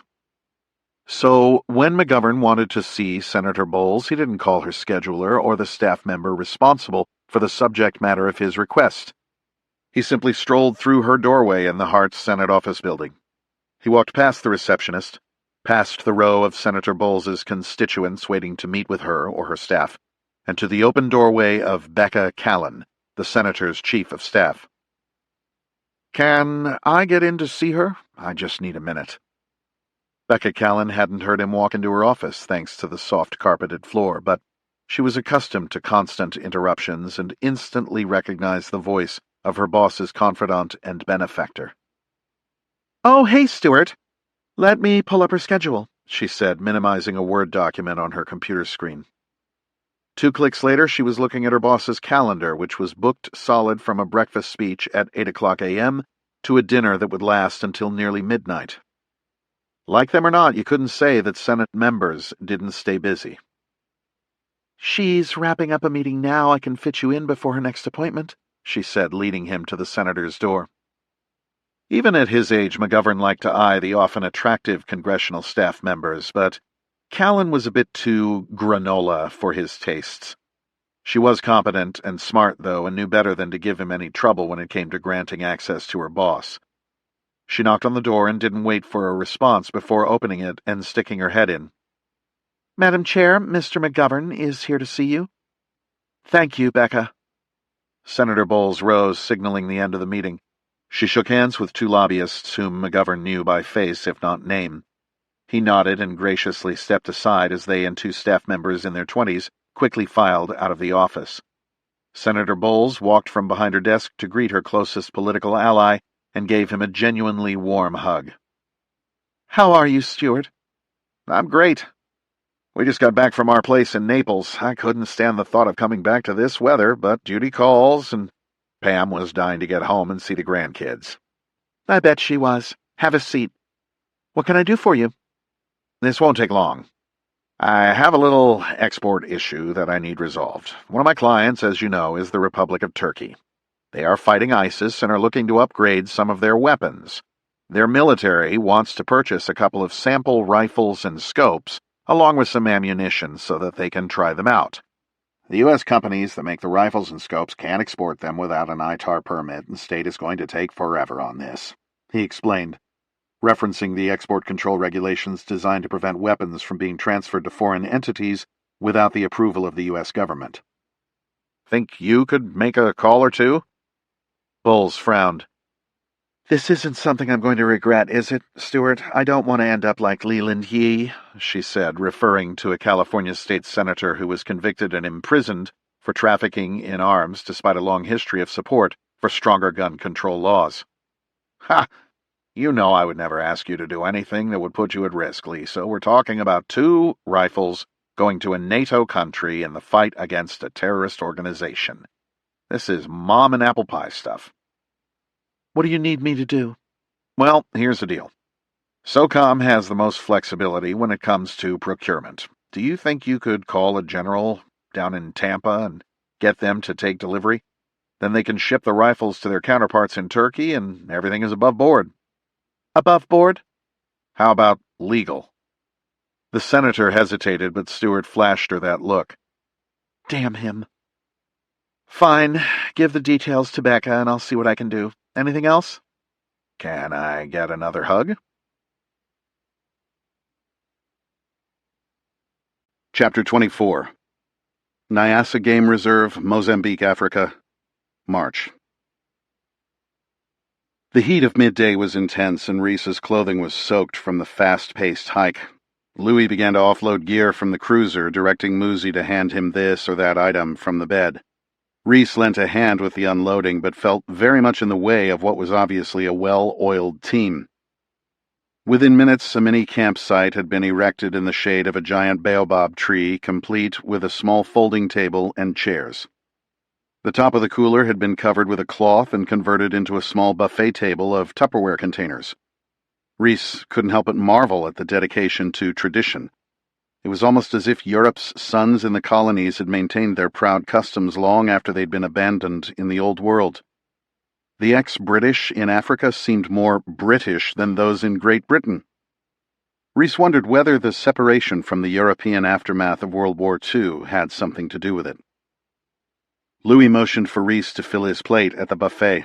There appeared to be enough food for a dozen men, and Reece piled his plate high, still feeling the effects of the beer, wine, and liquor consumed the previous evening.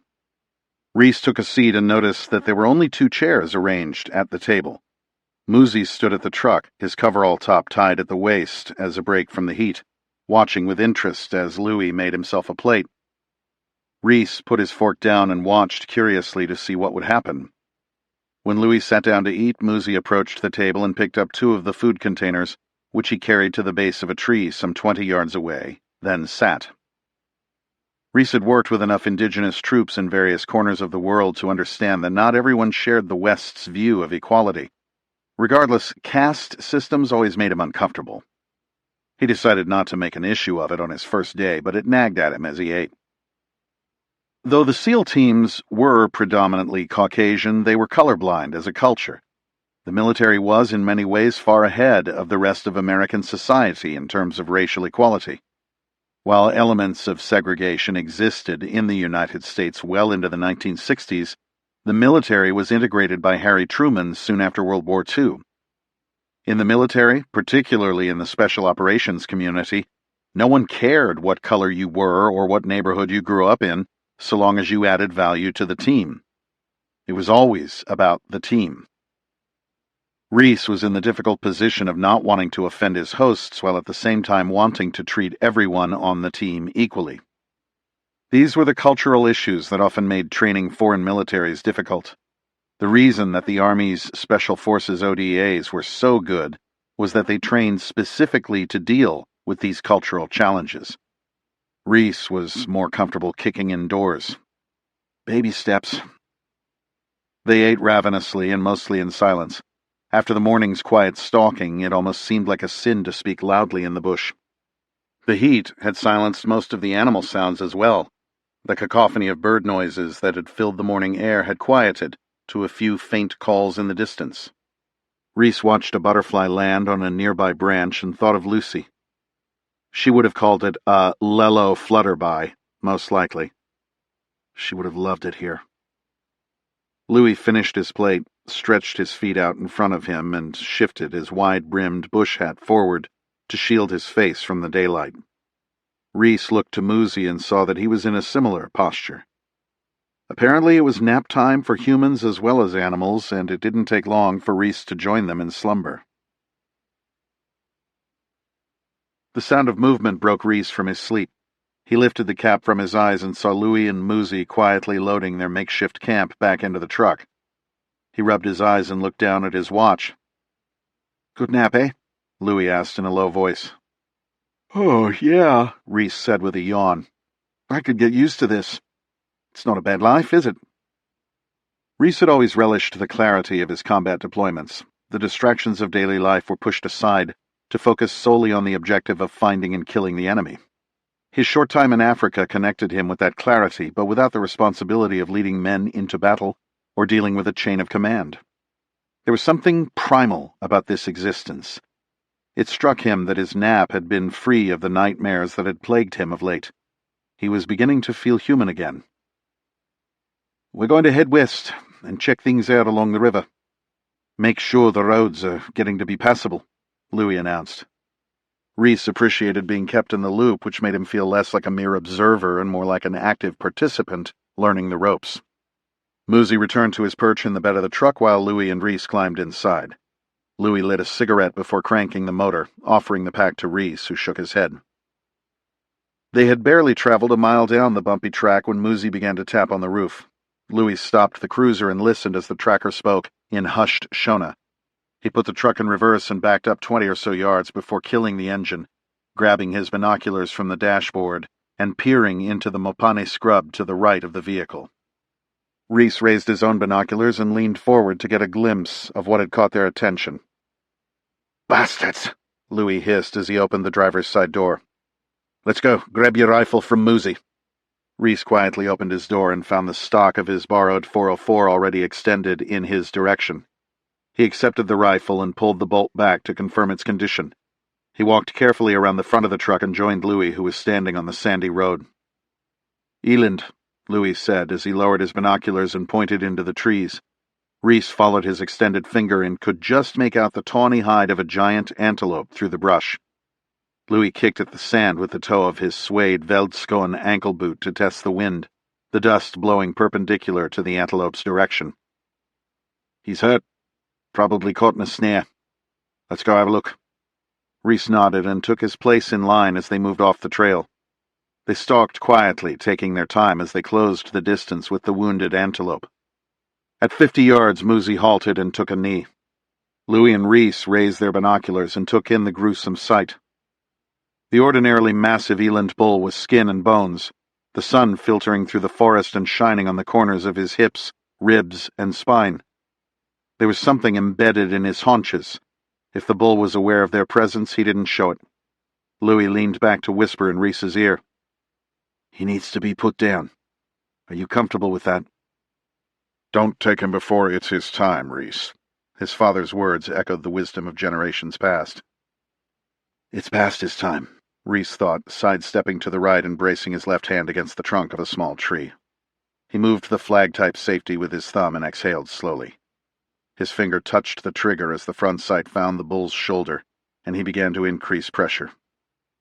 Reece's shoulder absorbed the recoil as the sights rocked skyward. Without taking the butt from his shoulder, he cycled the action and reacquired his sight picture. "Nice shot. He's down," Louis said as he patted Reece on the shoulder. Muzi began walking directly toward the fallen animal, and the other two men followed. Reece never took pleasure in the killing of an animal. Though putting finger to trigger or nocking an arrow and bringing a bow to full draw was the culmination of one's training and preparation, it wasn't something Reece celebrated. Instead, after sending his bullet or releasing his arrow, he'd approach the animal quietly, kneel, and place his hand on the creature he'd taken to provide for his family. He respected the wild others, much more so than the men he'd put in the ground. Flies were everywhere. A wire snare had entangled the eland's leg, just above the hoof, and the wound had festered for weeks. The hoof itself had been severed, leaving nothing for the animal to walk on but a horribly infected stump covered in maggots. A homemade axe was embedded in its back between the hips, and a massive gash on the bull's face was probably made with the same weapon. A big eland bull in prime condition can weigh close to a ton. This one wouldn't weigh half that. The law of club and fang, Reece thought, remembering a classic novel from his youth. Whatever poacher had trapped the eland indiscriminately with the wire snare had attempted, unsuccessfully, to kill it with the axe. The bull's flesh would have brought a significant sum in the local bush meat trade. The skin and horns had value as well. Nature is a cruel place, but this animal's suffering was purely man-made. Reece was enraged at the poacher's callous disregard for the suffering of their quarry. He was just beginning to learn about life in the African bush, but he knew more than a little about hunting men, and he was about to apply those ample skills to a new cause. As Reece stared at the gruesome scene, Louis retrieved a small pack and a jerry can from the cruiser. He took a notebook from the bag and made some notes, glancing at his watch as well as a small GPS unit. When he was finished, he took detailed photos with a digital camera to document the atrocity. His documentation of the scene complete, he nodded to Muzi, who cleared the brush around the carcass with his panga. Louis doused the eland with diesel fuel and flicked his cigarette toward the bluish fluid, the smell of burning hair and flesh bringing Reece back to dark places in his past. After dinner that night, Rich Hastings invited Reece back to the fire pit for a drink. Nasty business today, eh? The total disregard for suffering reminded me of Iraq at the height of the war. They're the same kind of people. They don't care about anything or anyone but themselves. For some of these blokes, it's just a way to make a living, but that doesn't excuse the suffering. We provide jobs and meat to the surrounding villages, so most of the poaching is to feed the Chinese camps that are exploiting the natural resources of this country, with only the politicians that made the deals getting rich on the take. Now I'm starting to talk like a greenie. Rich shook his head, staring into the burning embers. The real bad actors are the men at the top. They profit while those doing the killing take all the risk. Sound familiar, James? The general public in Europe and the States don't see the difference between what we do and what the poachers do. Without us here, the game would be gone. We're out there protecting it because it has value to our business, sure, but we also love this place and these animals. We manage and conserve it for the next generation. The poachers, on the other hand, would wipe the game out in a year or two if we let them have their go. Look at what happened in Kenya in '77. They banned hunting because the poaching was out of control. With the hunters out of the field, it was open season for the poaching syndicates. They killed 500,000 elephants in no time at all. We'll lose out in the end, and that will be that. The game will be left to the poachers. How can I help, Rich? I think I could be an asset if we put some thought into it. Before I die, he almost added, before thinking better of it. The boys and I have done our best to keep the poachers in check, but we all have other jobs to do. I don't know what your long-term plans are, but you should consider studying to be a PH. It takes a few years, but with your background, I'm sure you'll pick it up quickly. To be honest, I haven't been thinking long-term, Reece replied, remembering his brain tumor. Well, let me do that for you. Tomorrow you'll start working for us as an appy. You can run our anti-poaching efforts. I'll give you 2 good trackers. They'll at least keep you from getting lost. Learn everything you can from them. They're uneducated in the formal sense, but they are professors of the bush. I'll do what I can, Rich. I know you will, son. I know you will. Reece set his alarm to wake him before dawn. He had a job to do. Despite a long career in the military, Reece wasn't an early riser by nature. Whenever he did wake up early, he felt like he was in on a secret, one that those still in bed would never know. Though it was before 6:00 a.m., he could already hear the hum of the diesel generators powering the camp, so the cooks could perform their morning rituals. Just like overseas. It was time to gear up for work.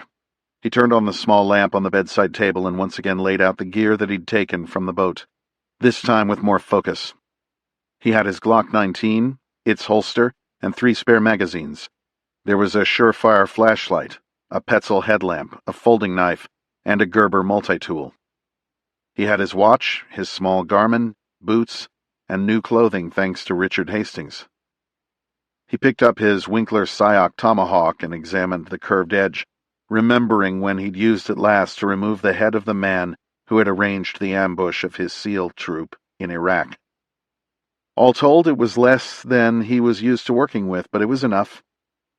He thought of World War II UDTs like his grandfather, who got it done with little more than a mask, swim fins, a knife, and maybe an M3 grease gun. Reece dressed for the field in his boots, shorts, and an olive button-down shirt. He picked up his Glock from the bed and released the magazine to ensure that it was loaded with 15 rounds. Reinserting the mag, he pulled back the slide far enough to confirm that a 9mm round was in the chamber before stuffing it under his pillow. None of the other PHs wore sidearms, and if he wanted to blend in, he was going to have to leave his pistol behind. The remainder of the gear went into his backpack, which he slung over his shoulder as he headed off in search of coffee, his rifle in one hand like a suitcase, binoculars in a harness around his neck. The dining area was empty in the pre-dawn darkness, but he found fresh coffee and poured himself a cup. The cook had already taken note that Reece liked to add honey to his coffee and had placed a jar beside the cream on the buffet table. Say what you want about the journeys to get to this place, at least the service was good. As if on cue, the cook appeared carrying a plate of toast. "Good morning, patrão." The cook smiled broadly, genuinely happy to see him. "Good morning. Eggs for you?" "Sure, eggs would be great, thank you." "Right away, patrão." The cook bowed his head slightly and headed back toward the kitchen. Reece was somewhat embarrassed by being waited on hand and foot, but he figured he could get used to it. He took a seat at the table and enjoyed the solitude as he drank his coffee. He was halfway done with his eggs and toast by the time the rest of the camp made their way, one by one, to the table. They all ate in relative silence. The work was hard and the hours long, with few breaks during the season. Rich Hastings finished his breakfast and addressed Reece. "James, today you'll go out with your trekkers. They are good men, Solomon and Gona. They came with me from Zimbabwe, but they know this place as well as anyone and won't steer you wrong." "Thanks, Rich." Reece rose from the table and followed Hastings toward the white Toyota Land Cruiser.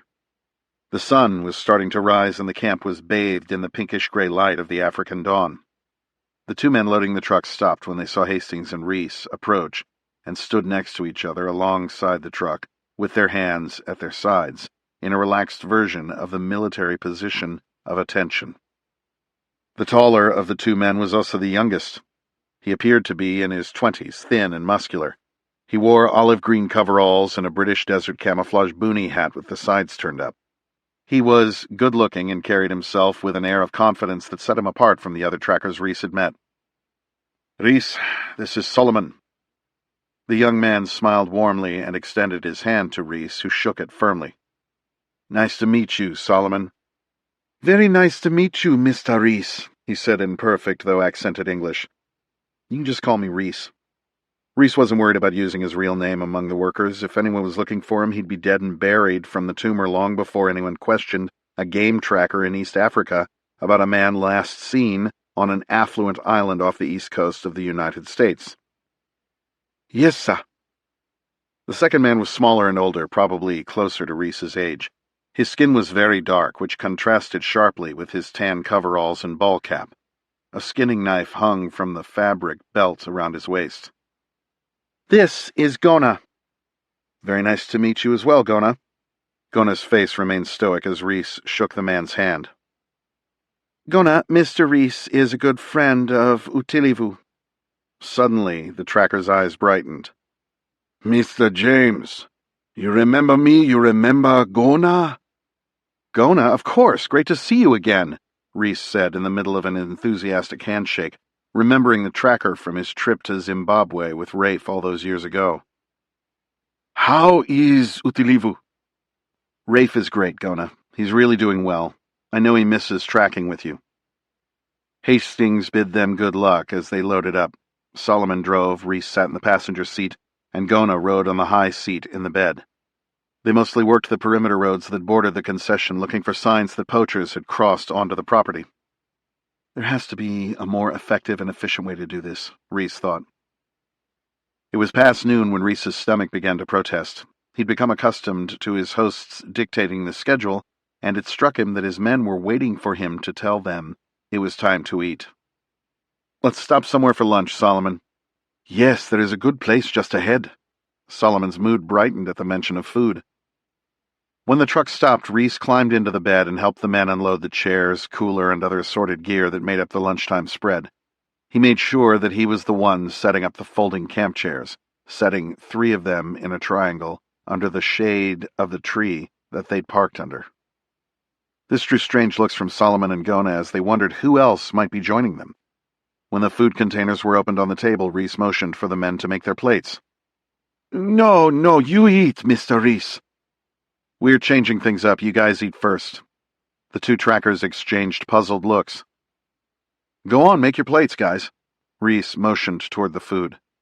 The men shrugged and moved toward the table. Solomon went first, making a plate for himself and then walking toward the base of the tree to sit. No, sit in the chair. You guys are eating with me. If we're going to be a team, we'll eat together, at least out here. Solomon hesitated for a minute and then broke into a smile and took his place in one of the chairs. Reece was building a team, and in the close-knit world of special operations, where officers and enlisted men trained, fought, slept, and bled in the same mud, leaders ate last. Reece thought of his SEAL teams, the skills developed and honed through the hunting of men as they dismantled and destroyed terrorist networks across the globe. Reece was adapting those skills to a different battlefield against a new adversary. It was time to hunt again.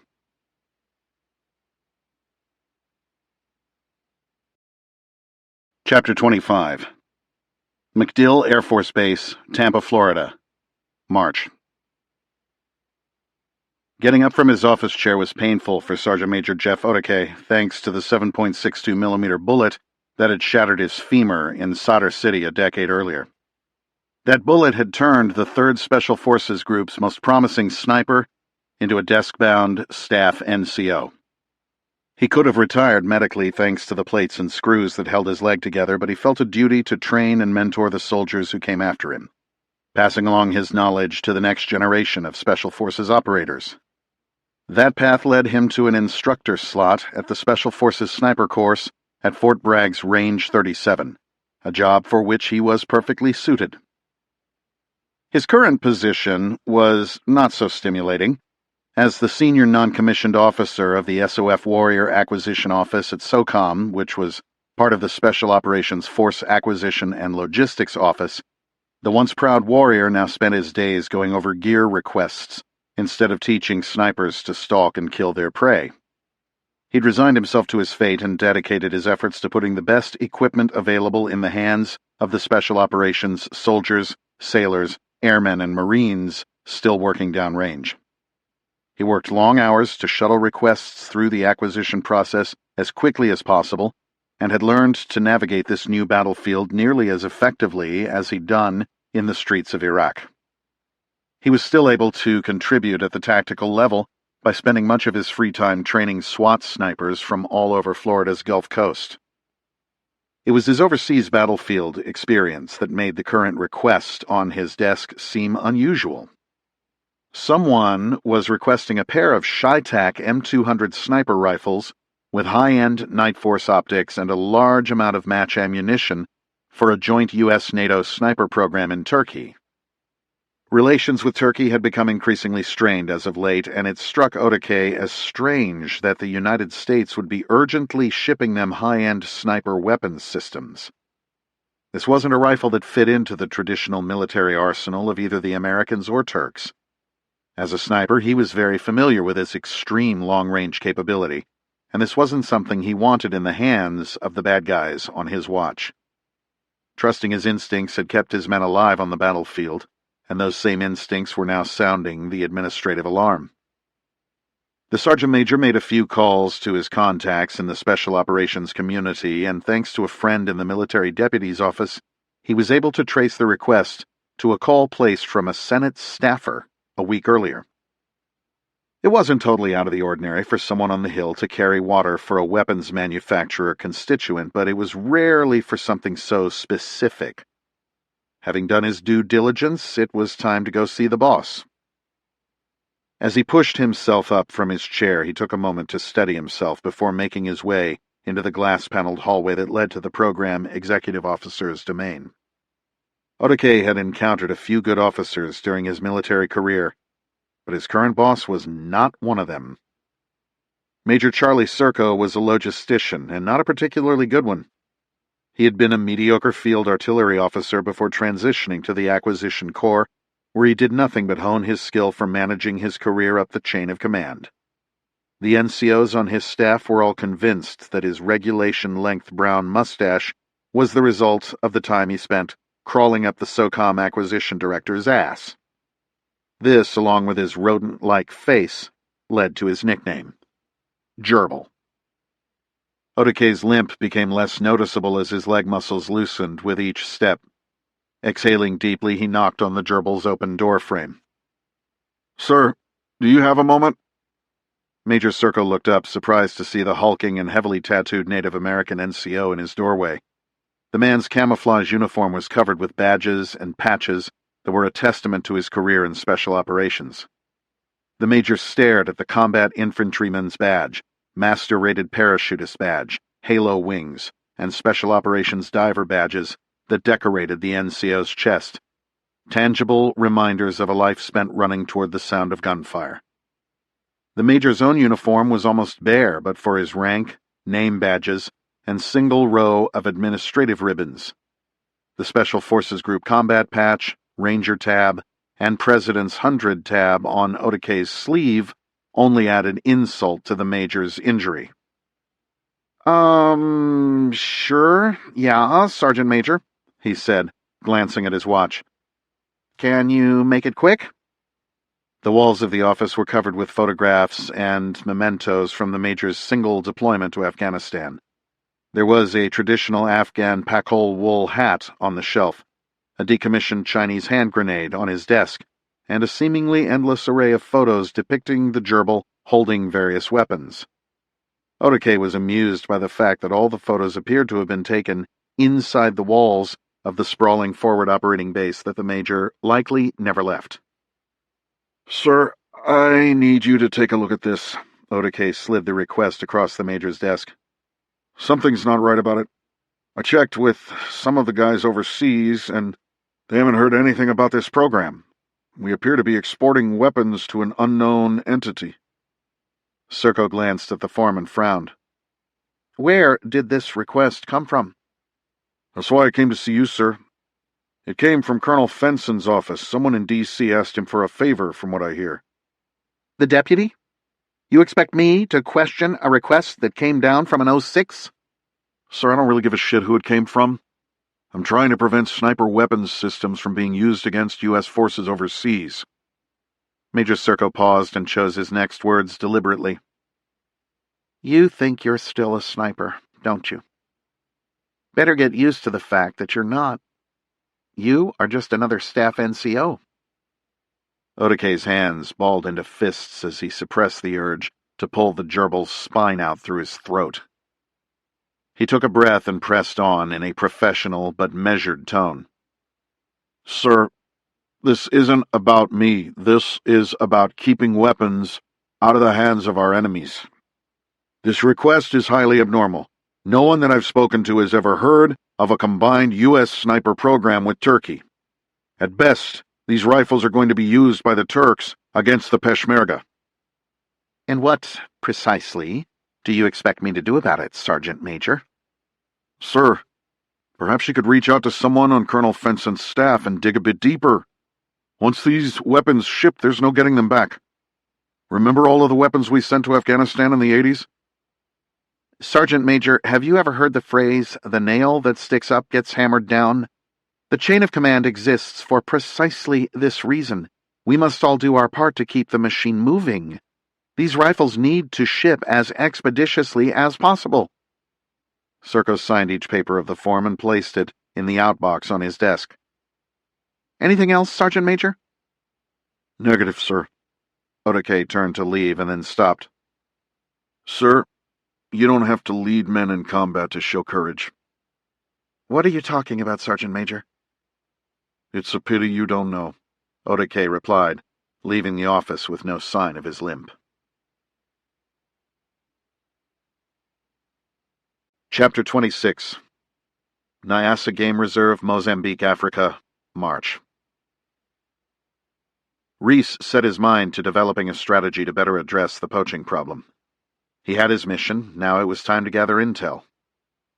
Rich Hastings was delighted to have a seasoned combat leader dedicated to anti-poaching, and he offered him every resource available. Reece's first request was a wall-sized map of the area and all the reports of poaching activities they'd collected. Within minutes, Reece was staring at a pile of notes an inch thick. Hastings's team had been diligent about compiling the raw data from the field, but hadn't had the resources to apply it tactically. Reece had seen the same thing happen in the early days of the counterinsurgency effort in Iraq. Teams would gather laptops, cell phones, and written materials from raids on high-value targets, only to see those intelligence gold mines go stale without procedures in place to exploit and analyze them effectively. Once they understood the benefits of sensitive site exploitation and coordinated with the intelligence analysts waiting back at base, their effectiveness in dismantling the enemy network increased exponentially. It was important that the PHs remain in the field, scouting and interdicting the poachers, so Rich and Reece remained in camp, compiling the reports and developing a plan. Reece was amazed that many of the targeting techniques employed by the Rhodesian SAS in the 1970s were the same ones developed by him and his contemporaries 3 decades later. Too bad they hadn't consulted with guys like Hastings back in 2003. Hastings's command of the local geography was essential in locating each poaching event, which was marked on the oversized map. As they pinned each poaching site on the map, patterns began to emerge. The poachers used 2 main travel corridors, the roads and rivers. The hunting blocks themselves were essentially devoid of human population, so the poachers had to come from somewhere. Movement on roads would be risky, especially during the day, but would be faster and safer than overland travel. After the poachers infiltrated the game-rich reserve and bordering hunting blocks, they would have the logistical problem of moving the meat, hides, or ivory back to their point of sale. It is roughly 15 times more efficient to move goods by water than by land under the best conditions, and the roads in this part of the world were less than ideal. Those same rivers that flowed rapidly during the wet season turned into sand pits in the dry winters. Reece's theory was that the poachers moved by water during the wet months and reverted to land travel only when the rivers ran dry. "That's about right," Hastings agreed. "We've always suspected that the local fishermen were in on it. The bulk of the poaching takes place during the wet season. Part of that is the ability to use rivers, and the other reason is that we are not in the field as actively during the wet months because many of the roads are impassable. When we're out there scouting and hunting, we're a big deterrent. During the wet months, our PHs are usually back in Zim or South Africa visiting their families, which limits our presence. The poachers know this and work around it. Even if we could afford to run anti-poaching patrols all year, we couldn't get around without a helicopter." Too bad you don't have a UAV. "What's a UAV?" Unmanned aerial vehicle. A drone. "Hell, we've got a bloody drone. None of us know how to fly the thing, but we've got it." What? "Some Russian client brought it with him last season along with some old Soviet-era night vision that looks like it belongs in a museum. He wanted to use it to find game. We told him it was bloody unethical. He could hunt the way we do or find another outfitter. He got pissed and spent the rest of his trip drinking in camp and shacking up with his 20-year-old supermodel translator. He left the drone and night vision as a tip, kind of a joke, really. We were pissed because none of us had any use for it. We attempted to use the night vision scouting for cats, but the batteries ran out. So it's sitting in the shed with the drone." So you still have it? "Of course. It looked expensive, but we didn't have anyone to sell it to." Can we check it out? "Sure, come with me." Hastings led Reece out of the dining area and toward what looked like a small thatched storage building. The building was dark inside, and it took a few moments for Reece's eyes to adjust after being in the bright sunlight. Rich Hastings pointed to the back corner of the structure. Reece couldn't help but smile at the sight of the dust-covered quadcopter-style video drone sitting on the concrete slab. It was an Inspire 2 drone, complete with a forward-looking infrared FLIR camera and an iPad mini-equipped remote control. The instruction manual was still in the plastic wrap. Reece brought it back to his makeshift headquarters in the dining area. "Think you can fly this thing?" Rich asked. "Maybe. Where's the night vision?" "I'll get it." According to the specs, the drone had a flight time of almost a half hour and could travel at 58 miles per hour. The maximum operating temperature was 102 degrees, which meant he couldn't fly it in the heat of the day here. That wasn't a problem, though, as Reece planned to use it at night. He began charging the batteries as he read over the instructions, hoping to give it a test flight once the air cooled down that evening. The misconception about drones was that you could have eyes in the sky everywhere at once. They had one drone, and its range and flight time were fairly limited, meaning that they would still have to develop a plan as to where best to deploy it. The drone was a game-changing asset, but not a magic wand.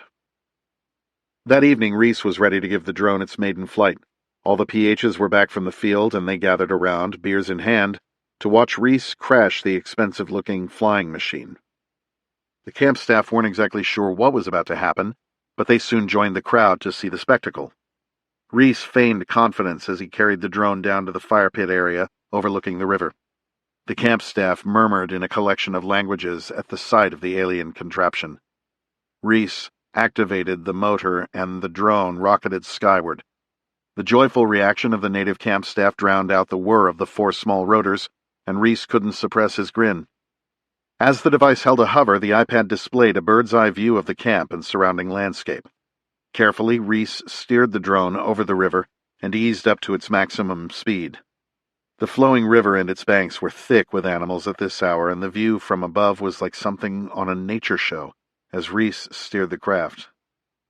He got the hang of flying it quickly and brought it around for a low pass over the camp. The staff cheered, and the PHs raised their beers in a salute to their new friends' flying skills.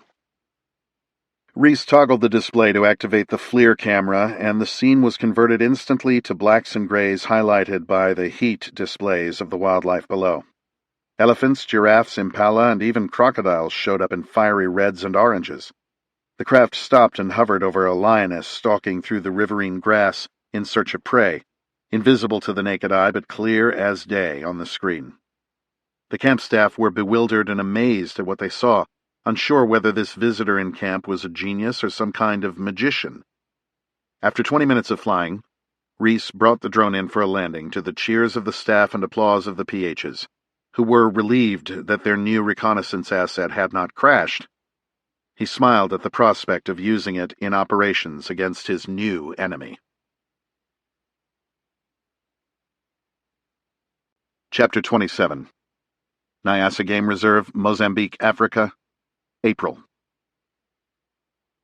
Reece had outlined a basic campaign plan and was feeling increasingly confident in his ability to operate the drone, but he lacked a ground force to physically interdict the poachers.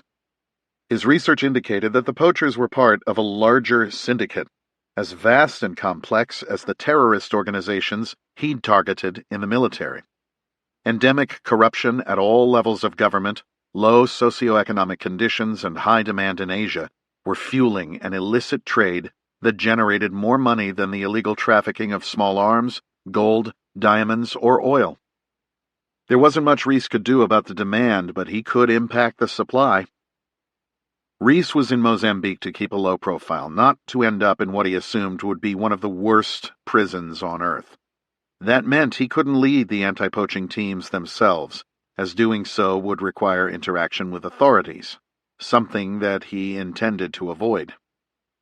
He ran the dilemma by Rich Hastings, and the two of them came up with a plan. Rich would use the resources of the Safari Company to beef up the capability and number of their game scouts, and Reece would act as their eyes and ears. Rich would assign experienced trackers to work with Reece, and once they got eyes on the poachers, they'd call in the game scouts. The government-provided game scouts were mostly good men with the right intentions, but they lacked any real training or experience when it came to weapons and tactics. Rich and his PHs, most of them ex-military and all of them highly competent in the field, could act as advisors to the game scouts when it came to larger operations. They would scale up their anti-poaching efforts during the off-season when the activity was at its peak, and scale it back during the hunting season when the PHs and game scouts had traditional duties to attend to, the ones that actually paid the bills.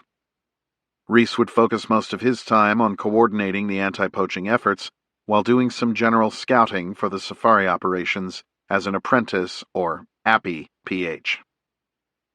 Special Reconnaissance, SR, was a core SEAL mission during much of Reece's time in the teams.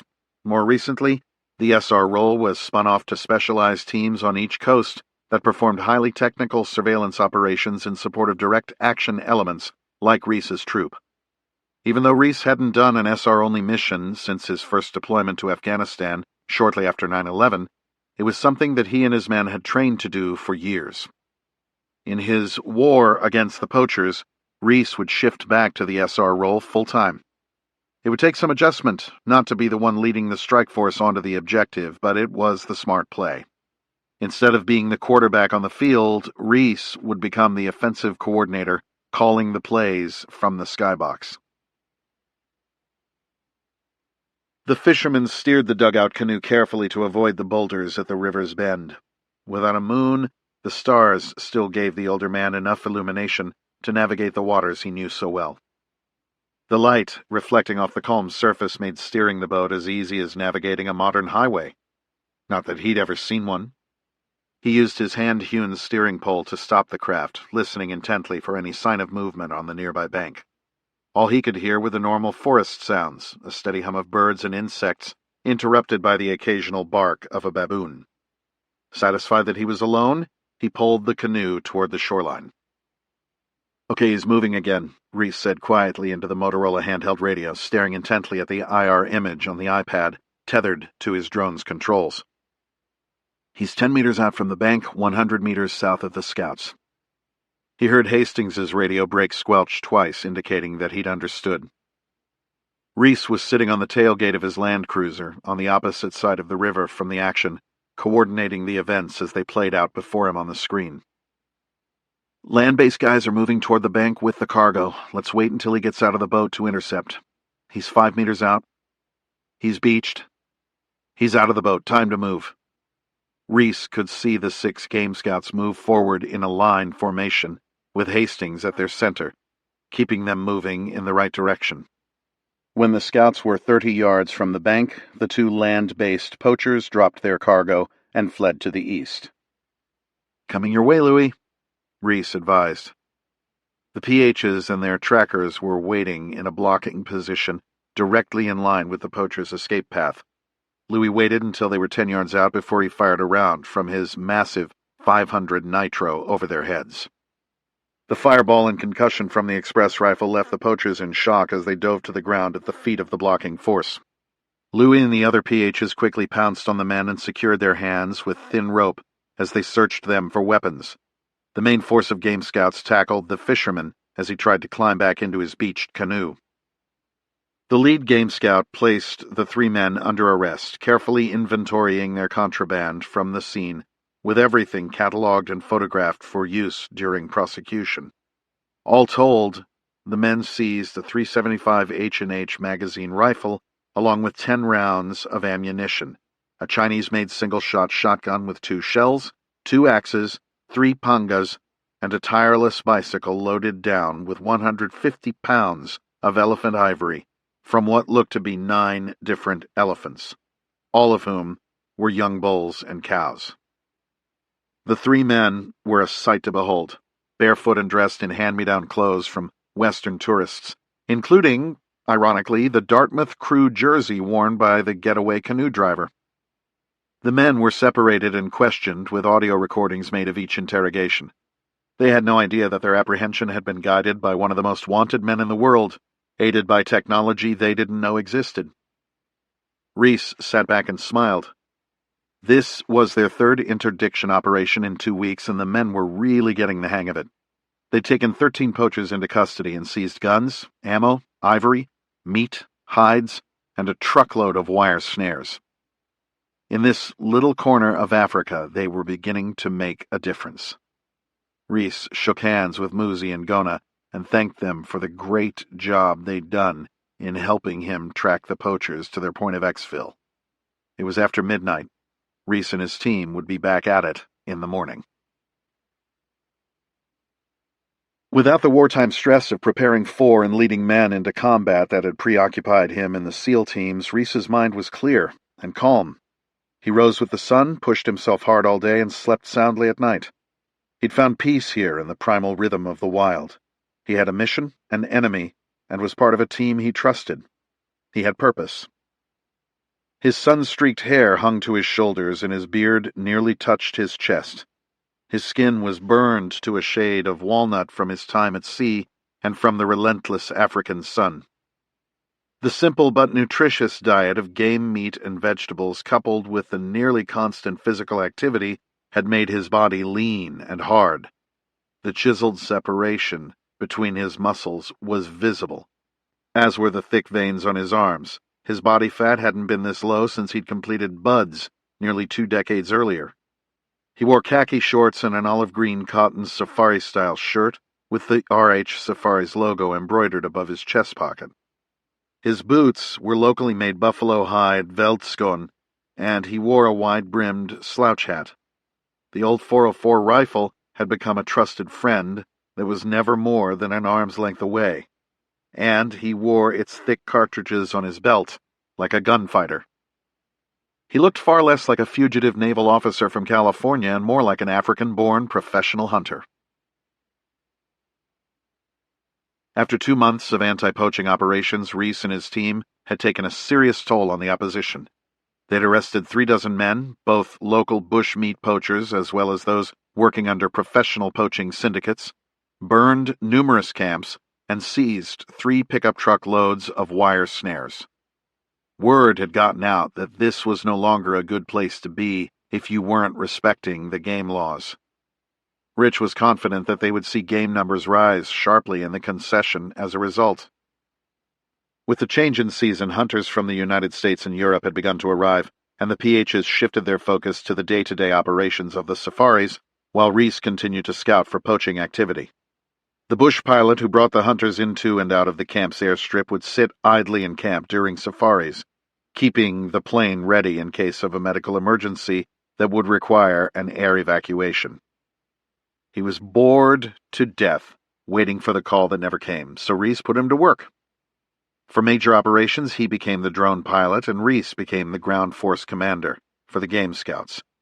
The anti-poaching force was competent and capable, and Reece provided tactical leadership while staying in the shadows. All the poachers knew was that the game scouts had gotten really good at their jobs. None were aware of the trained commando leader quietly pulling the strings. Chapter 28. Nyassa Game Reserve, Mozambique, Africa, May. Flat tires were an everyday occurrence, so common that Reece and his 2 trackers acted like a NASCAR pit crew as soon as they felt the tire go. The Land Cruiser pickup carried 2 spares mounted on each side of the tubular safari rack above the truck's bed, and they were about to use the second spare of the day. Reece glanced at his watch and gave both men the go. They seemed to understand far more English than they spoke, and though they'd probably never seen an auto race, they quickly caught on to the fact that Reece had turned this mundane exercise into a game. Reece retrieved the high-lift farm jack from the front bumper while Solomon loosened the lug nuts on the flat, and Gona wrestled the spare wheel down from the rack. Reece got the jack in place on top of a flat rock and began pumping the wounded pickup skyward. The tire had barely cleared the ground when the flat was removed and the fresh wheel was mounted. The 3 men labored swiftly and without words, teamwork born of several months working together closely in this remote wilderness. Reece lowered the jack and the tire hit the ground, calling out the time. 2 minutes, 45 seconds, a new record. Both trackers beamed as they all shook hands. Their celebration was broken by the sound of gunfire, a 3-round burst that, to Reece, had the unmistakable report of an AKM.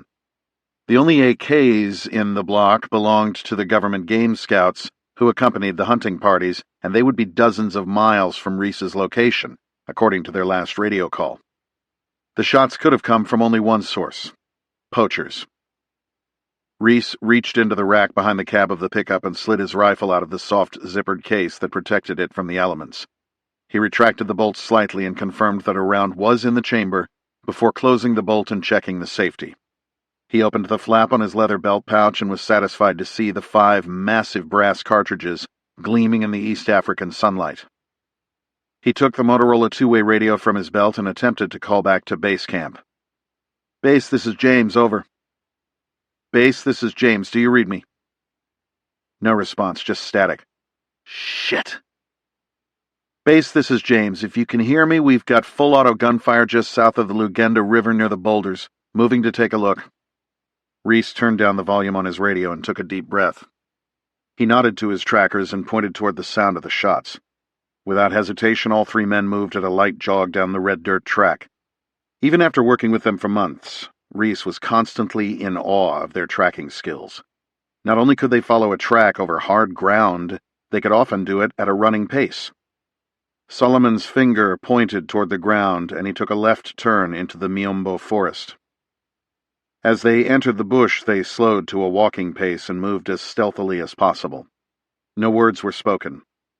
Reece could read the men's body language at this point, and hand signals would cover any needed communication. They moved in single file down a narrow game path, Solomon in the lead, Gona behind him, and Reece taking up the rear. They worked just as they had when scouting game animals for their outfitter. Each man had specific responsibilities. Solomon was the point man who led the way and kept an eye out for any sign on the ground. His eyes were primarily directed downward. Gona kept his head up and searched for any visual sign of life, animal or human. Reece supervised the tracking, provided cover, handled communications with their base camp, and made the command decisions when necessary. It was just like the old days back in the teams. Solomon slowed the pace, and all three men crouched as they walked to lower their profile. He stopped and squatted at the edge of a clearing, and Reece moved up quietly to kneel beside him.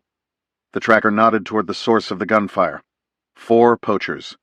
2 of them armed with AKs and the other 2 with small axes. All 4 were surrounding the blood-soaked carcass of an elephant on its side. A cow, from the looks of it. The men were close to 80 yards away, too far away to hear any voices, but their body language told the tale. One of the men wielding a rifle was motioning toward the axemen, letting them know how he wanted the ivory cut loose. Reece's plan was to observe the crime and keep track of the poachers while he worked to gain radio contact and wait for the game scouts. Getting into a gunfight in a third-world country as a wanted man was not part of the plan. Reece retrieved a small digital camera from the pocket of his shorts and extended the optical zoom as far as possible. He was too far away to get any good facial shots, but any photos would be better than nothing when it came to building a criminal case.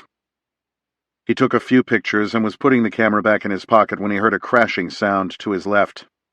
He turned in time to see a gray blur coming toward them along with a loud screaming sound. Calf. The dead cow obviously had a young calf, and the little guy was doing his best to avenge his mother's death. The calf, which easily weighed 500 pounds, was heading directly for Gona. The 3 men scattered to avoid the charging animal, their movement catching the attention of the poachers.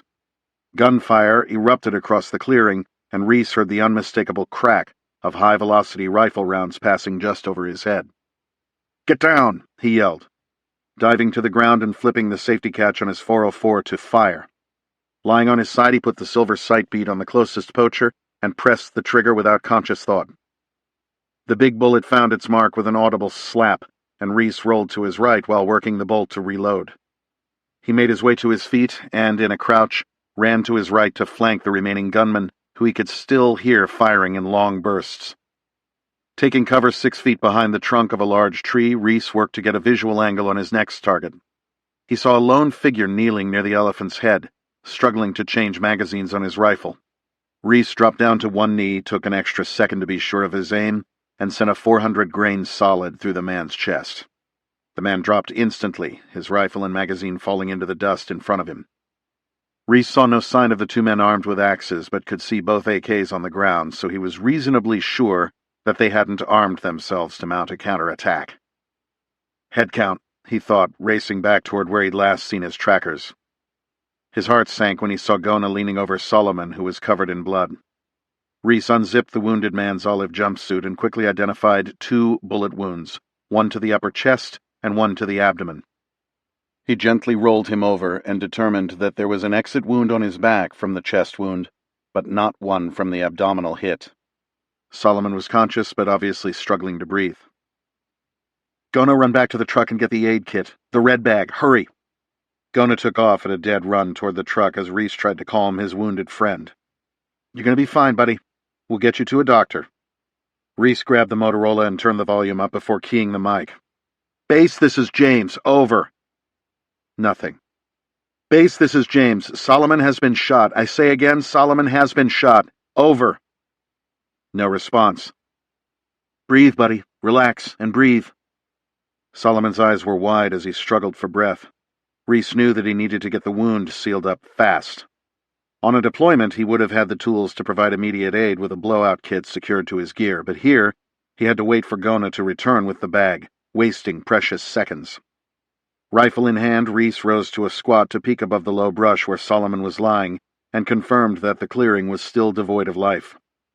He heard movement behind him and spun his muzzle around to see Gona sprinting through the brush with the aid bag, dropping it at Reece's feet. Reece handed him the rifle. Gona couldn't drive, but he was good with a gun. Without saying a word, the man took off at a jog, skirting the woods on the right side of the clearing to locate the two surviving poachers. "Stay with me, Solomon. This is going to help you breathe." Reece unzipped the aid bag and dug around until he found an Asherman chest seal. He wiped Solomon's chest with a gauze pad before tearing open the package and placing the adhesive seal on his chest. He rolled his tracker and repeated the process on the exit wound. Reece found a 2.5-inch needle and laid it on top of the Asherman on Solomon's chest. Then, locating a spot above the wound between the first and second rib, Reece held his left finger on the spot and with the needle held in his right fist, stabbed it into the chest cavity.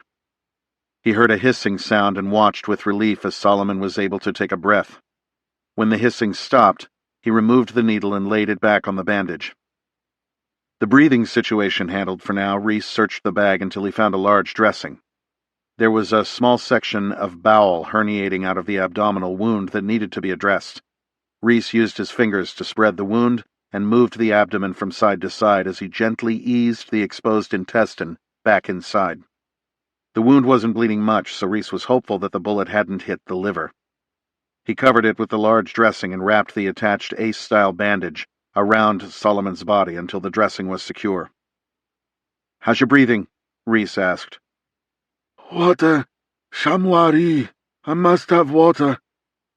Reece knew that putting fluid into the man's body could blow out any clots that were forming on his abdominal wound. "I can't give you water right now. We've got to get you to a hospital." Reece tried the radio again, without success. "Damn it!" The closest medical facility was the clinic at Montepuez. They were 2 hours from the clinic and 2 hours from the airstrip at base camp. With solid comms, Reece could call back to the camp manager and have a Mars flight on its way to meet them, but as it was, he couldn't be certain that taking Solomon back to base wouldn't add hours before treatment. Reece speculated that Solomon would survive the 2-hour ride to the hospital, but he wasn't sure that he'd survive waiting around for a plane that might take all day to arrive. With Gona unable to drive, Reece would have to deliver him to the hospital, which meant he'd be seen. Gunshot wounds meant police, and police meant questions. Still, there wasn't even a choice. Solomon was a good man. They'd become teammates, and Reece wasn't going to let one of his men die to protect his cover. He whistled to Gona, and they prepared Solomon for travel. Chapter 29. Blowing through small villages and towns with Solomon slowly bleeding out in the back of the land cruiser, Reece did his best to avoid major bumps that would cause his wounded teammate any additional suffering, but he was also more than aware of the golden hour and that time waits for no one, least of all someone with a gunshot wound to the chest.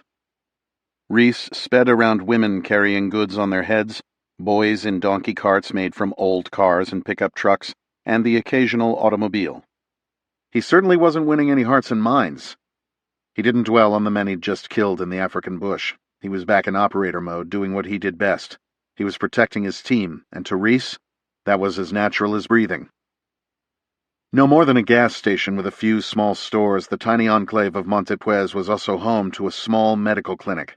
It was located adjacent to an old Portuguese mission, the stone walls still dotted with bullet strikes from the Civil War decades earlier. Reece pulled the cruiser to a stop in front of the building and sprinted through the front doors. A queue of locals, mostly elderly men and women, and mothers holding their children, waited in the room that served as the lobby. Rushing past the line and ignoring the young female aid worker who tried to block his path, he ran through a hallway that opened into a large room filled with 24 mosquito-netted cots, where a tall white man in scrubs with a stethoscope was attending to a patient. "Are you the doctor? I need your help right now." The man turned and faced him, unfazed by his sense of urgency. "You'll have to wait your turn, sir. he said with an obvious British accent. "There are a great number of people here that need our help. I have a critical patient. Gunshot wound to the chest. He's bleeding out in the back of my truck." The doctor's demeanor shifted instantly. "Drop everything and let's get this man in here right now," he ordered his staffers. Reece led the way back out front as the doctor and 4 other individuals in scrubs followed him, carrying an old-fashioned canvas stretcher. They placed the stretcher on the open tailgate and eased Solomon onto it, Gona looking over their shoulders like a worried father. Reece kept pace with the physician as they made their way back inside. "He's got a 7.62 round through the chest that exited and a second round to the abdomen that's still in there. I put an Asherman on his chest and dressed the abdominal wound. The bowel was herniated, so I tucked it back in. He hasn't had any fluids." "How long ago was he shot?" Reece glanced at the watch on his wrist. "Just over 2 hours ago." "You've done well. Now I need you to step aside while we get him ready for surgery." The medical team carried Solomon into a smaller room where they placed him on a table and began to examine him. Someone closed a curtain to block Reece's view, signaling it was time to let the professionals take over. Leaving the clinic, Reece looked up at Gona staring down at him from the truck's bed. "I think he's going to make it. We got him here in time." Gona nodded and sat down on the tailgate. Reece sat next to him, waiting in silence. Reece was asleep in the bed of the truck, his legs dangling from the tailgate, when he felt someone grab his leg. "Sir? Excuse me, sir? Your friend is going to survive." "Huh?" Reece bolted upright and found the British physician standing by the truck. "Your friend's doing better. He's stable, and the prognosis is optimistic. Barring any infection, he will be ready to move tomorrow. We should arrange to get him to a hospital where he can receive more advanced care." "Great. Can I see him?" "Certainly. He will be groggy from the anesthesia, but you can visit with him." "Thank you so much, Doctor. I can't thank you enough for saving his life." Reece shook the physician's hand. "You saved his life, Mr. Bucklew. Phil Bucklew," Reece said, conjuring up a name from the past.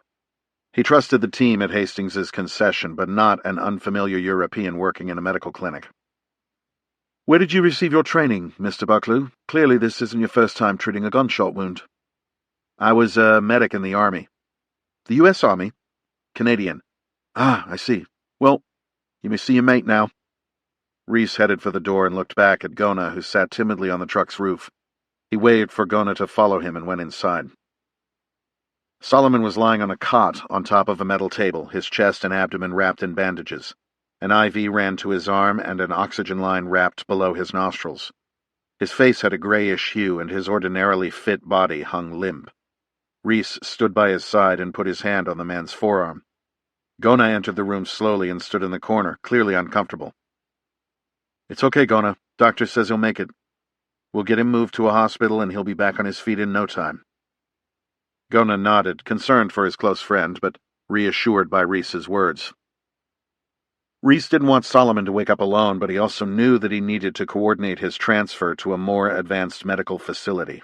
They were out of radio range, so he decided it was best to head back to camp to get the ball rolling on the medevac. He took the cap from his head and placed it on the cot next to his tracker. Patting him on the arm, Reece headed out the door. Gona leaned close to Solomon's ear and spoke to him in Shona before following. Reece found the doctor attending to a baby in her mother's arms. "Hey, Doc, we're going to head back to Rich Hastings' camp and arrange to have him transported to a hospital. Where does he need to go?" "Well, if you have the funds, I would highly recommend getting him to Johannesburg, or the private clinic in Pemba. There's an airstrip 3 kilometers from here. We have an ambulance that can transport him there for the flight. The nurse in the lobby can give you a card with our phone number, and you can call us from the camp to coordinate." "Thanks, Doc. There's one more thing. Mr. Bucklew, is it?" "What's that?" "We run on a shoestring budget here, Mr. Bucklew. We are happy to help your friend, but we are perilously low on resources. A donation would be quite helpful." "Understood. I'll talk to Mr. Hastings about it. Very kind of you, Mr. Bucklew." The camp had received a broken transmission from Reece just after Solomon was shot. The game scouts were sent to investigate and found the elephant carcass along with the 2 dead poachers. They also found the wrapper for the chest seal and bandages, but weren't sure whether someone on Reece's team was wounded or if he had wounded and then treated a 3rd poacher. As soon as Reece was back in radio range, he heard Hastings frantically calling for him on their main channel. Go for Reece. James, what's going on? What's your status? Over. We encountered a group of elephant poachers and were compromised. 2 enemy KIA and 2 squirters. Solomon was hit, but he's stable at the clinic. Need you to arrange moving him to a real hospital. Over. Roger that, James. Confirm that he is stable and at the clinic in Montepuez. Over. Affirmative. We will get to work on that immediately. You headed back to camp? Over. Roger that. I'm an hour out. Hastings and his team worked quickly and efficiently. Every man on the team, black or white, was seen as part of the family, and no expense or effort would be spared to ensure Solomon's survival and recovery.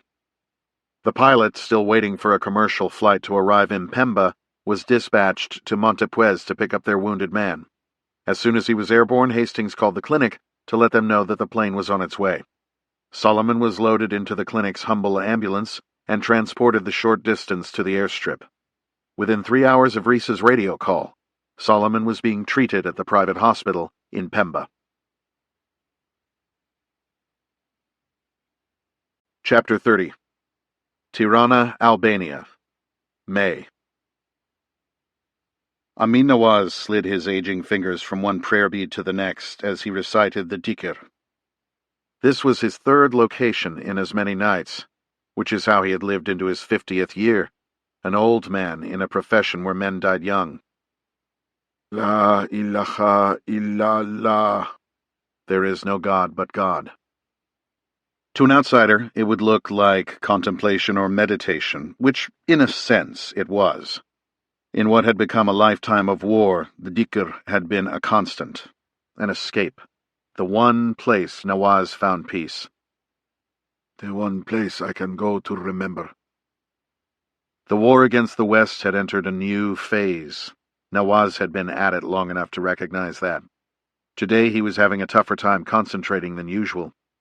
His collaboration with the Russian, a man exiled from the country that Nawaz had traveled so far to defeat in the Afghanistan of the 1980s, was a necessary evil.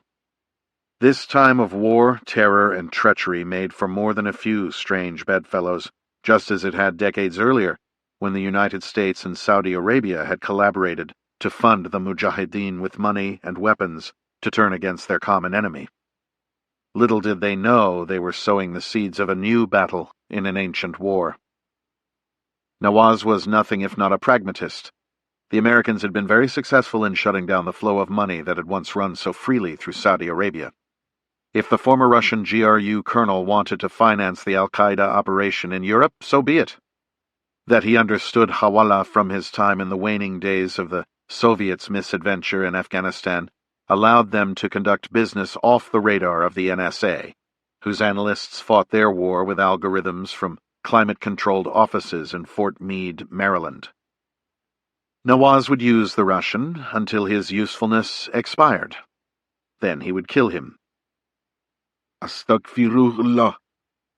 I seek forgiveness from Allah. Performing the dhikr never failed to transport Nawaz back to the humble home in the kingdom he had shared with his mother, father, and 2 sisters. With the glow of an early morning dawn just beginning to illuminate his bedroom window, he had felt a presence. At first he had been startled, thinking it was a messenger of Allah. But then he smiled when he recognized the familiar shape of his father. His eyes were closed, and he had rested his hand on his son's head. His lips were moving, yet only slightly, and the young Nawaz strained to hear his words. La ilaha illallahu wahdahu la sharika lahu, lahul mulku wa lahul hamdu wa huwa ala kulli shay'in qadir. There is no God but Allah alone, who has no partner. His is the dominion and His is the praise, and He is able to do all things. His father slowly removed his hand from his son's head and pressed a set of beads into Amin's smaller hand. Then, like an apparition you convince yourself didn't exist, his father was gone. Amin was puzzled, as his father had never visited him in the night. He rubbed the beads of the misbah between his fingers, as he had seen his father do many times. The prayer beads symbolizing the 99 names of Allah were never far from his father's grasp. The young boy curled back into a ball to ward off the early morning chill. The beads clutched tightly against his chest. The date was indelibly etched into his mind, November 20th, 1979. A lifetime later, Nawaz recognized his father's visit for what it was. A goodbye, given in the way of one who is not coming back. Bismillahirrahmanirrahim. In the name of God, the gracious, the merciful. Had the West known the chain of events that would be set in motion that early November morning, they might not have sent the GIGN French commandos to help quell the 2-week seizure of the Grand Mosque in Mecca. They might not have killed more than 200 of the devoted rebels who had seized it, or publicly beheaded 67 of the captured Wahhabist insurgents in the weeks that followed. The House of Saud might not have capitulated to the terrorists' demands and reversed their progressive policies, adding fuel to the tactic of terror. Amin Nawaz was not the only one who lost a father that day. The Muslim clerics recognized this pool of new recruits, young, fertile minds primed for indoctrination and ready to do battle with the West. The principles of Islam would guide them. Experience on the battlefield of Afghanistan against the Soviet invaders would hone them into mujahideen. Auzubillah. I seek refuge in Allah. Nawaz first met Osama bin Laden in 1988 as a 20-year-old Arab Afghan in the same mountains where he would return to fight the Americans in 2001. He had been one of al-Qaeda's first recruits and had been with Sheikh Osama at one of his last sightings before that Tuesday in September that changed the world forever. It had been at the wedding of one of his most trusted bodyguards where bin Laden had quoted the Holy Quran, "Wherever you are, death will find you, even if you are in lofty towers." Only Nawaz and a few select others understood the significance of that remark. Now, after a lifetime of struggle, spent planning the attacks that would be precursors to what the Americans called the global war on terror, and fighting in the Hindu Kush, Iraq, and Syria, he was now the head of al-Qaeda operations in Europe, and was close to striking their most devastating blow to date. Sheikh Osama had bunkered down after his escape from Tora Bora and had been rendered relatively ineffective in hiding. He had kept the Western forces at bay, but they had eventually found him. The Americans had slain their dragon. The SEAL commando pigs who shot him down would pay. The defenders of the faith have long memories. Nawaz chose the opposite approach, emulating the security protocols of Yasser Arafat. Well, the Arafat of the Fatah days, anyway, before he grew soft and capitulated to negotiations with the Israelis. Nawaz preferred to stay highly mobile, rarely spending the night in the same place twice, often changing plans and spreading disinformation among his own people. While the U.S. intelligence apparatus sifted through Google and Facebook accounts, Nawaz and the new al-Qaeda he commanded communicated via courier and used the movement of funds via the ancient system of Hawala. Systems born of the Silk Road still worked in modern times. The great game continues. The refugees pouring into Europe provided the conduit. More than enough of his fighters had made it into Europe as part of the mass influx of migrants. The very people the West spent such vast sums trying to destroy in foreign lands had been welcomed right into the heart of Europe. Into the belly of the beast. Say what one would of the Israelis, they were smart enough to understand the essence of the conflict. They understood. Had the Americans been surrounded by their enemies instead of protected by vast oceans, they might have understood it too, instead of opening their borders to let in the very people bent on destroying them. Though Ayman al-Zawahiri had thus far evaded the special operations teams and drone strikes favored by the enemy, he remained in hiding. As the worldwide leader of al-Qaeda, he had sent Nawaz from Afghanistan first to Iraq and then to Syria to lead Jabhat al-Nusra, al-Qaeda's operation in the Levant. A brilliant man who had lived for the cause, al-Zawahiri was now entering the twilight of his life. Nawaz had the drive and the energy to be the architect of al-Qaeda's next evolution. While ISIS had captured the headlines and distracted the American military and political machines, Nawaz had patiently built his network, not in the Middle East and Central Asia, but in Europe. America was next. He was proud to have led a group with so many veterans of the wars in Iraq and Afghanistan. That experience had filled the ranks of Jabhat al-Nusra. The West had built their army for them, and then opened the doors into Europe. That would be the next battleground. America would follow, but that duty would fall to the next generation of jihadis, just now finding their voice. The death of the West was not a fantasy. It was an inevitability.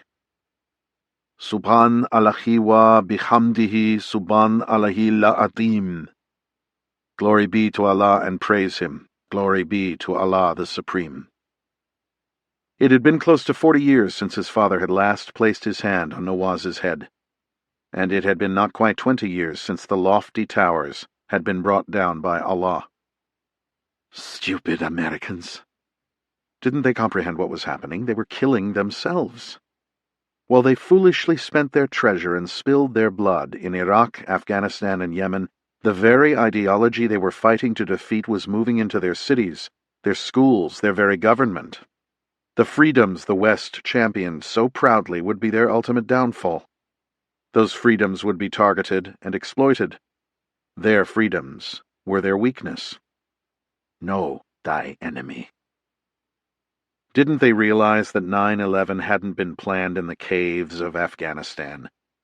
The idea had been approved there, but the foot soldiers had done their work in Hamburg, Germany, and in the United States itself. They had learned to fly and blended into communities in California, Arizona, Florida, Virginia, and New Jersey. September 11 had been planned right under the nose of the most powerful nation the world had ever known. Though they had doomed themselves through their culture of political correctness and open borders in the strategic sense, you had to be extremely wary of their tactical acumen. At that level, the Americans could be exceedingly dangerous. La hawla wa la quwwata illa billah. There is no might nor power except in Allah. Nawaz knew he would not live to see the sword of Islam sweep across the Americas. This was a generational conflict. Just as the Mongols had altered the ethnic identity of Eurasia, Islam would change the very fabric of Europe and America. Instead of invading on horseback, they would legally immigrate, build their political bases, and incrementally defeat their enemy from within. The very countries whose policies had helped create the refugee crisis were welcoming the enemy with open arms. They were sowing the seeds of their defeat, spurred on by politicians pandering to a new constituency. The Mujahideen of the new millennium didn't need territory to plan and train. The new jihadis could adapt within the very countries they targeted. The Americans projected strength with their tanks and bombers, but they had a soft underbelly. Their comforts and entitlement culture were breeding a weakness. He could prey on their fears. He could inflict further damage to their economy. Even the attacks that failed caused a reaction from the West that continued to cripple their markets. What had been their greatest strength and brought them abundant prosperity was a soft target ripe for exploitation. Death by 1,000 cuts. Nawaz hesitated on the final bead of the misbah. La ilaha illallah. There is no God but Allah. Tariq, he called, summoning the courier who would make contact with a series of what he had learned the West called cutouts. The message would eventually find its way to the man who could decipher it, a man who had been trained by the CIA, but who had proven himself in Syria as a most valuable asset to the cause. He would be the instrument of yet another cut into the soft fabric of Europe. Pressing the encoded note into his courier's willing palm, Nawaz set his hand on Tariq's head and closed his eyes. Allahu Akbar.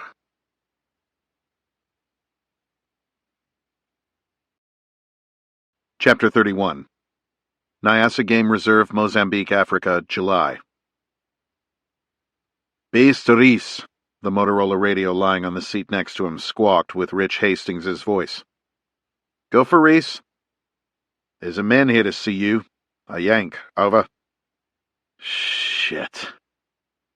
It had been 2 months since Solomon's encounter with the poacher's bullet, and it would be another month until he was back in the field. It was also Reece's first exposure to anyone outside the hunting concession since his arrival. Had to happen sooner or later.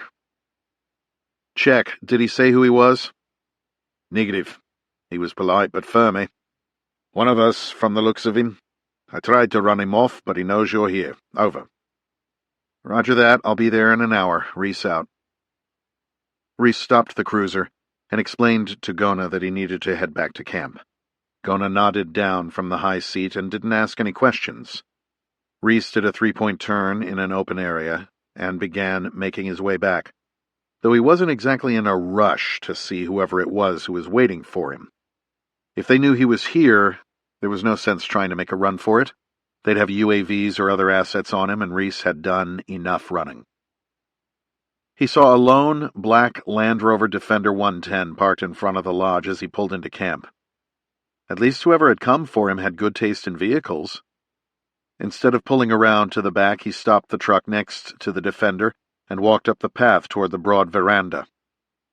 The door opened, and a man his own age and height stepped out. Sandy hair fell below his battered Florida Gator's ball cap, and his reddish beard betrayed a few flecks of gray. He was dressed in a short-sleeved plaid shirt and jeans and wore Salomon hiking boots. Though he didn't see a handgun, Reece knew there would be one concealed on his right side at the 4 o'clock position, or possibly in an appendix rig just beneath his shirt. His eyes narrowed in recognition as Reece approached the stone steps. Reece stopped and looked up at his old friend, Navy SEAL Senior Chief Freddie Strain. I guess you didn't come all this way just to kill me. Nah, Reece. If they wanted you dead, they would have droned your ass weeks ago. The men stood 5 yards from each other, Strain looking down at Reece from the elevated deck. The last time Reece had seen him was months ago, when elements of the United States government had ordered Strain's SEAL team to hunt down and capture or kill their former teammate before he eliminated any more of the conspirators who had planned the killing of his family and SEAL troop. Strain had maneuvered right into Reece's ambush, and Reece had let him live. Neither man spoke for what seemed like an eternity. This time it was Strain who broke the silence. Speaking of killing, thanks for not blowing those claymores. I should have known better than to have rolled in there like we owned the place. You had us dead to rights. You weren't on my list. Thank God for that. It's good to see you, brother. Strain's stoic expression broke into a wide grin. You too, Senior, Reece smiled, climbing the steps to shake Freddie's outstretched hand before embracing him in a hug. Damn, Reece, you going for the Jesus look? Strain pointed at his friend's shoulder-length, sun-bleached hair and scraggly beard. Something like that. Grooming hasn't been a high priority lately. I wouldn't think so. Reece, I'm really sorry about Lauren and Lucy. I don't even know what to say to you other than that. There was an uncomfortable pause as each man considered how to transition to the meat of the conversation. Finally, Reece simply nodded. So how'd you find me? Well, it certainly took some doing, Freddie answered, relieved to be moving on. Let's grab a drink, Reece said, nodding toward the main lodge. I think I need one, Freddie said and smiled. You might too when I tell you why I'm here. Any Basil Haydens? I might be able to scrounge some up, Reece said. We are fairly well provisioned in that department. The two frogmen moved through the lodge where Strain stopped to pick up his backpack and out into the dining area. Reece poured 2 fingers of the brown liquid for his friend and opened himself a can of McMahon beer, known locally as 2M. Taking a seat at the bar that overlooked the river below, he motioned for his former teammate to join him. If someone had to find me, I'm glad it was you, Reece offered as they touched drinks. So, Reece led off again. How did you do it? Well, the working theory was that Liz dropped you off somewhere after you took care of Horn, Hartley, and Ben on Fisher's Island. We couldn't confirm that since she's still on a nice estate in Mexico protected by an army of lawyers, courtesy of your buddy Marco. He's a good one, that Marco, Reece said, taking another sip of Mozambique's finest. Turns out he's a little more than just a good businessman, and even I'm not cleared to know exactly what he's involved with, but my guess would be he's a highly placed DEA asset. I don't have a need to know, so that really is just a guess. I'd bet it's a good guess, Reece confirmed. Well, we would never have figured out that you liberated the Hastings' boat if a few other pieces hadn't fallen into place. Even if we had, we would have assumed you were killed at sea in the storm the night of your escape.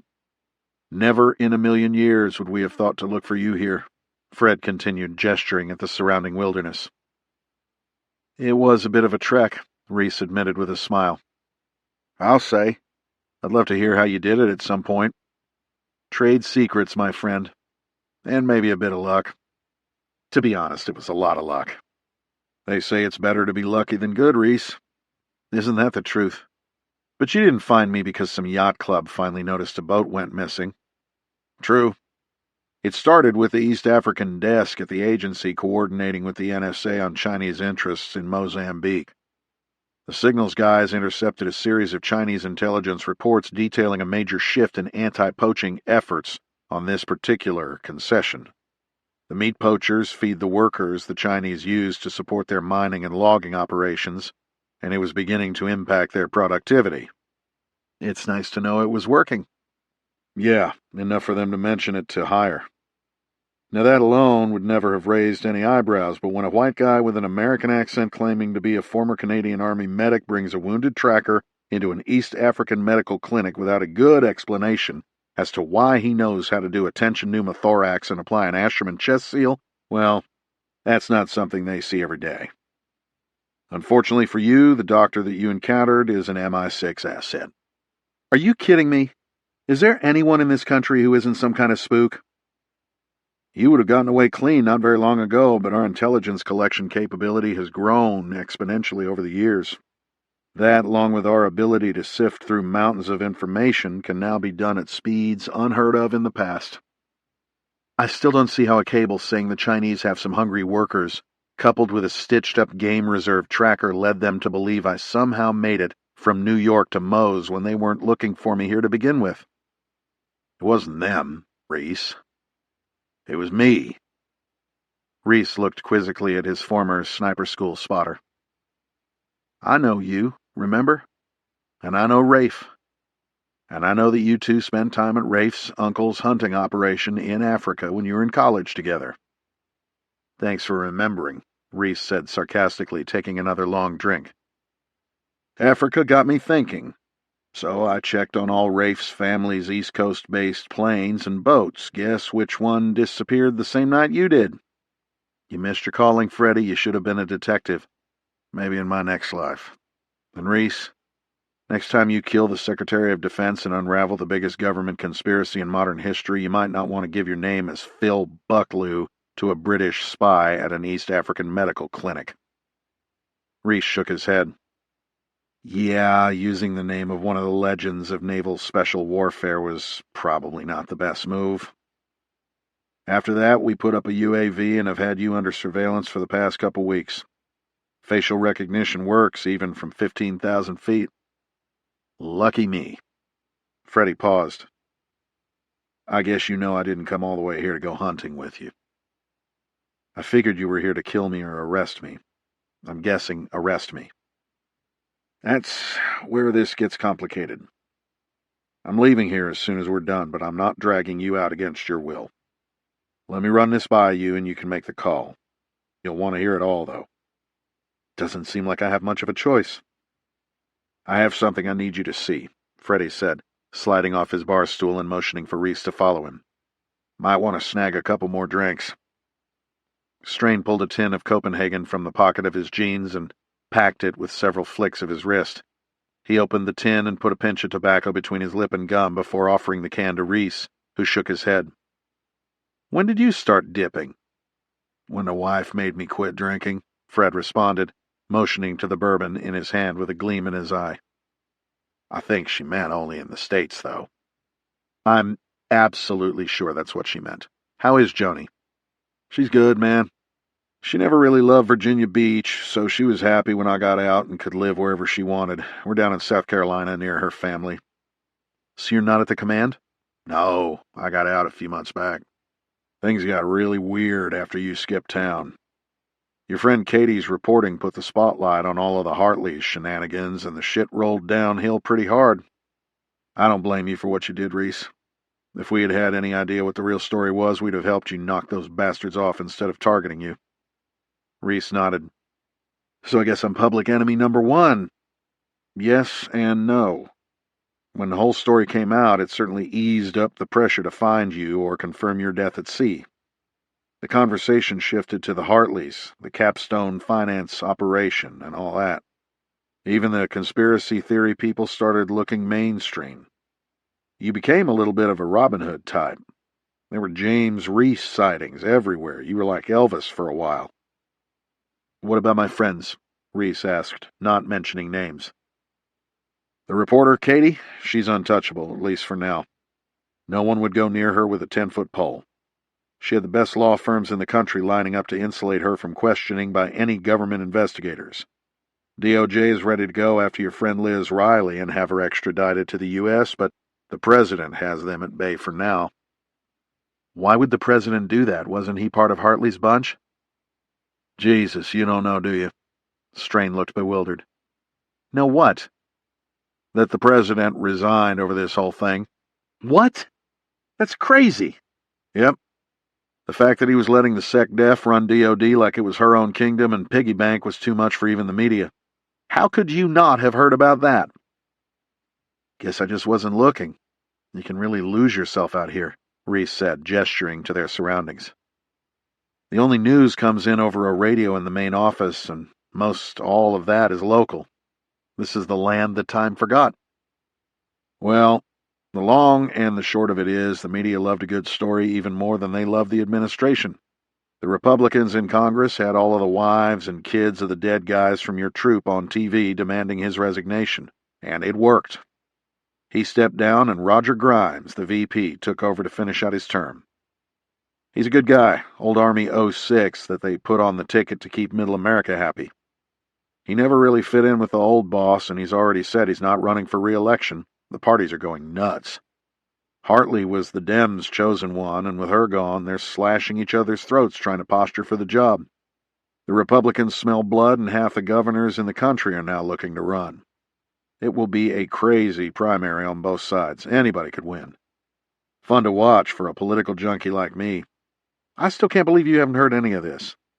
Look around, Reece said. No internet, no newspapers. Main concerns here are the environment, the animals, and poaching. Well, whether you wanted to or not, you changed the course of U.S. political history. I wasn't trying to take down the system. They just needed to pay for what they did to my troop and my family. They got what they deserved. I agree. We were part of the investigation since they had us out looking for you on domestic soil. The entire command had to stand down. I had 22 years in and the option to take this job, so I made the leap. So, you're with the agency now? Yep, and that's why I'm here, even though I'm kind of a new guy. You ready to hear my sales pitch? Reece nodded. Strain took an iPad from his backpack, entered a long passcode, and selected an icon on the screen. You came to Mozambique to show me a PowerPoint? Strain laughed. High-tech, Reece. Our manila envelope days are over. Strain held the screen so that Reece could see it. It was a file image of Kingston Market, fully decorated for Christmas. Strain swiped the surface to advance to the next photo, and a close-up picture of a deceased 8-year-old girl in a pink winter coat filled the screen. The next image was an aerial view of the market post-attack.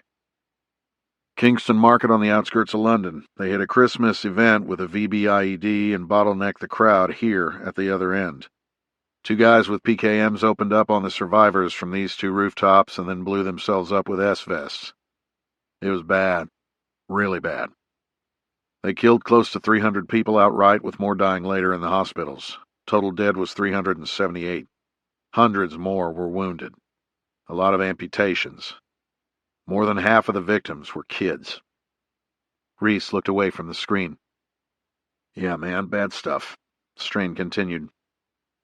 Not only did they kill and wound all those innocent people, they crippled the brick-and-mortar retail economy all over the West. People were scared to go Christmas shopping. The malls were empty despite tons of beefed-up security. The stock markets got spooked. The global impact of these attacks was enormous. I'm honestly surprised that we don't see this kind of attack more often, Reece said solemnly. I agree with you. Who's behind it? ISIS? They took credit, of course, but every jihadist organization in the book is calling themselves ISIS now. This is actually a little more organized than the typical ISIS-inspired attack by a bunch of lone wolf types affiliated through social media. This is a real network. AQ in Europe. Check this one out.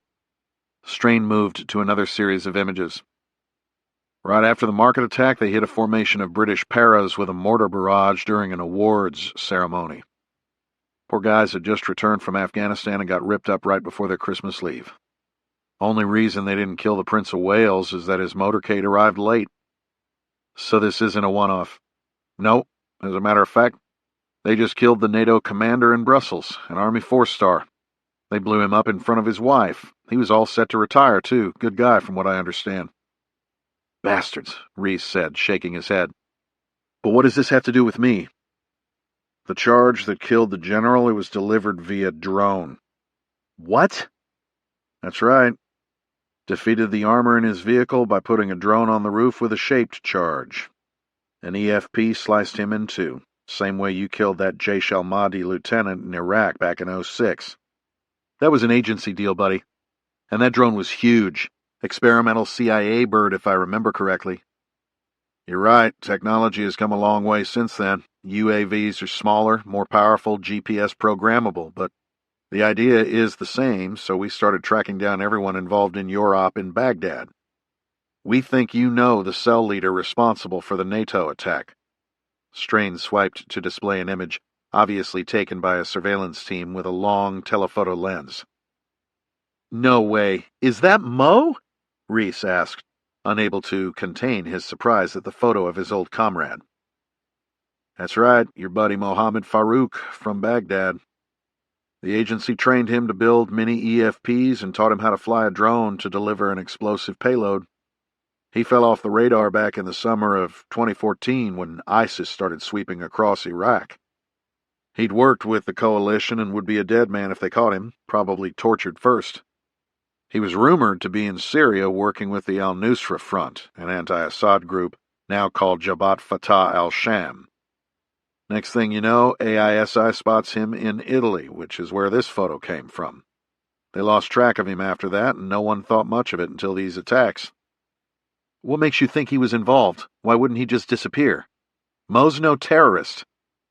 MI5's assets point to a network that is pulling the strings on a lot of the radical elements that have come in as asylum seekers. There are so many newly arrived refugees from Muslim countries that all the European security agencies are overwhelmed, chasing down jihadi elements. We think they're hiding in plain sight.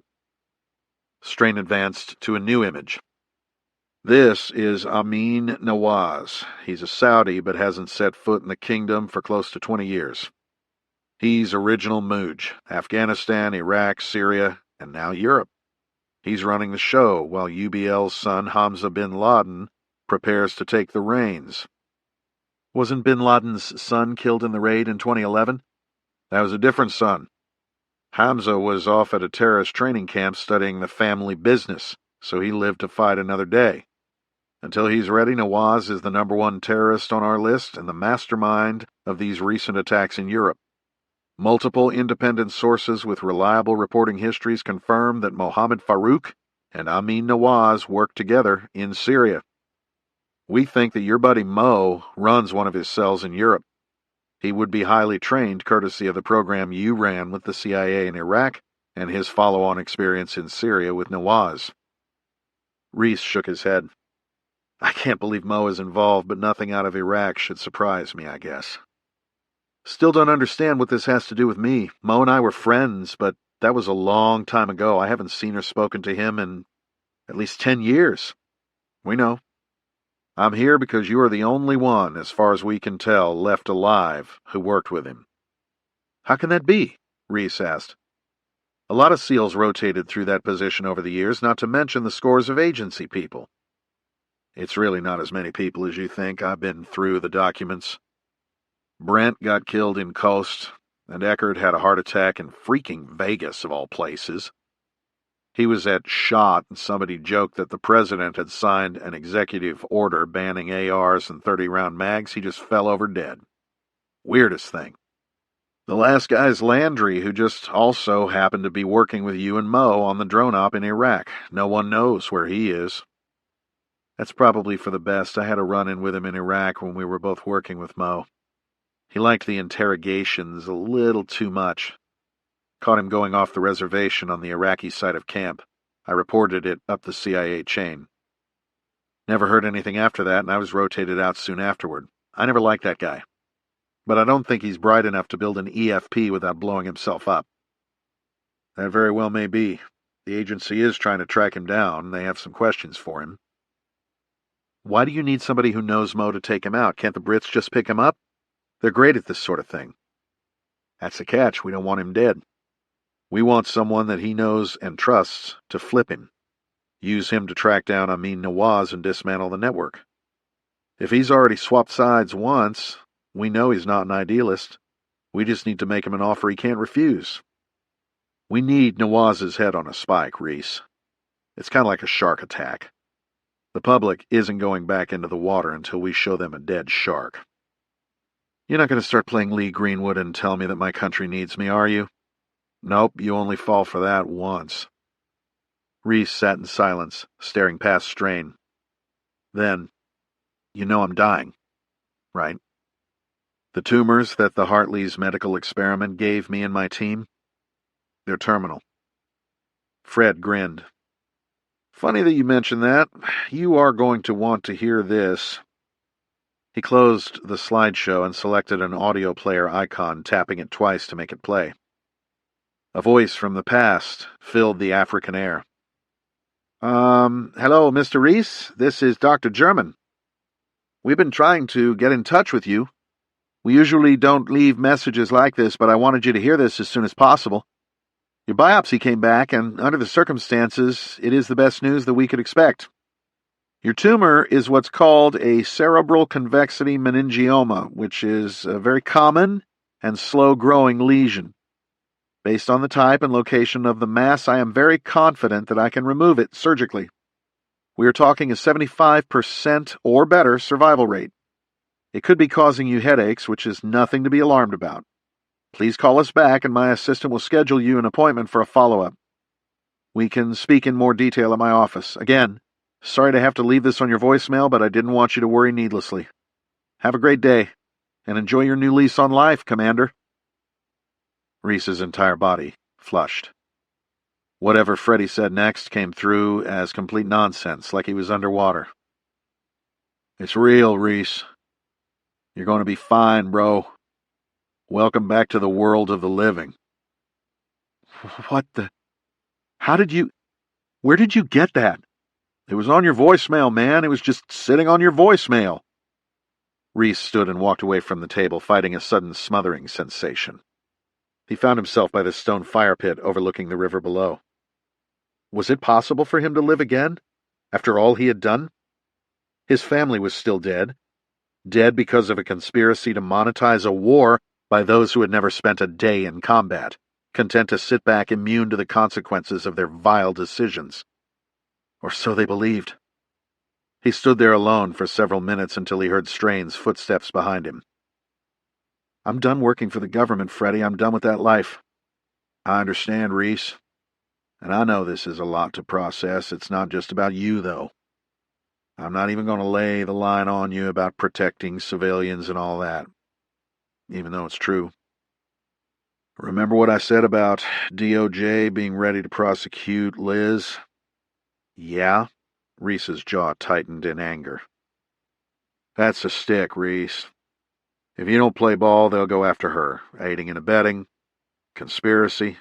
They'll try to ruin her. Rafe and his sister, too. Marco, if they can find him. Clint. Everyone they can find who helped you. When the government sets its sights on destroying you, all the lawyers in the world won't stop them. Might slow them down, but that's it. Fuck. Nothing in Reece's makeup would allow him to stand by while those who stepped up for him had their lives destroyed by a vindictive government. The agency sure knows what buttons to press. So what's the carrot? You get your life back. You and all your accomplices will be given presidential pardons. Little known fact, you don't need to be convicted of anything to be pardoned. It's like immunity, but it's preemptively coming from the president. All is forgiven. Flip Mo, take out his boss, go on with your life. What life? Go back and pretend that my wife and daughter weren't murdered in our home? Will the president bring them back too? I'm sorry, man. I didn't mean it like that. All I'm saying is that you won't be a wanted man. And Mo, what happens to him? He goes down, buddy. After what he did to those kids in London, he goes down, and he goes down hard. Reece shook his head. There has got to be something we can offer to make him flip. The way this is set up, he gets the same deal regardless if he helps us or not. What are you saying, Reece? I'm saying I'll need leverage. Unless you have his family in Gitmo, we are going to need to offer an option. Maybe take the death penalty off the table and offer up life in something other than solitary confinement. I'll take that back to the bosses. Reece paused again, looking out toward what was turning into a beautiful African sunset, and thinking of those he had put in the ground on his crusade to avenge his family and the lives of the men killed under his command in the mountains of Afghanistan. Why would they let me go free after all I did? 2 reasons, I think. First of all, there's a sizable chunk of the American public that thinks you're a hero. No one is looking to keep this story going any longer, especially with the election coming up. Second, and this may be the bigger reason, the U.S. and Eurozone economies are in the toilet with a new terror threat on the horizon. You've got retailers about to go under en masse. They were just coming out of the recession, and now the public and the markets are scared shitless. The EU is on the verge of breaking up. This mass influx of refugees, certainly hiding a percentage of current would-be terrorists, is part of that instability. The whole system is a house of cards that relies on the public trust, and right now, we're losing that. We need a dead terrorist, and we need him now. Reece sighed. So, who's my handler? You're looking at him. Could be worse, I guess. Reece smiled. How does this work, logistics-wise? Pretty simple, really. Your early retirement from the Navy will be approved instantly. You were never indicted or arrested, so there are no actual charges to worry about. DOJ has made it clear to all of the state and local agencies that this is their show, so you won't have to worry about any local DAs deciding to make a name for themselves. You'll come to work for us as a contractor, which will give you and the agency maximum flexibility. Terrific, Reece said sarcastically. It's a contracted position. You won't pay taxes on most of it as long as you're working overseas. Added to your retirement pay and benefits, and it's better than the $1 a day you'd earn making license plates in prison. That does sound a bit better. Where does the brain surgery fit into all this? That's a bit of a catch. As soon as we can, we are going to scan your brain and compare it with the scans you had done at the clinic in La Jolla to give us a better idea of what we're dealing with. With the latest 3 attacks in Europe, this thing is time sensitive. We'll do a quick workup before attempting to make contact with Mo. Unless things have taken a drastic turn for the worse, the surgery will have to wait until he's been flipped and Nawaz is in the ground. That's the government I know. Where are Mo and Nawaz now? We're not sure. The analysts are working it. In the meantime, we've got to get you tuned back up. There's a compound in Redacted where we can train and plan. You're still a recognizable face, so we need to keep you off the grid until this op kicks off. Once we know where Mo is, you and I will move in and get to work. The government sure knows how to make you an offer you can't refuse. Art of the deal, buddy, Freddie said with a smile. When do we leave? As soon as I make the call. Any chance we can take off in the morning? I have to settle up around here. Yeah, we can make that happen. Thanks, Freddie. Strain rose to retrieve his Iridium satellite phone and placed a call to Langley, letting them know he had successfully recruited America's most wanted domestic terrorist. Chapter 32. Nyassa Game Reserve, Mozambique, Africa, July. Rich took the news like a man who knew it was coming. Though he obviously wasn't surprised, he was visibly saddened. Hastings had come to look at Reece less like his nephew's friend and more like his own blood. With little family left in Africa, it pained him to see Reece leaving. He could see that Reece had found both peace and purpose here in Mozambique, and he was worried that with the appearance of the new American in camp, he was now destined for neither. Though Rich understood Reece's reasons for leaving, he was inflexible on one point. Ever the gracious host, he insisted that Reece and Freddie join the camp in a final farewell dinner. Reece gave his friend a tour of the camp before watching a breathtaking sunset over the river. Beer was flowing by the time Rich Hastings made his appearance at the lodge, leaning his heavy double rifle against a chair and hanging his worn leather ammunition belt next to it. "Rich, this is my buddy Freddie Strain. We go back a long way." "Has it, Freddie?" Reece could sense the reservation in Hastings's voice. "Pleasure to meet you, Mr. Hastings. I know your nephew. He's a good man." "Rich, don't hold it against Freddie that I have to go. He's just the messenger." "Mr. Hastings, is that a Wesley Richards drop lock?" Freddie motioned toward Rich's rifle nearby. Reece grinned. "You know your guns, Freddie. Please call me Rich." Hastings walked toward the rifle and broke open the action, slipping the Panatella-sized cartridges into his hip pocket.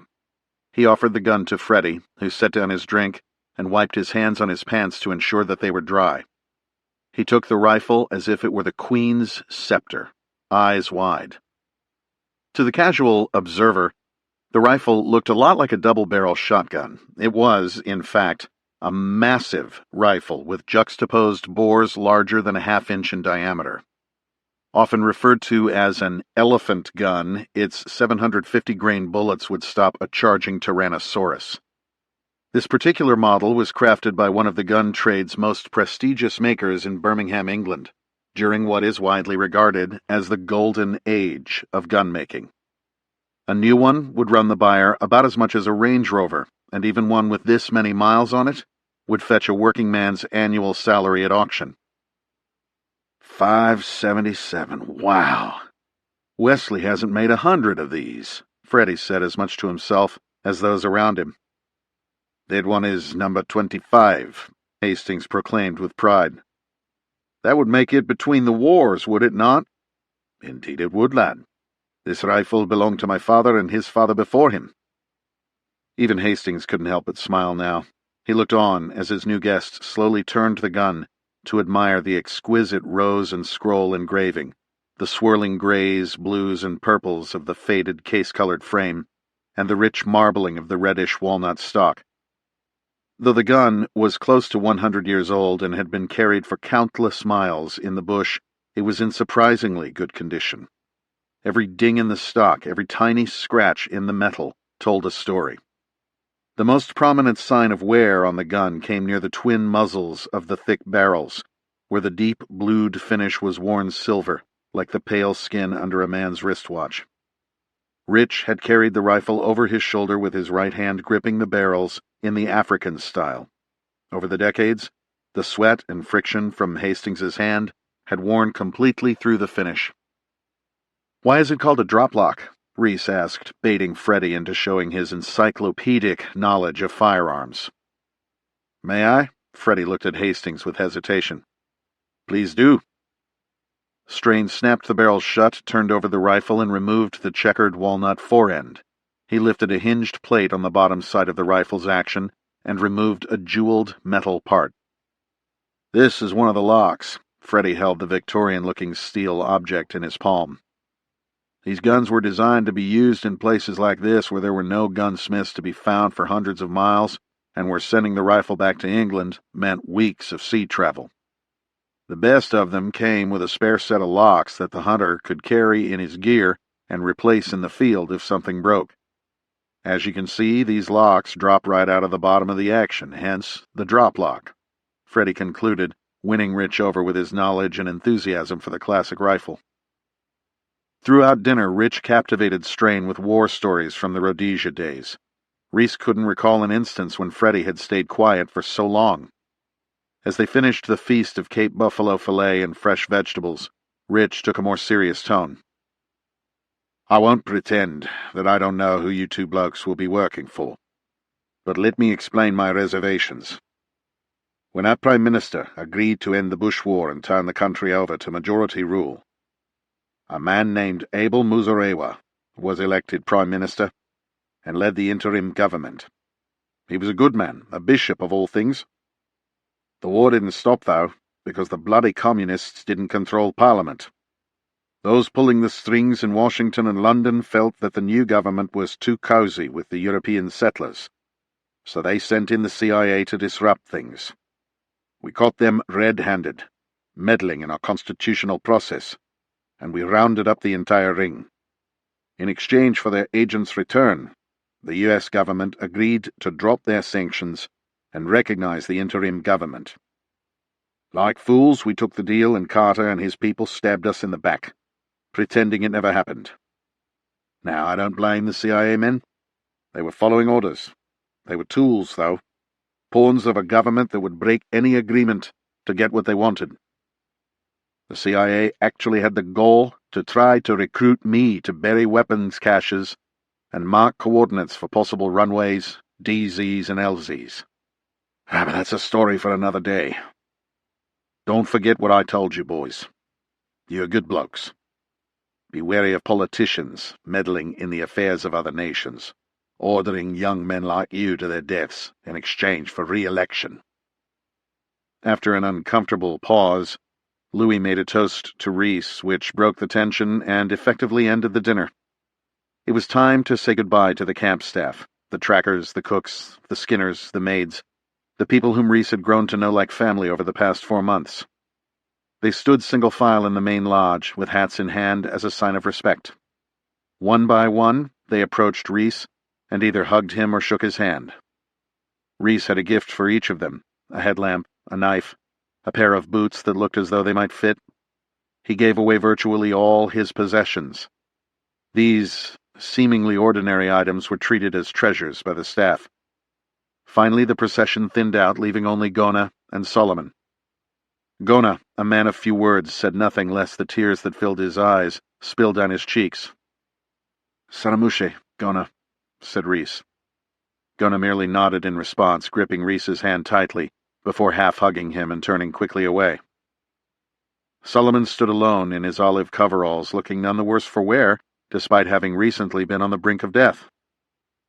"You saved my life, Mr. James. I cannot thank you." "You've been a great friend, Solomon. That's thanks enough.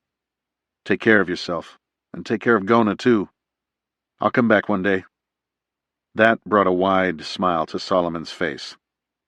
He pulled an object from his pocket that looked like black wire wrapped in a small circle and handed it to Reece, who recognized it as a traditional elephant hair bracelet, woven from the thick hair of the tail with 4 rectangular knots spaced equally around the circumference.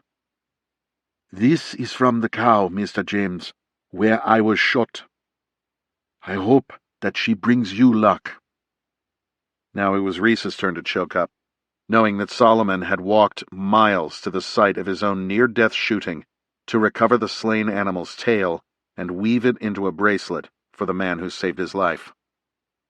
Reece spent one final night in his open hooch, listening to the sounds of the hippos and elephants in the river below, a lion roaring somewhere to the west. He slept little, his thoughts racing to process the news that he wasn't dying after all. Are they really going to pardon me? Pardon my friends? Is this a trap? How could Mo be working for ISIS? His last thought as he finally drifted off to sleep was of an explosives-laden drone settling onto the roof of an SUV in Baghdad. At dawn, A Pilatus landed on the strip where Reece had first arrived many weeks ago. Reece caught a look at the pilot through the plexiglass window, secretly hoping to see his friend Liz Riley. Unless she'd grown a beard, it wasn't her. The two passengers disembarked, a junior case officer from the Tanzanian embassy and an interpreter to drive Strain's Defender 110 back to Dar es Salaam. Strain shook Rich Hastings' hand and climbed aboard the idling aircraft, leaving Reece and Hastings to say their goodbyes. "I can't thank you enough for all that you've done for me, Rich." "You would have done the same for me, James. Family looks after one another. Here, take this. You never know when you may need it." Hastings handed Reece a small sheath knife, its handle made from smooth ebony. Reece pulled the blade from the leather scabbard and saw a stylized osprey engraved on the side, perched on a rocker that read, "Pamwe Chete," the motto of the famed Celos Scouts, meaning all together. "I can't accept this, Rich." "My fight is over, James. Yours has just begun. Take it, and be well." Reece reached into his bag and brought out his Winkler Syoc tomahawk, handing it to the man he now saw as family. "Thank you. Thank you for showing me how to live again."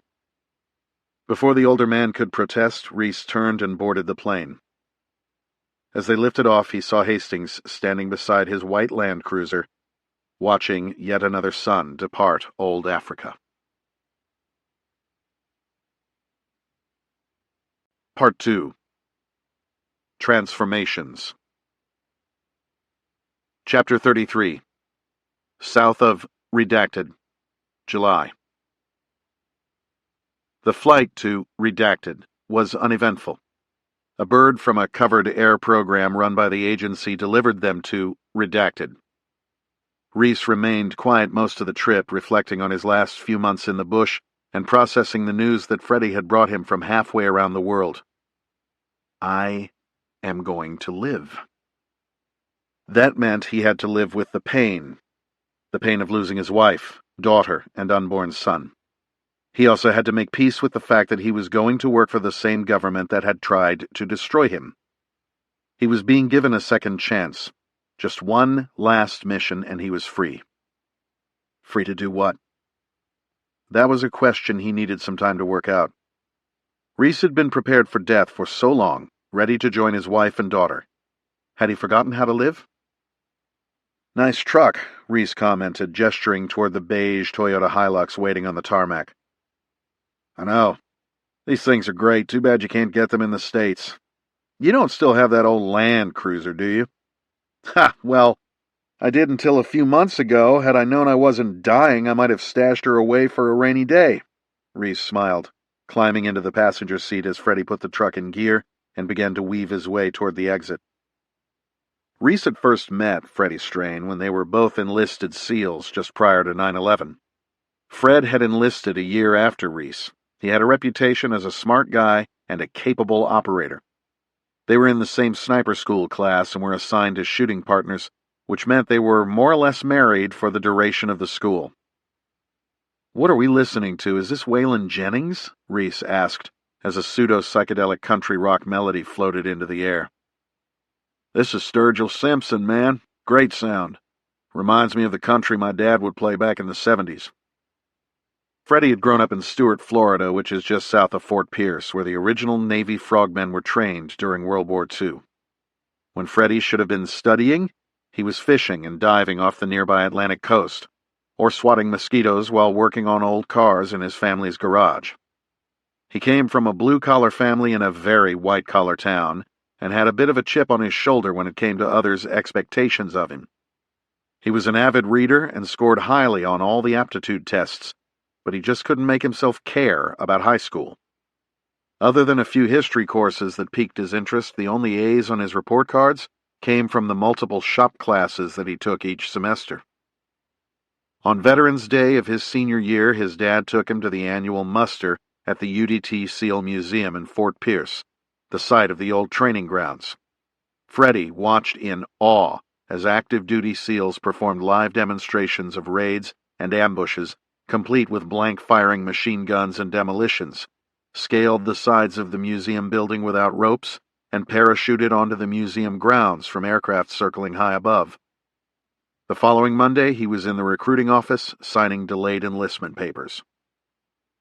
Freddie was living proof that not all stereotypes are true. In the Hollywood version, the sniper is always a quiet loner who lives for the solitude of the stalk. Freddie Strain was the opposite. He basically never stopped talking unless silence was absolutely necessary. Even then, Reece was sure he was thinking about what to say next. Freddie made up for not studying in high school by reading about subjects that interested him. He could talk about anything: arcane historical information, Keynesian economics, Nietzschean philosophy, his family, or the ignition timing of a 1956 Ford. But he especially loved to talk about guns. While Reece believed guns were tools of the trade and that armorers and gunsmiths existed for a reason, Freddie was obsessed with every single moving part. He constantly debated the best weapon, best optic, best bullet, and made modifications to nearly every piece of equipment he carried. His teammates used to joke that if anyone ever broke into Freddie's house, they'd get away before he decided which gun to use on them. His biggest concern was always having the perfect setup for any contingency. When the operators at his most recent command went for beers after work, Freddie would be in the armory, tweaking his weapons. "Reece, you missed some of the latest SEAL drama while you were away." "What do you mean?" "Remember that fucker Martell?" "Oh yeah, what an asshole. Elitist snob, if I remember correctly." "Yep, total hypocrite. Turns out that as commanding officer of the training center, just as we are about to welcome our first buds class with females, he gets caught sending pictures of his crank to female subordinate sailors in his chain of command. Turns out he was a total perv the whole time he's playing the holier-than-thou role as CO. Unbelievable. Some reporter got wind of it and started asking questions, but the Navy used the ongoing investigation garbage to conceal it, while Martell quickly and quietly retired. The old dick pic, always a hit with the ladies, couldn't have happened to a nicer guy." "Agreed. Wonder how having women come through the program is going to change things. I mean, you want your daughter to have all the opportunities that men have and feel like they can't do anything they..." Freddie's voice trailed off. "I'm sorry, buddy, I didn't mean your daughter. I just meant in general. Sorry, buddy." "That's okay," Reece responded, attempting to hide the hurt in his eyes. "I'll never get over losing them. Now that I'm not dying, I guess I just keep moving forward. I thought I was done, buddy. My grave was already dug. Not sure if that makes it easier or harder to live with what I did." "Well, you certainly improved on the old before embarking on a journey of revenge dig 2 graves, one for yourself proverb," Freddie said, smiling, trying to lighten the mood. "I think you did a bit more digging than the original author had in mind. They had it coming. Don't we all?" Freddie asked, suddenly serious again. Seeing the conversation as an opening into his friend's well-being, Freddie ventured, "Think you can move on without Lauren?" Reece paused, unsure not only of how to respond to his old sniper school buddy, but also of how he actually felt. "I don't know, brother. Seems almost sacrilegious to even talk about it. Lauren and Lucy were my life. I felt this devotion to country that kept me in the teams. It's funny, had the war not happened, I probably would have gotten out long ago, and Lauren and Lucy would still be alive." "You're out now." "Yeah, I keep forgetting." "Seems like I'm back on the USG leash," Reece said, using the abbreviation for United States government. "True, almost like the old days," Freddie grinned. "You want to tell me where we're going?" "Not much longer now. I've only been here once before. It's a former black site where we used to bring suspected terrorists when we wanted another country to do our dirty work for us. Part of the extraordinary rendition program started after 9/11. "I remember," Reece affirmed. "Fairly effective from what I can recall, that is until the media and the enemy figured it out." "Exactly. Just finding out we had black sites was a big PR win for them, kind of like the very existence of Guantanamo. I'm not sure how we measure the ROI, but the law of diminishing returns would indicate that at some point The enemy got more out of those from a recruitment and world sentiment standpoint than the value of the actual intel we got from using them. Such a tough call, and another reason we have civilian control of the military, said Reece. Yeah, on a certain level, it almost condoned certain behaviors that we ended up having a lot of trouble with at my former command and in the military in general. Desecrating bodies, tactical interrogations that went too far. Freddie paused. It was interesting, though, Reece. Everyone who came from working with you always was a bit more thoughtful about it. They said you talked about the importance of maintaining the moral high ground to differentiate us from our enemies. I don't think they got that from many others. Reece shook his head. I threw that right out the window when they killed my family. No, you didn't, Reece. Never think that. You just went to war, plain and simple. They killed Lauren and Lucy. They killed your entire troop, tried to kill you. You held them accountable. Just because you broke a few laws doesn't mean you lost the moral high ground. You always held that territory. Thanks, Freddie, Reece said, looking out at the desolate yet beautiful desert scenery. You ever do any of those diaper runs? Reece asked his friend, using the agency slang for the kinetic side of extraordinary rendition due to the use of diapers on terrorists snatched off the street in Country X on the way to Country Y as both a means of humiliation and practicality. No, by the time I got to the agency, that program was pretty much over. Too much controversy. Though what we're about to do sure comes close. And besides, I came on just to find you. Freddie smiled again. Gee, thanks, Reece responded, not attempting to hide his sarcasm. No problem, and thanks again for not putting me in one of those revenge graves, Freddie said, thinking of everyone Reece had put in the ground avenging his family and SEAL troop. You're welcome, Reece returned with just the slightest hint of a smile, before shaking his head and continuing more to himself than to his friend. I just couldn't do it, man.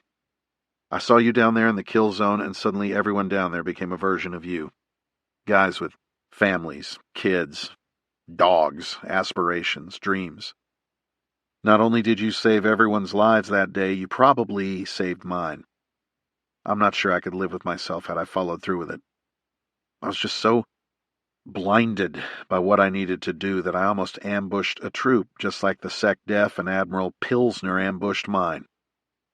I should be the one thanking you for saving my life. Whatever you say, brother, let's call it even. Freddie, you didn't get out just to find me, did you? Freddie glanced at his friend and then back to the road. Well, not just to find you.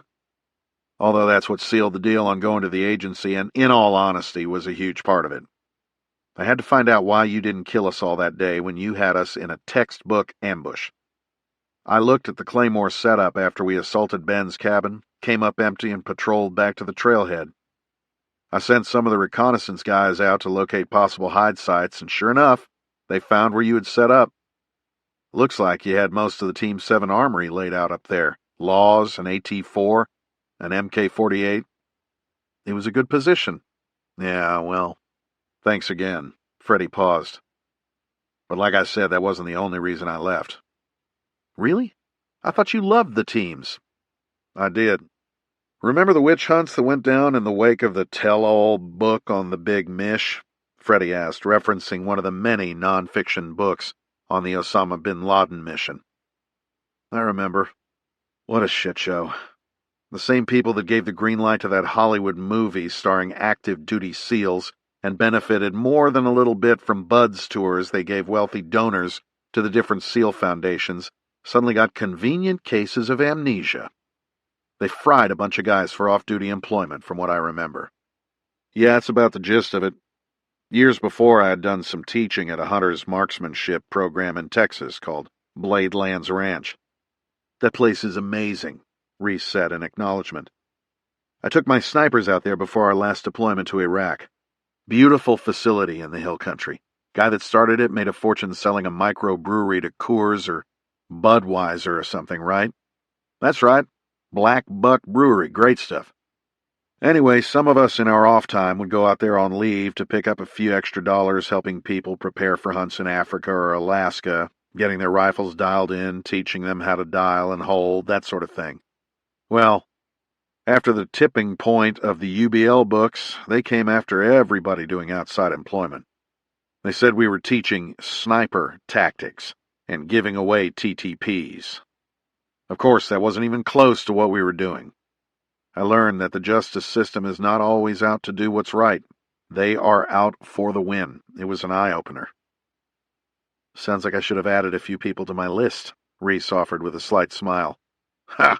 I have a few names for you for next time. So what happened? They took a bunch of us to mast. You wouldn't have believed it, Reece. Standing right next to the CO was the CMC, who'd taught tactics and CQC out of Blackwater in North Carolina for years to make extra money on the weekends. Guess he just forgot. You didn't bring that up?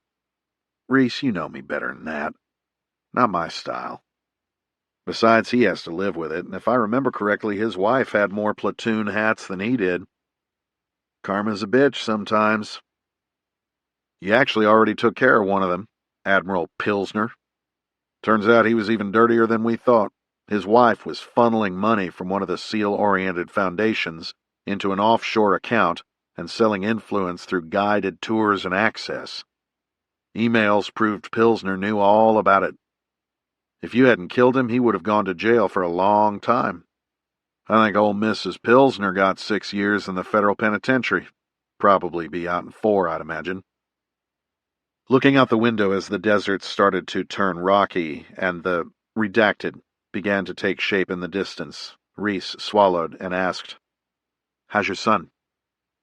Freddie's son, Sam, had been born with a rare genetic disorder and would require full-time care for life. Reece remembered Freddie and his wife Joan putting on brave fronts as they dealt with the situation. Reece always had the highest respect for how they handled what had to be one of the toughest situations imaginable. Taking a breath, Freddie kept his eyes on the road. "He's okay, Reece. Thank you for asking. It's a lifelong journey. Our mission is to help him reach his full potential regardless of what it is." "Was there ever a final diagnosis?" "Rafe didn't tell you?" "What do you mean?" Reece asked, puzzled. "He's the only reason we have a diagnosis." "He never mentioned it. But our relationship was a bit strained after Iraq when he left the teams, and," Reece remembered, "the last time we met up we were a little busy." "Yeah, well, we got the runaround from the Navy doctors for years. We almost went broke paying specialists from some private top-name hospitals for their opinion, hence the off-duty work at Bladelands. Nobody could figure it out. They kept trying to diagnose him with labels that just didn't fit. Joni knew. She knew they didn't have it right." "So, what happened?" Reece pressed. "Somebody mentioned it to Rafe. I always thought it was you." "We discussed it, but only in terms of you having a lot to deal with, especially with multiple deployments and workups, which, as we know, are stressful enough on a family without a special needs kid. You and Joni were an inspiration to everyone." "Thanks, man. What happened between you and Rafe, anyway? You guys were like brothers." "Something happened in Iraq, nothing you or I wouldn't have done in his shoes." "So how did Rafe help out?" Reece asked, clearly not wanting to discuss his old friend and getting the conversation back on track. "He talked with his father-in-law about it. Must have been right about the time he was getting out. Next thing we know, Joni is getting a call from the lead doctor at Southwestern Medical Center, just outside Dallas. Apparently, Rafe's father-in-law donated most of the money to build it. Anyway, about a month later, we're getting picked up by a G550 private jet complete with a nurse and flown from Virginia Beach to Dallas. They assembled a team of genetic specialists from around the country, did a full workup of genetic tests on all of us, and sent our blood around the world to institutions doing similar research." "That's incredible." "Yeah, we would never have gotten a legitimate diagnosis from the Navy." "What did they find out?" "A researcher in the Netherlands had discovered a rare genetic mutation of the NR2F1 gene. It helps form the brain. They didn't even have a name for it back then, but now they call it Bosch-Boonstra-Schaff, after the team that discovered it. Sam was the 13th person ever diagnosed with it. There are more out there, they just don't know someone who can correctly diagnose it. "How is Joni doing?" Reece asked. "She's a strong one, Reece. She dealt with it all while we were away doing the job, focused on the mission, on the team. She did it all alone. I'm not sure I could have done it in her position. Sam is a sweet kid. He's 9 now, but cognitively he's very young. He certainly keeps us on our toes." "How is he with the other kids?" "Ha! He's sandwiched in between an older sister and younger brother that are absolute rock stars. We have to believe that Sam came to us for a reason, and that reason is that God thought we were strong enough to love him, while at the same time raising 2 other kids and giving them the attention and support they deserve. You guys are an amazing family, Freddie. Sam is certainly lucky he got you 2 as parents." "Thanks, buddy." Freddie nodded at the road ahead and changed subjects. "It will be a few miles off this main road back in those mountains. Not a bad place to spend a few months."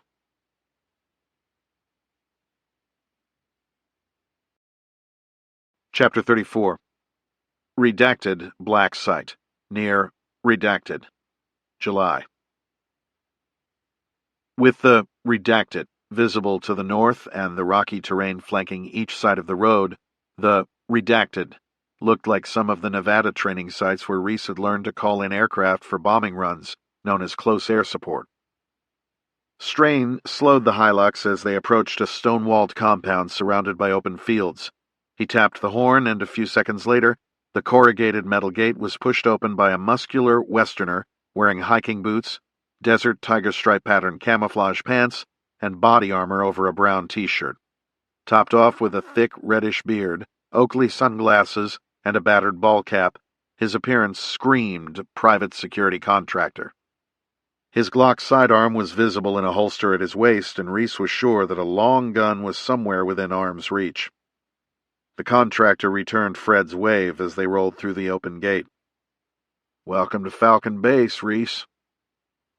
Reece took stock of the compound and saw a large 2-story stucco building at the center, surrounded by several single-story concrete structures of various sizes. Bringing the Hilux to a stop, Freddie said, "That main house is home base. We'll bunk in there. It also has a mission planning space and classroom where you'll have your lessons." "Lessons?" "Yeah. They've lined up an Islamic studies teacher to bring you up to speed on culture, language, all that. Make you stand out like less of an infidel when we get to work." "Interesting. How long am I supposed to be here?" "Not sure, buddy. As long as it takes for our intel guys to get a solid location on Mo. My guess would be anywhere from 2 weeks to a month, but you know how this stuff works. We could get a call to go tomorrow, or it could be a few months." "Wonderful. Over there is the arms room." "You sleep in there with your toys?" Reece asked. "No, but it's not a bad idea." "The big barn-looking building is where we work out, keep our gear, all that kind of stuff." "How's the gym?" "Not bad. We've got a big rogue rig with ropes, bumper plates, kettlebells, a rower, VersaClimber, assault bike, all that. We could start our own CrossFit box here. We have a couple of woodway treadmills and some mats so we can roll. I'm sure you can still kick my ass in jiu-jitsu, but I've been training, so we'll see." "I'm pretty rusty, brother. You may have me." "I'm not buying that, Reece. Not at all." "Ha! Guess we'll find out." "We have a range a couple clicks south of here, but I put some steel out back so we can shoot handguns without going anywhere." "Great. I haven't been shooting much, so I'll need the tune-up. We'll get you dialed back in." Freddie pulled the pickup in front of the main structure, and both men climbed out. Reece grabbed his duffel from the bed of the Toyota and followed his agency handler toward the entrance. Freddie stopped abruptly at the door. "I almost forgot. Your name is James Donovan while we're here. We'll get you a full identity worked up, but that'll do for now." "Donovan, huh? As in Wild Bill?" "I don't know. The computer picks the names based on an algorithm that keeps your first name and doesn't repeat last names. It could be much worse, trust me. Some poor guy got John Holmes recently." Reece just shook his head. As they entered, a slightly built man with dark features and a neatly cropped beard, wearing a clean white jalaba robe and red fez, greeted them politely in British accented English. "Welcome, gentlemen. You must be Mr. Donovan. I am Majid Kifayat." "Assalamu alaikum, Majid." Reece extended his hand. "Wa alaikum salam, Mr. Donovan. Please come in." Reece bent down and untied his boots, leaving them outside the door in the Islamic tradition. Majid walked gracefully through the foyer of the large home, as if in deference to its grandeur. The Zellige mosaic tiles in bright blues and yellows, elaborate furnishings and arched doorways represented classic, redacted architecture. Reece guessed that the home was hundreds of years old, or was at least designed to look that way. It was like a scaled-down version of the Alcazar Palace in Seville, Spain, which was built during the days when the redacted occupied much of the Iberian Peninsula. "Not like the plywood shitholes we lived in Afghanistan, is it?" Freddie quipped. "I've stayed in worse." "Let me give you a quick tour, and then we can get settled in." Majid faded off to another part of the house as Freddie led the way through the foyer, which opened to a large living area adjacent to a stone and grass courtyard. A second-floor balcony overlooked the enclosure on all four sides. Freddie showed Reece the common areas of the home, the kitchen, bathrooms, and study that would serve as a classroom, before heading up a marble staircase. "Majid is cleared TS SCI, but even so, this is need to know, and he is not on that list. Upstairs is off-limits to the rest of the staff, so all our planning will happen up here." Strain hit a succession of numbers on a cipher lock to open a series of rooms along the balcony hallway. One had been converted into a mini briefing room with a large LCD screen on the wall, while two other adjoining rooms would be their sleeping quarters. They were small but clean and had been retrofitted with LG mini split air conditioning units. The last room was secured with a heavy wrought iron gate, as well as a steel door that bolted shut from the inside. "This is the Alamo. If any Benghazi-style shit goes down, this is our fallback position." "What is the threat environment?" "Redacted. A stable country, at least for this part of the world, and we have a good relationship with the redacted. That's their secret police. We keep a very low profile here. We're also a good distance from town, and the cover story for this place is that it's used by the redacted government to house visiting dignitaries. We built it under the guise of training host nation counter-terrorist units, which we'll end up doing, eventually." "Got it. How much security do we have?" "We have 4 redacted guys assigned. They're all solid, 3 Rangers and a Marine. All of them have multiple deployments. You and I can help in a pinch. We're a long way from reinforcements if something really goes sideways." "Thanks, Freddie. This place will work just fine." "Let's grab your stuff and get you squared away in your room. Then I'll show you my toys." Freddie led Reece to the padlocked storage building that would serve as their small armory. Fluorescent lights hummed overhead in the long, narrow room where he had arranged various weapons on a stout wooden table. Reece recognized most of them, though a few were clearly more exotic than what he'd been issued in the teams. They were arranged from smallest to largest, starting with handguns and ending with belt-fed machine guns. Most of them had been spray-painted in mottled camouflage patterns. "Okay, here you've got handguns. Even though you like the Glocks, I'd like you to try the new SIG 365, especially for work in low-vis environments. It holds more rounds than your .43. "I heard a lot about this during development. I'll give it a run," Reece said, immediately impressed by the subcompact pistol. While Reece loved his subcompact G43, the unprecedented 12+1 9mm capacity of the SIG 365, along with its surprisingly smooth striker-fire trigger and night sights, made this one a winner right out of the box. "And this is the SIG P320 with upgraded triggers by Bruce Gray," Freddie said, picking up the SIG's new 9mm pistol. "I think you'll like her." "I like her already," Reece said with a smile.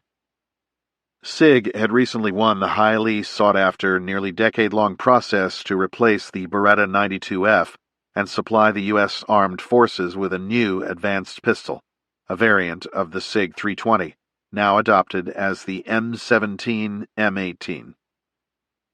"Is Mado still running training up at SIG?" Reece asked, referring to their old SEAL Master Chief, who could probably still out-PT the newest Buds graduate. He sure is. They have an incredible facility up there. He's crushing it. Well, if we make it through the next few months and the tumor doesn't do me in, let's go pay him a visit. Done deal, brother. Freddie motioned toward a small, blocky, futuristic-looking submachine gun that looked like something out of a science fiction movie. A curved magazine protruded out of the weapon's pistol grip, and a smaller foregrip folded down from near the muzzle. A tubular suppressor extended its length, and the entire package was dappled with a brown and tan homemade camouflage scheme. Next, we've got some MP7s like we use a dam neck. You ever shot one? I got to play around with one when I augmented you guys a few years back, but I didn't spend enough time on it to get proficient. We don't get that high-speed stuff on the West Coast. Roger. Pretty slick little gun, compact and has a really high rate of fire. Great for close-in stuff that needs to be done quietly. When you use the subsonic ammo, you can hardly hear it. Easy to shoot with this aim-point micro red dot. Just be aware that its terminal performance isn't what you're used to due to the little 4.6 cartridge. In English, Freddie, English. Strain exhaled and feigned an eye roll. It uses a really little bullet, so if you shoot a guy with it, put half a mag into him. That I understand. Next, for rifles, we've got HK-416s that we'll use instead of the M4, both 10-inch and 14-inch models. It works just like an M4, but it's a lot less ammo-sensitive and more reliable due to the piston system, especially when it gets dirty. We can mount whatever optic you want. Reece could sense his new partner's excitement as he described the various weapons and their features. Now I see why you really went over to the dark side. Freddie smiled. Dude, this is the coolest part of my job. I can pick any guns I want and trick them out to my heart's content. Kid in a candy store, bro. You're like a Whiskey Tango version of Q from James Bond, Reece joked. Strain broke into his best English accent. 007, here are your sniper options. A LaRue OBR in 5.56 and a gun that I built myself in 260. Dropping the accent and continuing the description like a proud father. It's got a carbon fiber barrel from Proof, so it keeps cool, and it's light. You'll notice that I put the same flash hiders on just about everything, so we can mount the same suppressors across the board. The 30 cal cans work just fine on the 5.56 and the 260. Is the 260 like a 308? Fills the same role, but it's better in nearly every regard. It shoots faster, flatter, and with less recoil. Same mags as a 7.62, but has the dope of a 300. I've been trying to sell everyone on this round for years, but the military is slow to move on anything. I'll take your word for it. How did you ever make it through sniper school? Freddie asked in feigned astonishment. I must have had a good spotter, Reece smiled back. Must have, Freddie agreed.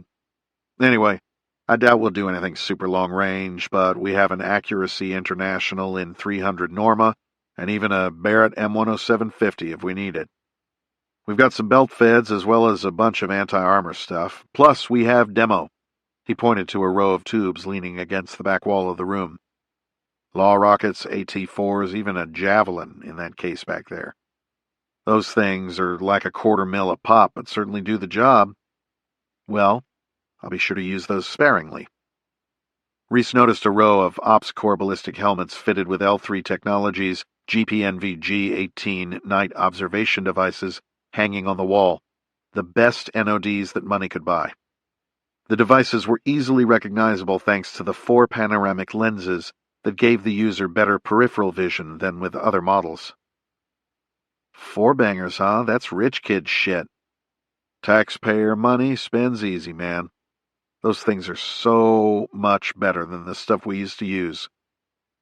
You're kind of a gear snob, Freddie. I like nice stuff, man. What can I say? Chapter 35. It was a 20-minute ride in the Hilux to the range, the wide-open landscape reminding Reece of being back at sea. The mostly flat, sometimes rolling but always barren terrain made for a perfect training area. A local construction firm had used a bulldozer to create impact berms at various distances. There was a U-shaped berm 100 meters deep for short-range work, and beyond it was a rifle range for shots as far as 1,800 meters. A faded red shipping container served as a supply closet, and its roof gave them line of sight to the sniper targets.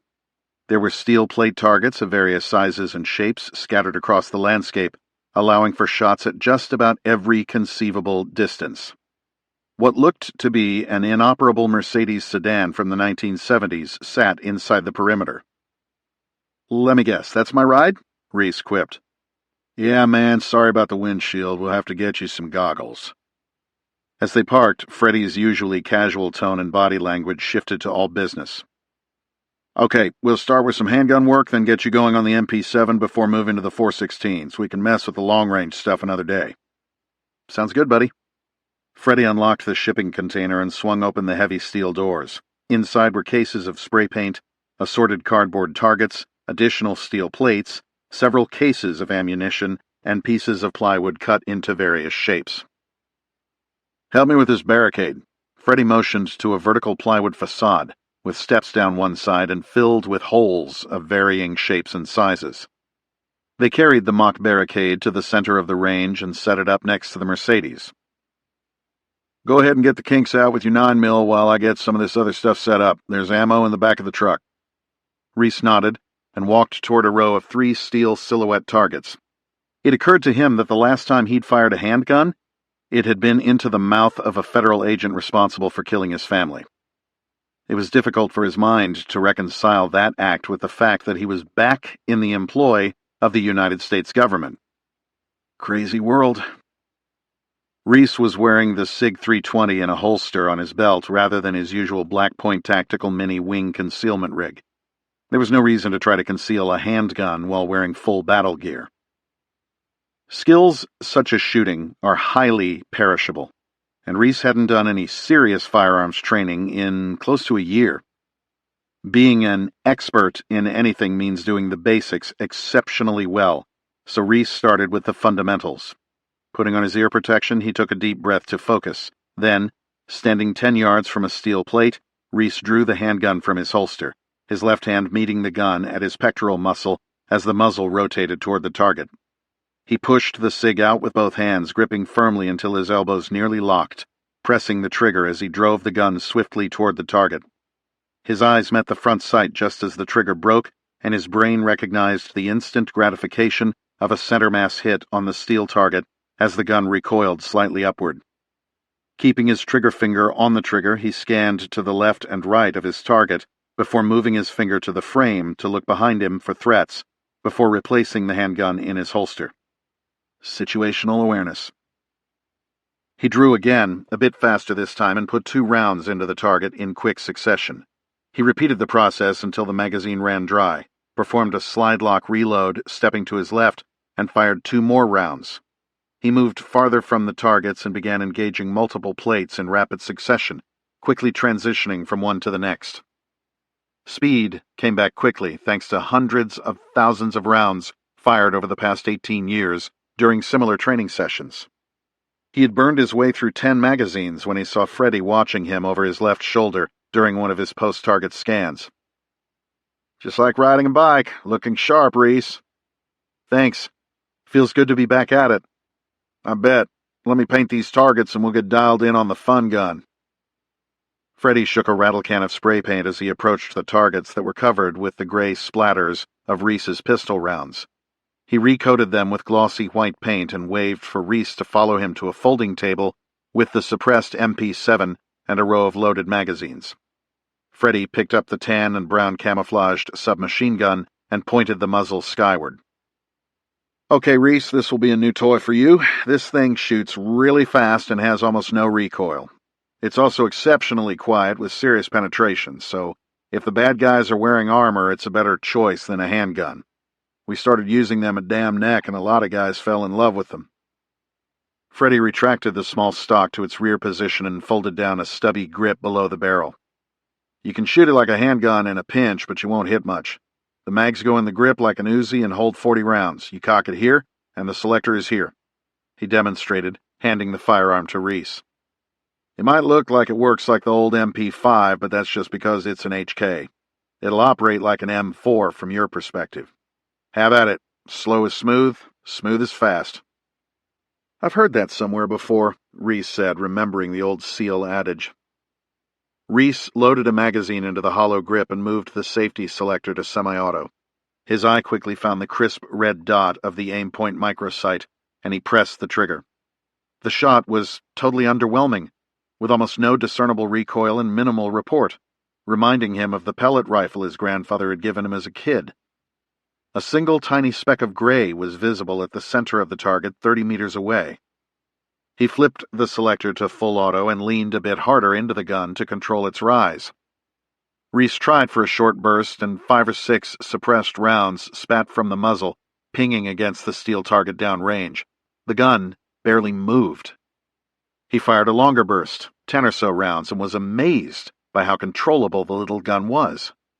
He emptied the remainder of the magazine into the target in a longish string, and all 24 rounds stayed in the 8-inch circle. He turned to his friend, grinning ear to ear. "I like it. I knew you would. It has its limitations, but it's definitely useful." Reece spent a few minutes familiarizing himself with his new toy before Freddie began running him through some basic drills with it. He held an electronic shot timer that would measure Reece's reaction time from the buzzer to his first round on target. Freddie set up orange traffic cones on the range and had Reece navigate them in various ways as he engaged the targets, shooting while moving forward, backward, and laterally, and ultimately shooting while weaving through the cones like a sports car on a slalom course. Gunfights aren't static events, and perfecting the skill of shooting while moving could mean the difference between life and death. They fired from various positions over, under, and through the plywood barricade, and practiced using the junk Mercedes for cover. After hours of work with the handgun, MP7, and HK-416 carbines, it was time for a breather. They broke for lunch and talked as they ate gyro-like sandwiches on the tailgate of the Hilux. Reece opened the paper wrapper and looked at the contents as if the food was booby-trapped. "They put mayo on these things?" he asked in disgust. "You and your mayo. I'd forgotten about that phobia. Wonder if there's a scientific name for it. It's so nasty." "Fear not, Reece, no mayo. It's some kind of yogurt sauce." Visibly relieved, Reece took a tentative bite. His face lit up in approval. "You always were a natural, Reece. It kills me that I eat and sleep this stuff and you just stroll out here and shoot like a champ." Reece shrugged as he chewed a bite full of lamb and pita. "Should I sandbag a little to make you feel better?" "Ha! No, dude. Keep it up. The sooner we get this done, the sooner we can get back to our families." Freddie paused for a second, catching himself. "Sorry, bro. Didn't mean it like that. I forgot. It's okay. Seriously, stop apologizing. You're a dear friend and a great dad. No need to apologize." "I'm just sorry, man. With all of the challenges we have with Sam, at least I can hug him when I get home.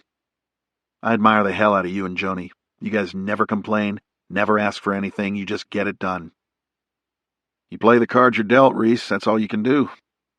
When you look at the statistics of families dealing with special needs kids, the odds are that the added stress breaks you apart. For some reason, it made us a closer, more compassionate family. It made us a team. Never look at the odds, buddy. My hat is off to you guys. Now, let's go train so you can get home to see them."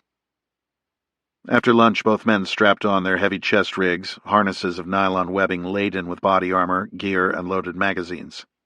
They spent the afternoon working as a team, perfecting the choreography of shooting, moving, and communicating.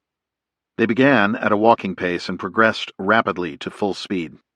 If one of them was moving or reloading, the other was putting rounds on the target. By day's end, they were doing it seamlessly and without words.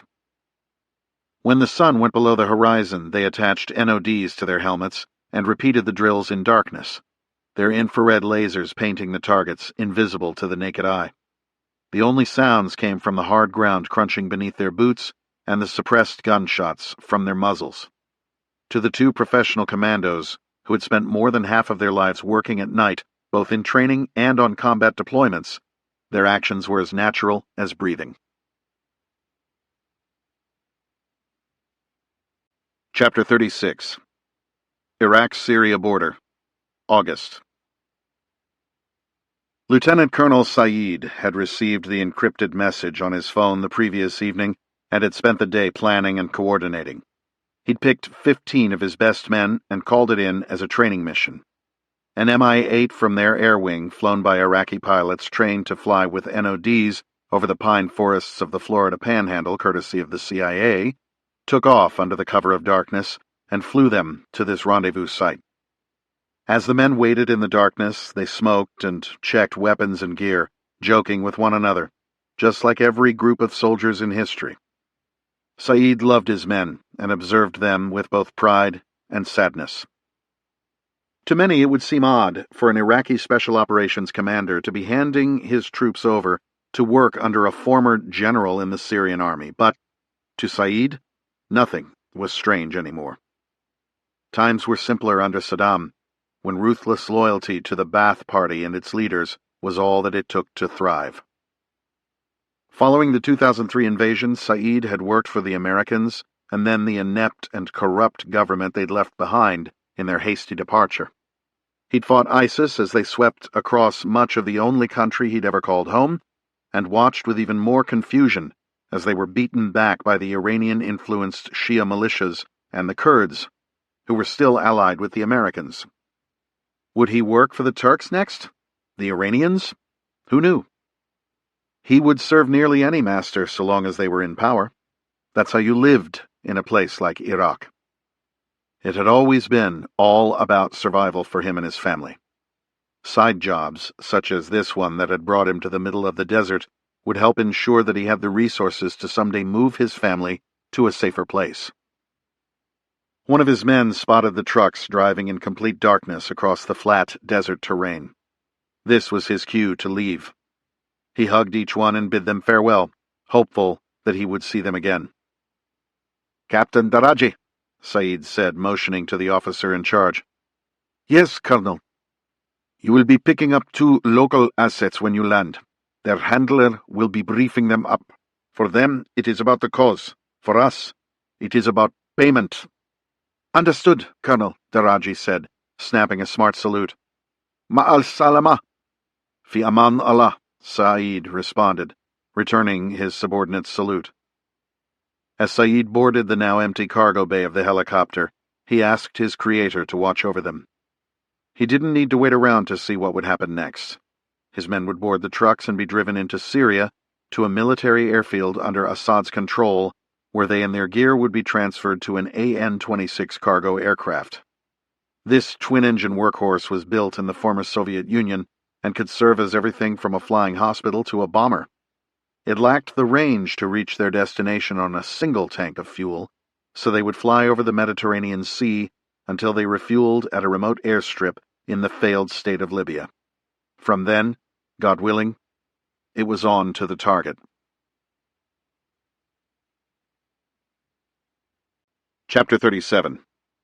Redacted, Black Site, near Redacted, August. Reece knew he was almost out of air. Despite his attempts to stay calm, his heart raced, eating up precious oxygen. His world had darkened at the edges of his vision due to the suffocation. He was in trouble, and he knew it.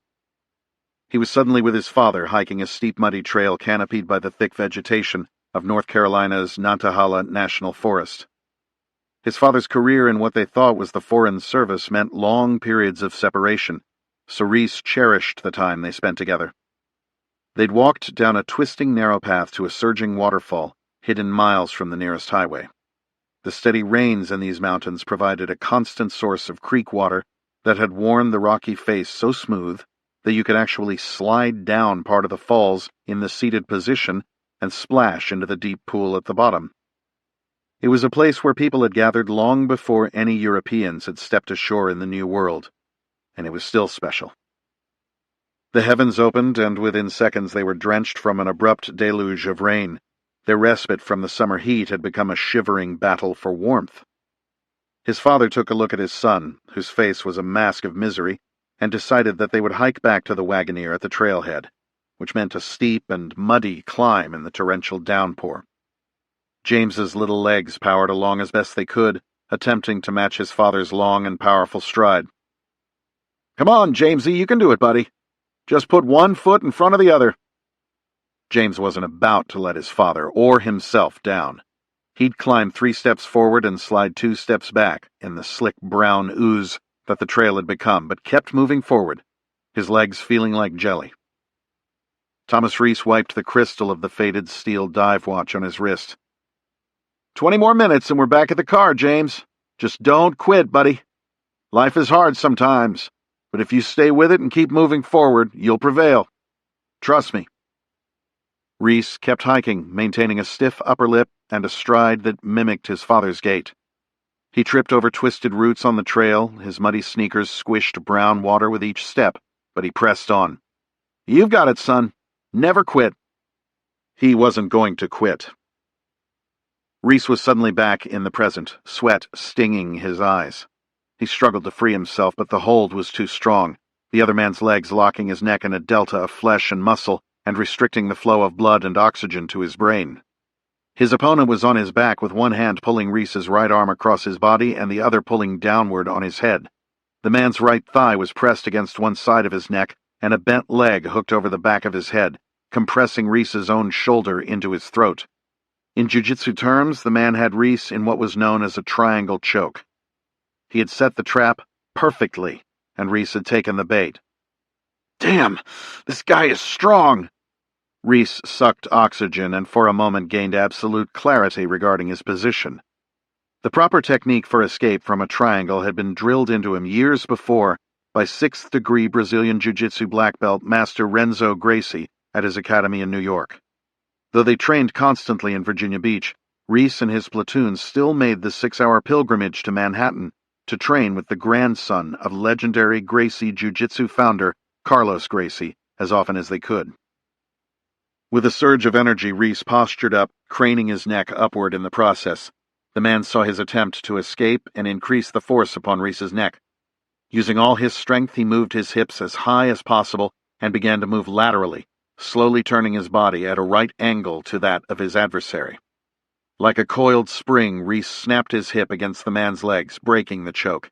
His lungs filled with air that, despite the heat and odor of sweat, was like a taste of paradise. Continuing his momentum, Reece worked quickly into side control, snaking one arm under the man's neck and one over his body, locking his hands into a gable grip.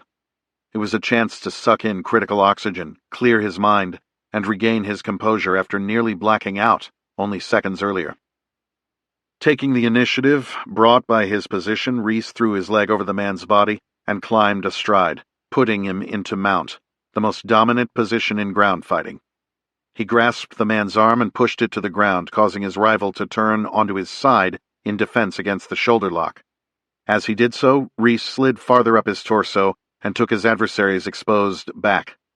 His opponent knew what Reece was trying to do and fought a grip fight to prevent Reece from getting his arm across his exposed throat.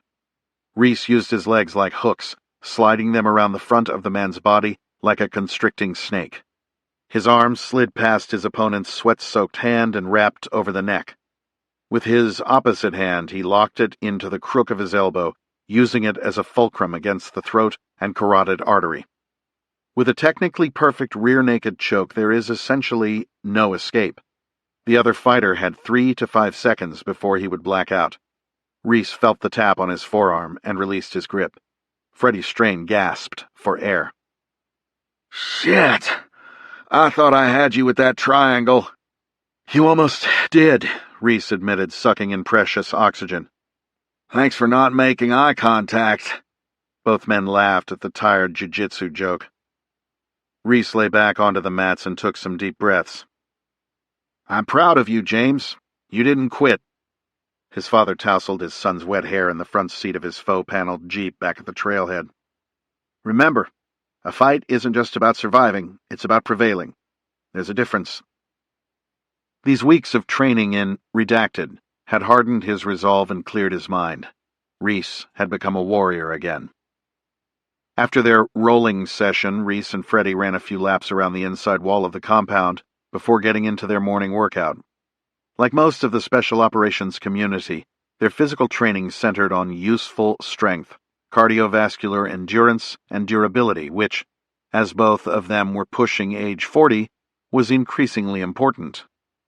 Looking like a steroid-fueled bodybuilder was not part of the equation and was a liability in terms of both physical performance and blending into civilian populations. Their workouts pulled elements from various coaches and training programs, including CrossFit, Jim Jones, and Strong First. The idea wasn't to be able to compete with endurance athletes, powerlifters, or alpinists, but to achieve a broad-based level of fitness that would allow them to perform well in each of those areas. After a series of warm-up exercises that most would consider a serious workout, they completed the Strength and Endurance Hero WOD Murph, named in honor of Navy SEAL Lieutenant Mike Murphy. Wearing their body armor, they started with 100 burpees, followed by 4 100-yard buddy carries. Then it was right into a 2-mile run, 100 pull-ups, 200 push-ups, 300 air squats, followed by another 2-mile run. Both men powered through, thinking of the scores of soldiers, sailors, airmen, and Marines who didn't make it home. After a shower and lunch, it was off to school for Reece while Freddie caught up on whatever admin tasks Langley was sending his way. By dusk, they'd be back on the range, which tonight meant long-distance precision shooting in low light. The rhythm of the training suited Reece well and reminded him of his days as a young enlisted SEAL in the pre-9/11 era. The lifestyle that led many to joke that the SEAL acronyms stood for sleep, eat, lift, or as their Army brothers used to joke, sleep, eat, and lie around. It felt good to be training alongside his old sniper buddy, honing his skills for the mission ahead.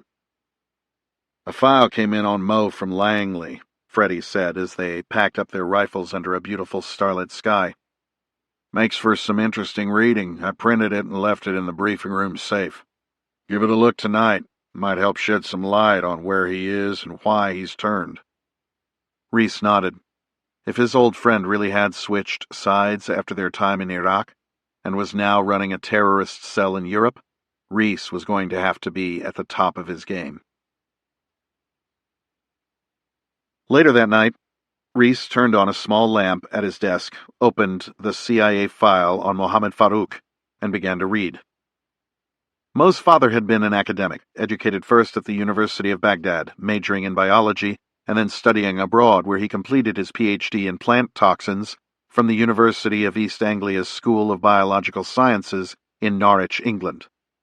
Returning to Iraq, he had found a home teaching and conducting research at his alma mater, eventually rising to chair the Biological Sciences Department.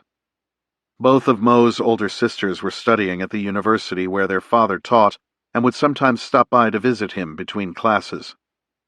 Mo had been blessed with his father's intellect and his mother's good looks, excelling in school and on the football pitch. He chased girls with his friends and ran a small black market enterprise selling bootlegged CDs of American and European pop music that put some additional Iraqi dinar in his pocket. Biology and plant toxins didn't mean much to Mohammed. From his perspective, they were just something his dad lectured about in what seemed to be a fairly dull profession. Life was good for the popular young Iraqi, until his sisters did not return from university. Pretending to be asleep that night, Mohammed strained to listen to his parents' hushed voices as they sat hunched around the small round dining table where they had all eaten together for as long as he could remember. From beneath the covers of his mat on the floor of the next room, Mo had risked a glance into the kitchen. The fear he saw etched across the faces of his mother and father would be forever imprinted on his memory. He distinctly heard his mother's strained voice whisper, "Uday." It was just beginning to dawn on the young man that his sisters might never join them for dinner again. His father had been a kind and thoughtful man, insisting on speaking and reading English and German in their house so that his children could live fuller, more prosperous lives. When he said goodbye to his only son the next morning, he did so in Arabic. That night, Mohammed and his mother waited up for a man who would never return. In the days of Saddam, one did not ask questions, particularly when those questions involved one of the president's sons. Inquiries at the university went unanswered. Mo and his mother attempted to meet with school officials only to be kept waiting indefinitely in the reception area. Dr. Farouk's name had been removed from his office door and the entire room was empty, except for a desk and chair. It was as if he had never existed. Both mother and son knew better than to go to the authorities. 6 months later, his mother passed away in her sleep, and 16-year-old Mohammed was alone. But Mohammed had a plan. He had learned patience from his parents and knew enough to realize that he needed training, intelligence, and access if he was to avenge them. Even in a police state, there were ways to go unnoticed. As in most countries around the world, there was a subset of the population in Iraq's capital city that went almost ignored among its 8 million inhabitants. The homeless were invisible, and Mohammed became one of them, joining the ranks of the unwanted, sleeping in the streets, learning to subsist from the alcoholics, drug abusers, criminals, and the mentally ill. Out of necessity, he learned to fight, to defend what was his, but more important, he learned how to think like a criminal, like a survivor. The logic he had learned from his father was applied practically in the back alleys of the ancient city. Under the constant threat of government sweeps and forced disappearances, Mohammed's black market CD money provided just enough cash for meals, which he shared with those who passed along their knowledge. When the kid, known simply as Mo, vanished, the rhythm of the dusty streets continued unabated. But Mohammed wasn't imprisoned by the secret police, nor was his body bloating in the Tigris. He was on his way north to those who lived in the mountains along the Turkish border. North to be either killed or accepted by the Kurdish Peshmerga, the military wing of Iraq's largest ethnic minority group. The Kurdish people had known nothing but war for centuries. Rebellion was in their blood. Blurring the lines between a guerrilla force and standing army, Peshmerga translates as those who face death. And Mohammed was ready to do just that. Exhausted and near death himself on arrival, he was at first a curiosity until his value was recognized by senior Peshmerga leaders. They decided he could be useful. Training began in earnest, and the boy from Baghdad started his formal education in irregular warfare. When the CIA reactivated their network in northern Iraq before the 2003 invasion, they were surprised to find a young Iraqi fluent in English, German, Arabic, and Kurdish. Not yet in his mid-20s, Mohammed had trained and fought alongside his adopted Kurdish brothers and sisters, distinguishing himself in battle, and had been hardened by the atrocities of the Iraqi government. That government was not merely quelling an uprising, it was systematically conducting a campaign of genocide against the Kurdish people. From the CIA's perspective, Mohammed Farouk had all the qualities and attributes required of a deep penetration agent in what would be the new Iraqi government. Unbeknownst to them at the time, Mohammed had another, more personal agenda. As part of the CIA support of Peshmerga forces, Mohammed was released into the custody of his new masters. At a base in Jordan, he began a training program with U.S. Army Special Forces, building on his experience in northern Iraq. The agency had assembled a group of Iraqi exiles and selected Kurds for special operations training by 2 Army ODAs for what the trainees were told were leadership positions in the post-invasion Iraqi army. As with most undertakings in the intelligence world, that was true only on the surface. At its heart, it was a selection process. Aptitude with firearms and explosives were tested, along with close-quarters combat and decision-making under the stressors of urban combat simulations. The agency's best polygraphers and psychologists were flown in from Northern Virginia to administer their exams, both to assess loyalties and establish a baseline for future scrutiny. Those who excelled eventually boarded a C-17 that touched down 16 hours later at Hurlburt Field, Florida. From there, they were driven in windowless vans to a classified CIA facility for indoctrination, further assessment, and doctorates in the darker arts of espionage under the expert tutelage of the agency's Special Activities Division. The small group that graduated became known as the Scorpions, and in early 2003, they returned to Jordan where they staged for war. Led by the CIA's ground branch, the Scorpions infiltrated Iraq prior to the official invasion to coordinate precision airstrikes, incite rebellion to overthrow the regime, and assassinate high-ranking members of the Iraqi government. Of the 52 high-value targets on his issued deck of cards, Mohammed kept only one in his pocket, the Ace of Hearts, Uday Hussein. A knock on the door pulled Reece out of the past. "Yeah?" he called out, flipping the page. The door opened, and Freddie leaned against the door jamb, a bottle of water in his hand. "Water?" "Sure," Reece replied, turning in his chair to catch the toss from his friend. "I told you it was interesting reading. Did you know all that?" "Mo told me some of it, but not in the detail here. This thing reads like a novel." "Well, as you can see, the agency invested a lot of time, energy, and effort, not to mention money, on him. The psychologists and analysts did a thorough job." "Want to see your file?" Freddie asked with a smile. "Ha, not tonight. The psychoanalysis might be a bit much." "Good call." "What I can't figure out is why he would switch sides. He seems like the perfect spook. The background and right motivators are there. I just don't see how or why he goes rogue."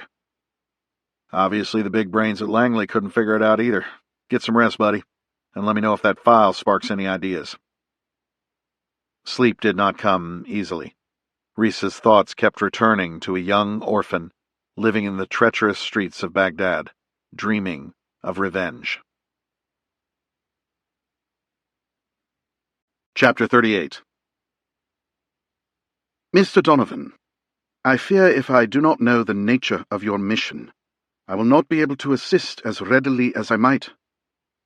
Sorry, Majid. I think the initial idea was to get me trained up enough to pass off as a disgruntled veteran who converted to Islam, but Freddie mentioned that now I might go in as an aspiring novelist doing research, so I'm not really sure.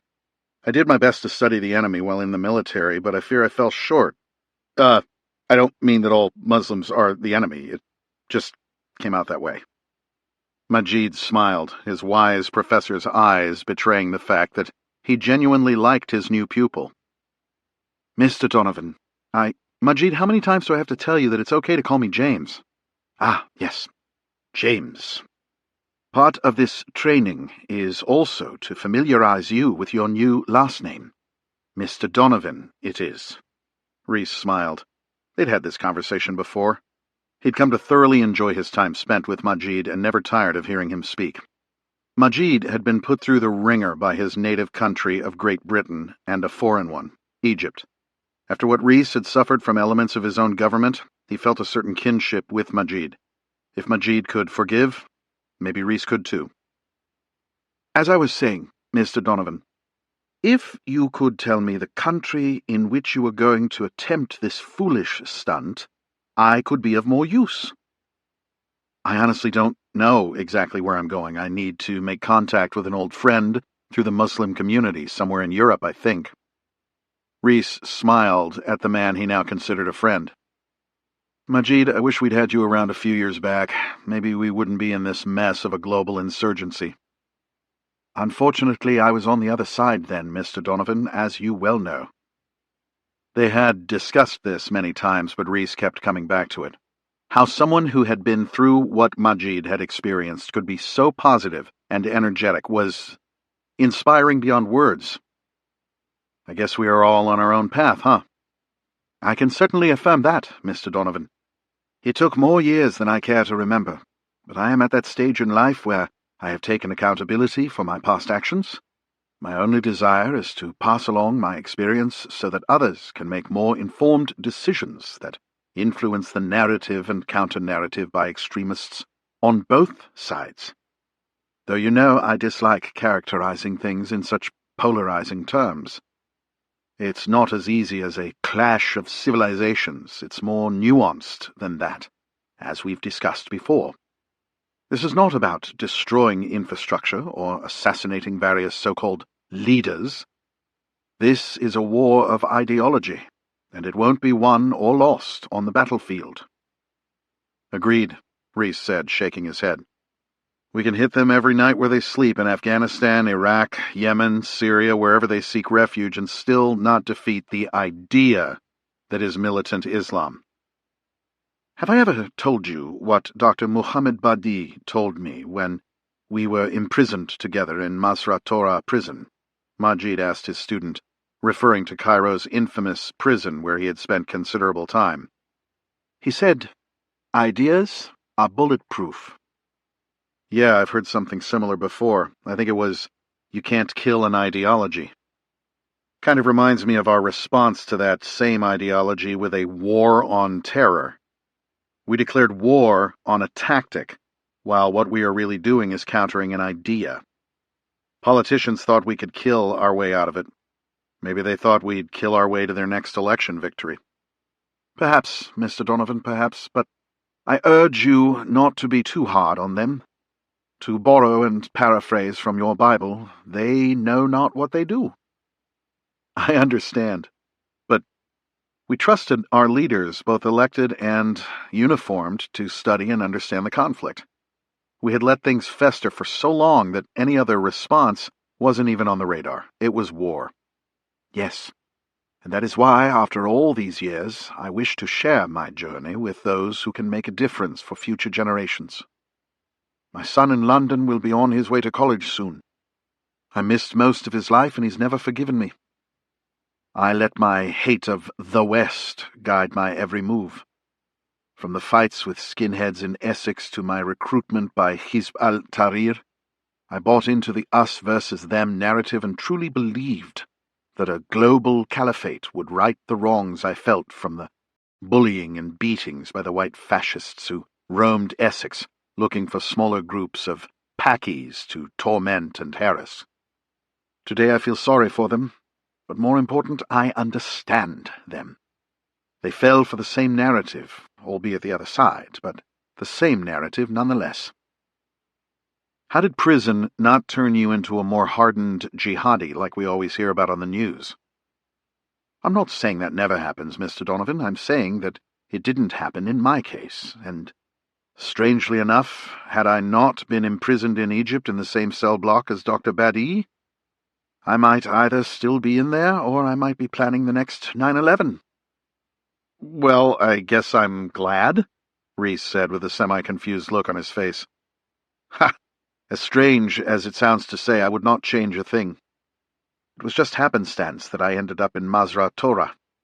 I picked the wrong day to fly to Egypt to start my graduate-level Islamic Studies program, July 7th, 2005. Of course, I knew nothing of the attacks, though at the time I was so consumed by hate that I would have gladly assisted. As fate and Allah would have it, I was known to authorities for my outspoken criticism of the British government for its treatment of the Muslim community, unlike the bombers that day who were clean, as they say in intelligence circles. That July day was one Reece knew well. 4 al-Qaeda operatives wearing S-vests killed 52 people and wounded more than 700 in coordinated bombings across London. It was the first suicide bombing to target Great Britain and their deadliest terrorist attack up to that point, since Pan Am Flight 103 was brought down over Lockerbie, Scotland in 1988. Departing on a flight to Egypt hours prior to the attack put me on the MI5 and MI6 radar. When I landed in Cairo, I was immediately arrested by the state security apparatus, Aman al-Dawla. I was handcuffed, blindfolded, stripped naked, and thrown into a van with a few other unfortunate souls, whose only crime that day was flying to Egypt. Reece was enthralled. In the SEAL teams, the old and often quoted Sun Tzu saying, "Know thy enemy," was usually followed by a class on Islam, thereby grouping enemy and Islam together for a platoon or troop of young, hard-charging frogmen who would rather be out training than stuck in a classroom listening to a lecture from the intel shop by someone who had probably looked up most of the brief on Wikipedia. He had made so many Muslim friends in his travels over the years, he always found it hard to listen to the intelligence briefings focused on Islam. Do you know the difference between Islam and Islamism, Mr. Donovan? I thought Islamism is the same as Islamic fundamentalism. Not precisely. I know we've discussed the basics over the past weeks, like the difference between Sunni and Shia, the various calls to prayer, and the 5 pillars of Islam. It is important to understand this next point, Mr. Donovan, and it took me 7 years in an Egyptian prison to grasp it. Islam is a religion, just as Christianity is a religion. Islamism is the idea that a certain interpretation, any interpretation of Islam, must be imposed on society at large. It's a political movement, a totalitarian movement, with Islam as its vehicle, with the goal of eventually creating the Khilafah. Submit to Islam and join the movement, or be put to the sword. The minority has hijacked the narrative and is gaining momentum and followers. I was one of those followers, Mr. Donovan. I recruited impressionable young men just like me to the movement. I hijacked their lives. This is how I atone.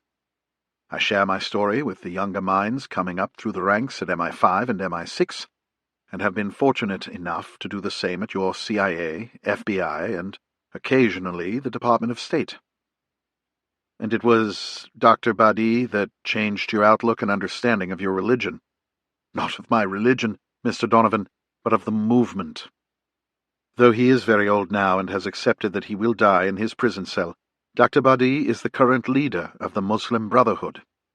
It was he who smuggled Sayyid Qutb's Islamist manifesto out of Mazra' Torah in the early 60s.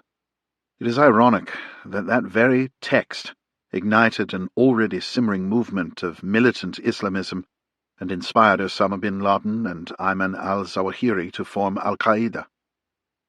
So how did you get out? How did anyone even find out where you were? Reece asked, fascinated by the story. Majid looked at his watch. That, Mr. Donovan, is a tale for another day, he said with a twinkle in his eye. I fear we have gone too late as it is, and it is almost time for evening prayer. Thank you, Majid. I'd like to meet your son one day. Majid paused. Yes, I'd like to meet him again, too, he said, his voice trailing off with more than a tinge of sadness. And, Mr. Donovan, I sense our time here is coming to a close. Remember, the United States is the most powerful nation on earth, just as Great Britain was before her. Rome and the Mongols held that title as well, but more formidable than the dominance of those empires has always been the power of an idea. As those great powers rose and fell, ideas remained. Never forget that, Mr. Donovan. And now it is time for prayer.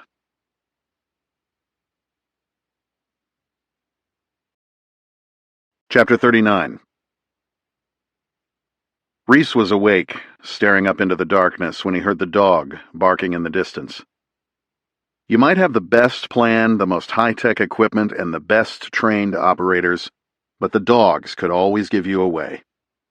He wasn't wearing his watch, but he figured it was about 4 a.m. Sleep hadn't come easy since the death of his family and Seal brothers. He'd spent many an hour listening to the rolling seas, the sounds of the African bush, and herein, redacted, the hum of his room's AC unit. The screaming of a vehicle engine at high RPMs and a handful of outgoing 5.56mm rounds sent him rolling off his bed and onto the floor before a massive shockwave blew the glass from his bedroom window. Reece knew what it was immediately. VBIED, just like in Iraq. Who the hell had found them out here? Not now, Reece. Win the fight. A switch flipped in his mind. He was no longer at a safe house in redacted. He was at war. Wearing only boxers and a t-shirt with no time to get fully suited up, Reece slid into his running shoes as he processed the situation. He was sure that the vehicle-borne explosion had breached the wall of the compound. If this was a coordinated attack, which he believed it was, whoever had targeted them would be surging in at any moment. He'd seen this tactic before. A second blast hit the back side of the compound near the buildings where the other occupants lived. As he crawled quickly across the room and felt for his plate carrier in the darkness, he could hear the unmistakable sound of suppressed rounds coming from the window of the room down the hall. Freddie Strain was already engaging targets. Reece did a quick rundown of friendly forces. Freddie, 4 redacted security personnel, and his Islamic studies teacher, Majid. He quickly pulled on his armor and helmet, less for protection than for the advantage of the NODs mounted to it. He found his MP7 leaning against the wall and pulled the 2-point sling over his head as he activated the IR aiming laser. He wore Peltor tactical ear protection with a boom microphone integrated into his helmet, but without a radio there was no way to communicate with the other friendlies. Knowing that Freddie was overwatch at the window, Reece cracked his door and peered into the hallway. Whoever had planned this was following the now familiar script from Iraq and Afghanistan of using a vehicle to breach the perimeter before flooding the compound with fanatical men armed with small arms and suicide vests. The lack of gunfire from the perimeter indicated that the redacted contractor who had fired at the approaching vehicle before it exploded had been either killed or seriously wounded by the blast. The hallway was dark and quiet in the green glow of his NODs, only the popping of Freddy's outgoing rounds audible over the ringing in Reece's ears. Reece peered over the balcony railing and saw no sign of movement below. He crept slowly and quietly down the stairs, his lightweight running shoes masking his movement. Close-quarters combat is a tricky game of angles, and Reece used his years of training and experience to his advantage as he made his way toward the front of the structure. As he sliced the pie of the corner that led into the home's grand entryway, incoming full-auto gunfire sprayed across the front of the building, shattering the windows. Those rounds sounded suppressed. What the hell is going on? He took a knee behind an antique bookshelf and could hear rounds impacting the building's thick stone walls. Fortunately, they did not penetrate. Good cover. Reece rose to his feet and spotted muzzle flashes through the window's opening. A dozen-round burst from his submachine gun sent the shooter to the afterlife. He checked to ensure that no one had entered the room behind him and moved closer to the window to get a better angle on the area outside. He could see a ragged black hole in the perimeter wall 40 yards away, the blinding flames of the burning vehicle casting strange shadows of twisted metal across the yard. Two men carrying M4s sprinted through the breach, running laterally across Reece's vantage point. He held his fire, confused by the sight of weapons and gear typically associated with friendlies. When they aimed their fully automatic fire at the upper level where Freddy held the high ground, he snapped out of his paralysis. He led the first man and put a burst into him that sent him tumbling forward onto the ground. The second runner tripped over the falling man, causing Reece to miss him high. He adjusted his aim and stitched the remainder of his magazine into him as he attempted to regain his feet. A headshot into the front of his face dropped him for good. M4s? Why are we being attacked by a unit using M4s? Later, Reece. You know what to do. Words from Reece's father came to him. If something just doesn't look right, it's probably not. Reece took a moment to study the men he had put down and was surprised that one was attempting to regain his feet. Too many men to count had been killed by people they thought were dead. Reece took careful aim, depressed the trigger, and sent a round through the PVS-15 night vision attached to a helmet similar to the one worn by Reece and into the left eye socket of his attacker. Night vision? I need to see one of these guys closer up. Reece stripped the empty magazine from the weapon and inserted a fresh one from a pouch on the front of his armor before hitting the slide release and sending the bolt home. A firefight erupted behind the main house, from the direction of the security contractor's building. The longer strings of fire were being answered by short bursts from what sounded like a belt-fed weapon, which let Reece know that at least one of the redacted contractors was alive and fighting. As Reece scanned for targets, a window broke behind him and suppressed gunfire erupted into the room. An attacker had made his way to the back of the house and was firing his M4 with its muzzle stuck through the window. Reece dropped prone behind a large sofa, effectively pinned down by the shooter. Only concealment, not cover. Move, Reece! The rounds blistered the wall above his head, filling the room with dust and sending tiny red-hot bullet fragments into Reece's exposed legs. He crawled toward the heavy wooden front door, thinking that he could head outside to maneuver behind the shooter. As he reached the door, two more M4-wielding attackers fired at the front of the house from the direction of the breach, their rounds thudding into the walls and door, leaving Reece with no means of escape. The fully automatic fire from the rear of the house continued, chewing the room's fine furnishings into splinters. Reece had a fragmentation grenade in a pouch on his armor, but the window he'd have to throw it through was small, and he couldn't risk the explosive bouncing off the wall back in his direction. "Freddy, I'm pinned down here!" Reece yelled, hoping that his partner could hear him over the sounds of battle. The firing resumed, his attackers unable to get a good angle on their target. Time slowed as muzzle flashes illuminated the smoke, airborne plaster, and concrete dust filling the house, the entire room flashing like a strobe-lit nightclub through the green display of the NODs, a surreal and visceral assault on the senses. Nothing back from Freddy, which meant he was in a fight of his own. Or dead. Reece had to move. He waited for the shooter to change magazines, then rose to his knees to unbolt the front door. As he did, he heard something thud onto the floor to his right and roll across the tile. The grenade spun like a top 5 yards away, its fuse burning rapidly toward the explosive charge and coiled wire concealed beneath the outside casing. Reece yanked open the door and button-hooked through to escape the blast. His sudden emergence from the door surprised the man who had tossed the frag, stacked outside preparing to make entry following detonation. Reece couldn't stop his forward momentum and found himself crashing into the team who had moments before held the upper hand. Speed, surprise, violence of action. Forcing his attacker's rifle up and out of the way as he tumbled into the first man in the stack, the strong smell of sweat filling his nostrils, Reece drove the suppressed MP7 into his opponent's throat, zipping a burst of 4.6mm rounds through the enemy's neck and into the face of the man behind him. The thunderous detonation of the grenade sent shards of the already shattered window into the side of Reece's head and shoulder, as his momentum sent him into the last man in the stack. Momentarily confused by the two men in front of him dropping to the ground, and from the dust and debris exploding through the open door and window, he was not ready for the full weight and fury of the man who had suddenly appeared like a vision of death from out of the chaos.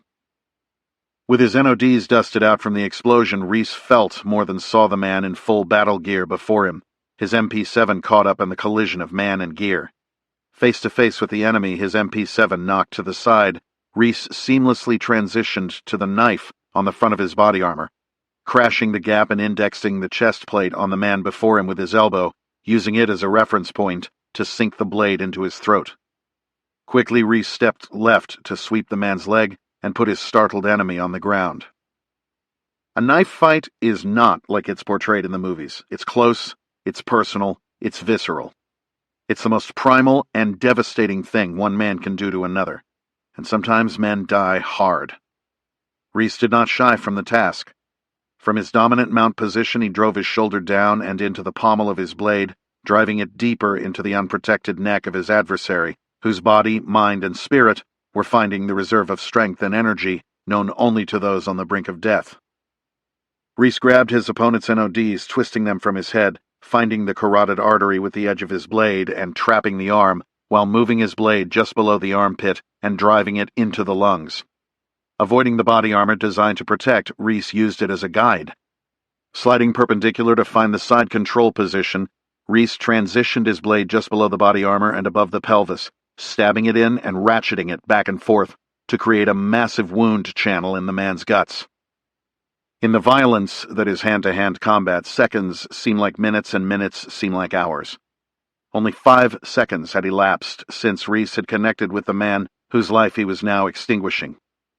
Even with the blood draining from his body, Reece's opponent fought on. Just like countless men over the centuries, he didn't yet know he was dead. Reece felt the man's hands flailing, reaching in adrenaline-fueled desperation for the grenade Reece wore on the left side of his armor. Moving immediately back to the mount, ripping his grenade from the dying man's grasp, Reece sank the blade into his opponent's left eye before cutting down across the man's face to the back of his head toward the mandible. He worked his own left arm around the back of the enemy's head where it met his other hand holding the blade. Reece's face was pressed against the side of his opponent's head as he worked the blade deeper and deeper into his brain stem until the thrashing body went limp. Reece held the deadly embrace for a moment before disengaging the knife and sliding off the corpse beneath him. Situational awareness, Reece. Breathing heavily, Reece straightened his helmet and pushed himself back against the building that had minutes before been his sanctuary, scanning the compound before him as the discipline of his years of training took over. Resheathing the blade that had just saved his life, Reece caught a glimpse of the inscription. Interrupted by blood, bile, and sticky white slivers of bone and brain were the words, Pamwechete. The gift from Rich Hastings had taken another soul. Smoothly bringing his MP7 up into his workspace, Reece pulled a magazine from his armor and performed a tactical reload, retaining the partially spent one for later use. Without pockets to stow the magazine, he shoved it into the empty radio pouch on his rig. Seeing no sign of movement in his immediate vicinity, he knelt at the side of the man he had just killed and removed his helmet. The man's face was a bloody mess, but Something about it seemed vaguely familiar. Do I know him? He wore desert boots, a chest rig over his body armor, and an older Kevlar helmet, but what really interested Reece were his NODs and uniform. PVS-15s meant one thing: they were US-backed. The Desert Tiger Stripe uniforms meant something else. CIA. Later, Reece. Make sense of this later. Win the fight. Prioritize and execute. Where's the nearest threat? Taking a wide angle, Reece moved around the side of the house. He was doing the most natural thing a man could do. He was hunting. After the grenade blast, the firing coming from the back of the building had stopped, which meant that the shooter could be on the move. Reece crept quietly but quickly down the 10-foot-wide alley between the side of the house and the perimeter wall where there was no cover. He needed to get through the lethal funnel as fast as he could. He could still hear the pitched battle at the back of the compound, where things sounded like they had reached a stalemate. As he approached the back of the house, Reece had the strong urge to toss a grenade around the corner, but, not knowing the location of the other friendlies, he held back. He eased around, step by step, and saw the bright streak of Freddy's IR laser coming from the upstairs window. Knowing the yard was covered, Reece rounded the corner to clear the area close to the house that would be below his partner's line of sight. Expecting to find his target directly behind the building, Reece was surprised when he saw no sign of movement. Assuming that the man had moved around the opposite side of the house, Reece checked back the way he had come to ensure that he wasn't being outmaneuvered. Nothing. Where did he go? Then he heard it, a scraping sound above him. He looked up to find a man just 10 feet away scaling the side of the building using a water pipe as a ladder, with his weapon slung at his side. Ordinarily, he would have seen him when he rounded the corner, but the narrow vertical view through his NODs prevented it. The climber was obviously planning to shoot through the window above to take out the SEAL sniper, who was firing from a few feet back in the room. Freddy would never see it coming. Reece calmly put his IR laser on the figure's backside and gave him a long burst. He could hear the hollow sound of the tiny suppressed rounds impacting flesh and a quiet yelp of pain. The impact of the body hitting the hard ground was louder than either, and Reece put 2 rounds into his head for good measure. Knowing the enemy had a similar technological advantage of NODs, he resisted the urge to make a circling motion in front of the window with his laser to let his partner know of his position. "Freddy!" Reece whispered as loudly as he dared. "Freddy!" "Reece, that you?" came the response. "Yeah, I'm down here." "You okay?" "I'm good. These guys have NODs. I know, what the hell?" "I'm going to go help the boys out back." "Roger that, I'm coming down." A minute later, the back door opened and Freddy, dressed identically to Reece except that he was wearing pants, emerged, carrying his HK-416. "Do you sleep in that gear?" Reece asked his buddy, half in jest. "Says a guy with no pants. Hey, you recognize the uniforms?" Freddy asked. "You know I do. Let's get this done and then figure it out. Try to take one alive to question." "Hey, are you shot?" Freddy asked, reaching toward his friend. "No, I'm good. It's not my blood." "Roger that." "Sounds like they breached the wall in 2 places with VBIEDs, Reece said. "Yeah, I've taken out about a dozen guys back here. You?" 4 dead guys out front and Spider-Man here who was coming to get you." Freddy looked down at the body and then looked up at the water pipe, putting 2 and 2 together. "Shit. Thanks, bro. My pleasure. Let's move down the left side here, circle behind the barn and see if we can get behind them. I couldn't see them from upstairs, but I could hear them. Let's do it." No further conversation was needed as they moved toward the gunfight. Freddy led the way since he had the more capable weapon in the open space of the compound. The little MP7 was great at close range, but Reece suddenly felt way undergunned in the open area between the buildings. They maintained laser discipline, knowing the lasers would be visible through the enemy's NODs. Luckily for them, the enemy was not as disciplined. As they approached the large storage barn, they could see infrared beams darting around the courtyard. Freddy motioned upward, indicating that he would look for an elevated position. Reece gave him an exaggerated nod and continued along the backside of the building to flank their aggressors. Even though suppressed, the firing became louder as Reece approached the corner of the building. Suppressed meant just that, suppressed, not silent. Reece worked his way around the corner and found 6 men 25 yards from his position, all facing away from him, using one of the compound's vehicles for cover as they fired toward the redacted building.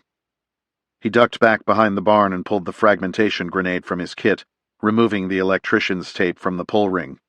He held the spoon between the web of his right-hand thumb and pointer finger, then yanked the pull ring clear of the device and tossed the baseball-sized bomb around the corner toward the cluster of combatants. The explosion was followed immediately by screams. Reece took a knee and methodically pumped rounds into the heads of each of the writhing bodies on the ground before him. The redacted contractor, who had been guarding the gate, stopped firing, aware that friendlies had moved in among his targets. Still, Reece sprinted across the open ground behind the now burning truck and past the 6 dead men, so as not to be in his line of fire. He would sweep the back corner of the perimeter and come in at the rear of the redacted building to ensure that no one was behind their position. He moved past one of the 2 small staff houses and scanned for any sign of movement. He heard a scuffle behind him and spun quickly to see 2 figures struggling 15 yards away. He took a step toward them when a white-hot explosion blew him from his feet. Chapter 40. Reece was underwater. It was pitch dark. He put his hand in front of his face but couldn't see anything. He couldn't breathe, but there was no panic, only peace. A tiny light, as if glowing through a pinhole, emerged in the depths below him. He swam toward it, the water thick as jelly. It was like trying to swim in winter clothing.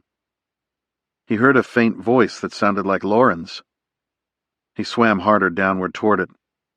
The voice sounded garbled under the water, but became increasingly louder and clearer. "James? James?" He swam as hard as he could, the voice morphing from his late wife's voice to one with a tinge of an Eastern European accent. He felt himself floating toward the surface, an unseen force pulling him away from the light. Suddenly the light was blinding. He blinked away from it and turned his head to avoid it. James, you okay, buddy?" The red penlight shifted from his eyes to his chest, and he felt a hand moving over his body, searching for wounds. As he regained his senses, he realized that he was on his back, and one of the contractors was administering first aid. He pushed the man's hand away and sat up quickly, reaching around frantically until he found his weapon slung at his side. "You good?" "I think so," Reece responded in a hoarse tone. The man kneeling in front of him was wearing black Ranger panty running shorts, flip-flops, and a plate carrier. His NODs were pushing upward on his helmet, and his belt-fed MK-46 machine gun was sitting nearby on its bipod, barrel a glowing white. "You'll be okay, man. I like your outfit," he said, indicating Reece's boxers. Freddie ran up and knelt beside the 2 men. "Reece, you alive? That guy in an S-vest came out of nowhere. I was changing mags and couldn't get on him fast enough. Somebody tackled him right before he blew it." "Yeah, man, I'm fine." Reece shook his head to clear the cobwebs. "If you can watch this breach in the wall and make sure no one gets behind us, Brett and I can clear the rest of the place," Freddie said, nodding toward the redacted man. "Check. I'm on it." The sun rose an hour later, bathing the smoldering compound in the pink radiance of morning. Fires, big and small, were scattered about from the various explosions, and bodies were strewn everywhere. All had been quiet since the last explosion that had almost killed Reece, and they had confirmed that the compound was secure, at least for now. One of the security contractors had been killed in the opening VB-IED blast, while another had been wounded shortly after the incursion began. By Freddie's count, there were at least 23 enemy dead. Reece was cut up and bruised and probably had a concussion, but was fine otherwise. He rose to his feet slowly and walked stiffly toward where the suicide bomber had detonated his vest, examining the grisly scene. Pieces of human flesh and bone were scattered across the blackened ground. When he saw it, he froze. It was a foot, severed at the calf but unbloodied and still wearing a brown leather sandal. He recognized it immediately. It had belonged to Majid, his teacher, the man who had taught him so much about his own beloved religion in hopes of stamping out the darkness within it, had died protecting him. Reece knelt and prayed to his own gods silently, an act of which he knew Majid would approve. Within an hour of daylight, a 12-man crisis response force from the 10th Special Forces Group was fast-roping into the compound from a pair of hovering MH-60 aircraft, the powerful rotor wash turning the entire area into a dust bowl. They had been working with government forces in nearby Mali when the emergency call went out from the redacted unit on site. They were hours closer than other units of similar capabilities in Italy and Djibouti, and were routed directly to the emergency. Unlike the debacle in Benghazi, they had launched on very little information and headed toward the fight. The multicam-clad Special Forces men fanned out as soon as they hit the ground, forming a defensive perimeter and deploying a sniper and machine gunner to the roof of the main house. The team's highly capable medic went to work on the wounded former Marine redacted contractor as the unit's commander approached the two SEALs, who were sitting on the tailgate of a pickup. He was 5'6" and stocky, with a face of dark stubble, full tattoo sleeves on both arms poking from below his Cry combat shirt. A 10.5-inch barreled M4 hung across the front of his body armor. He looked too old for his rank, and Reece assumed that he was a fellow enlisted man turned officer. "I'm Mac, team leader. You guys okay?" "Thanks for coming, Mac. I'm Freddy." The exhausted operator shook the Army captain's extended hand. Mac turned his gaze to Reece, and his eyes widened. "I know you. You're James Reece." "No, I'm not. I get that all the time, though." "Ah, yeah. Well, let's just say that if you were James Reece, I'd want to shake your hand." "Well, in that case, you'll just have to settle for mine." Reece took the man's hand and shook it warmly. "You need the medic?" Mac asked, nodding toward Reece, who looked like he'd bathed in blood. "I think I'm good, just a little rattled from that S-vest." "So what in the hell happened here? What is this place? They told us it was a CIA compound." "It's a training site," Strain responded. "They hit us in the middle of the night, breached the wall with VBIEDs in 2 places. One of the redacted guys was killed immediately and another one was wounded, as you know. He and the other remaining contractor kept the bad guys busy back here while we fought them off the house." "Looks like you guys kicked some ass. Sorry we couldn't get here in time to help." "No worries. It didn't last very long. Redacted took the brunt of it.